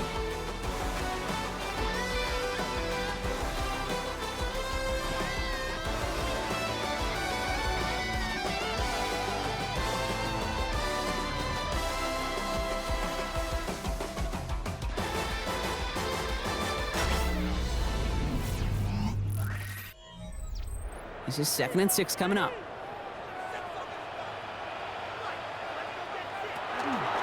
And off to Jency. Ran into a wall that time. A couple of guys able to hold him right at the line of scrimmage. So 3rd down now. I know these DNs love to get to the quarterback. I know that sacks many times equals a bigger payday.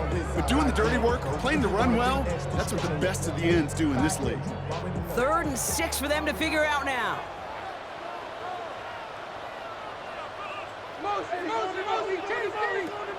They'll throw. 3rd and long.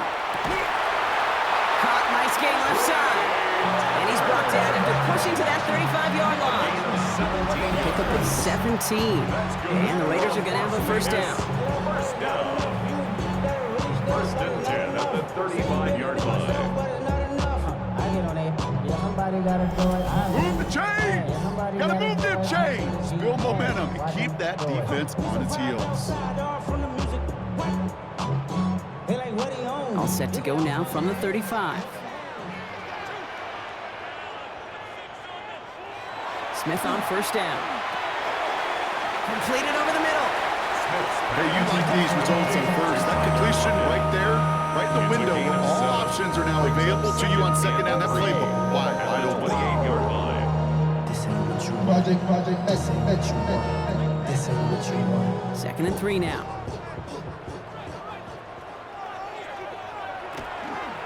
Now Smith taking off with it. And they're not going to give him an inch on this 2nd down play. Good job containing that run right at the line.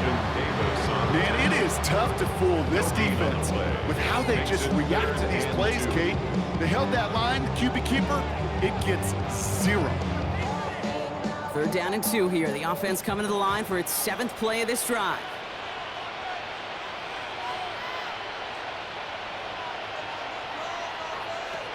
Throwing now on 3rd and 2. Pocket isn't holding up. They're able to drop it. And the defense comes through to back them up ahead of 4th down.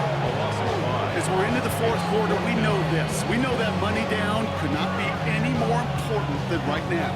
Both sides are certainly fatigued. You feel it in both their play. But battling through what's been a physical contest all game long, going to be the key here down the stretch.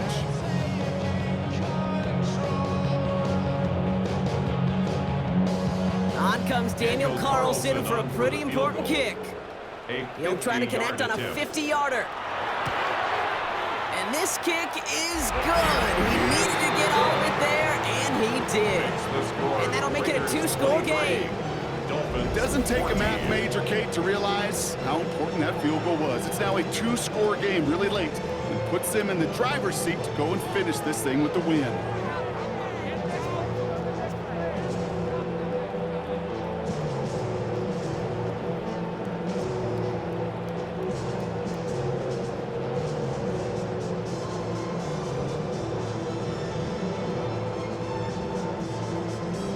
Carlson all set now for the kickoff.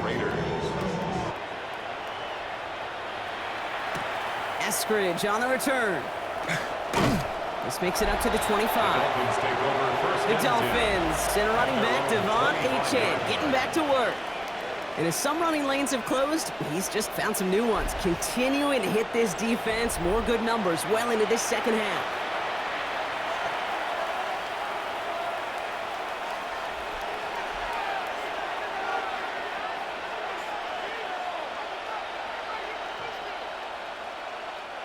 All right, starting in the pistol this time, Brock. 1st and 10.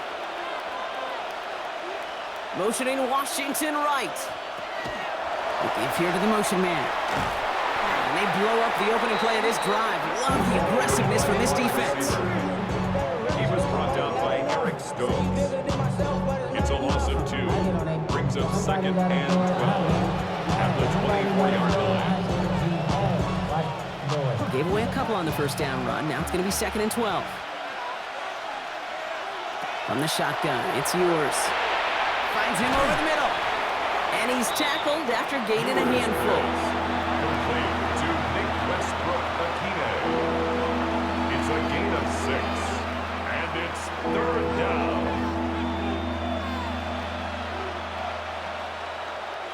Six yards to go here. It's 3rd down. 3rd and long. They're going to throw. This throw's going to wind up incomplete. The intended target is running back, and the result's fourth down coming up. Kate, I've talked to you over the years, the transition to the NFL where the windows to throw are small. On third down, smaller. Put dime defense on the field, and those windows become almost non-existent. They're going to go for it here, trailing in the fourth.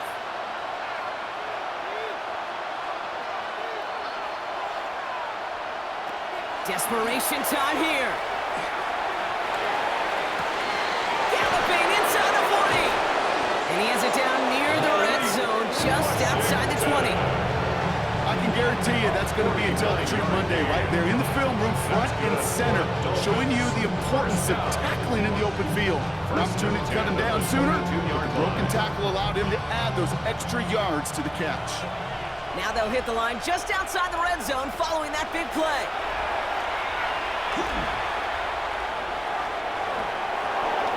And he just hucks this one away. Wasn't going to risk a throw or force something. He brings up second down.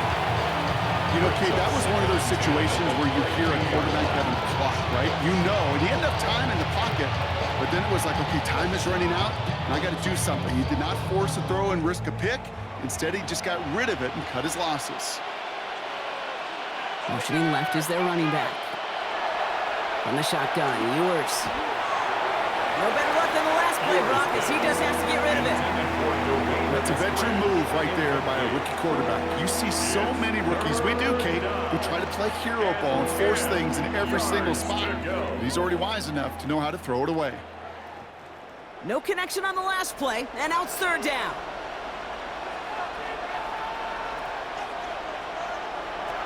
I'll air it out on third. Complete beyond the marker. And he's going to have enough for the first down, not by much. He got it. That's all that matters. Sets him up with a first and goal. You know, they call that the money down for a reason, because you're just simply not going to last long in the NFL if you don't convert a good portion of your third downs. It's the money down. And nice to see them roll the dice and continue the series. And he's going to score a touchdown, Miami. The Dolphins have cut it to a three-point game here in the fourth. Touchdown, Dolphins. Well, we all know that he's somebody they like to have working down near the end zone, Brock, and there is so many ways they know how to use him down there. Yeah, things are constantly different down there when you're trying to defend him, which is what makes defending him so tough, borderline impossible at times. He can make the smallest little tweaks to his route just like a receiver would, and it's a totally different animal, a nightmare for these defenses.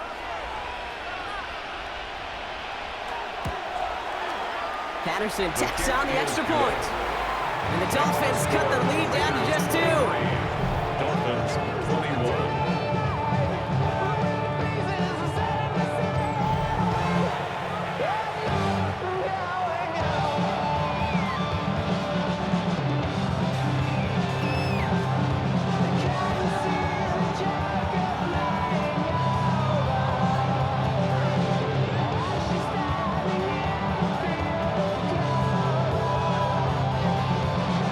Down to a 2-point difference as they send the kick away.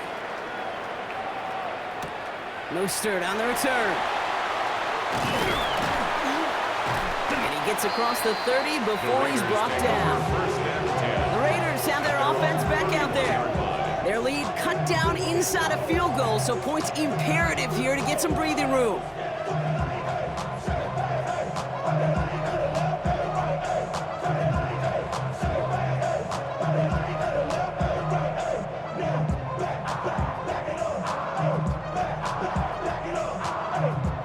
New set of downs for him from the 31. Straight ahead with Genty. Dropped by the first guy he met. No gain on that first down run. Now the Dolphins call a timeout. It's their first. They still have 2 to work with in this final quarter. Made it all look so simple, didn't he? That linebacker sorting right through the traffic, finding the runner. That's instincts come to life.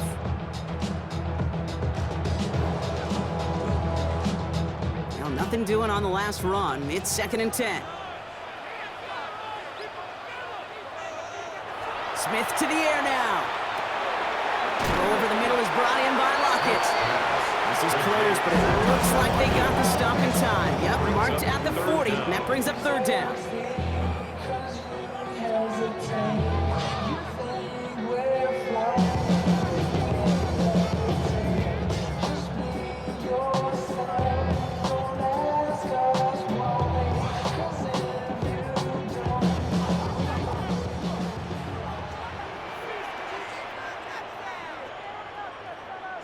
He tries to sneak it. They're loaded and ready for that sneak, weren't they? They stop him at the line. No gain.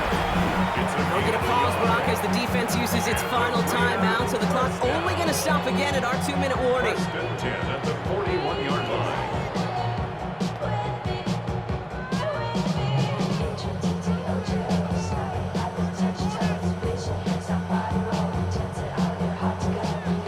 So first down from the 41.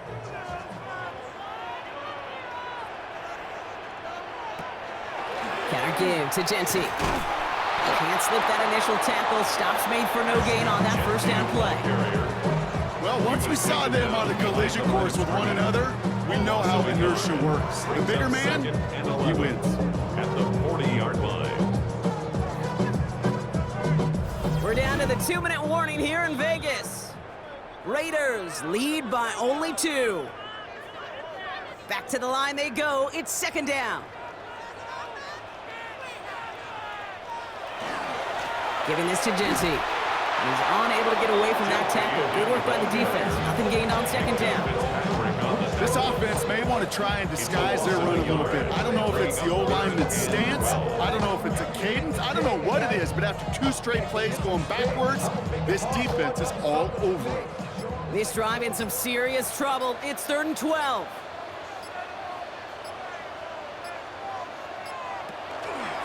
Now Smith taking off with it. And they drop him just a couple yards beyond the line. It's 4th down now.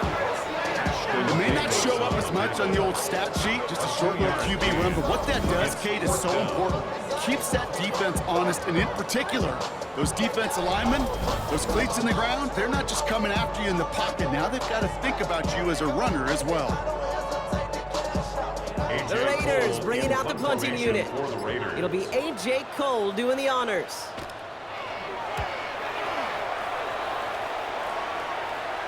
And he's got this fair catch right along the 12-yard line. The Dolphins offense ready to go as they take the field. And that last drive, no answer for what they were doing through the air, so expect some tighter coverage this time around.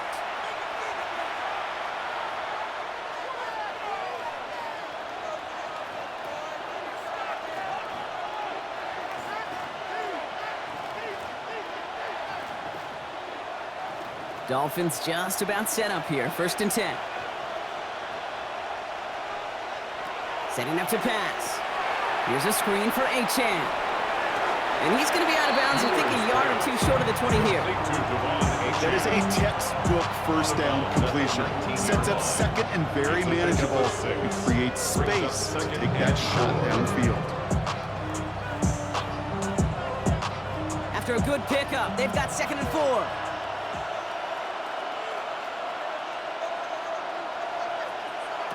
He'll look to throw it. And they got there in time. He's taken down. It's the 5th time they've gotten there for a sack in this one, Brock. And they're going to try for number 6 on 3rd down. As much as we talk about offenses wanting to stay ahead of the chains, they want to stay on script. Well, a defense, they want to rip that script up. And a sack like that, creating 3rd and extra longs, it's exactly how you get it done. To throw. They're on him again, and he goes down again. The Black Hole can take that party over to the Vegas Strip as the Raiders win at home. And there was no easing up. It took some white knuckling until the very end, but their defense carried that small lead through to the finish line as they escape with a victory.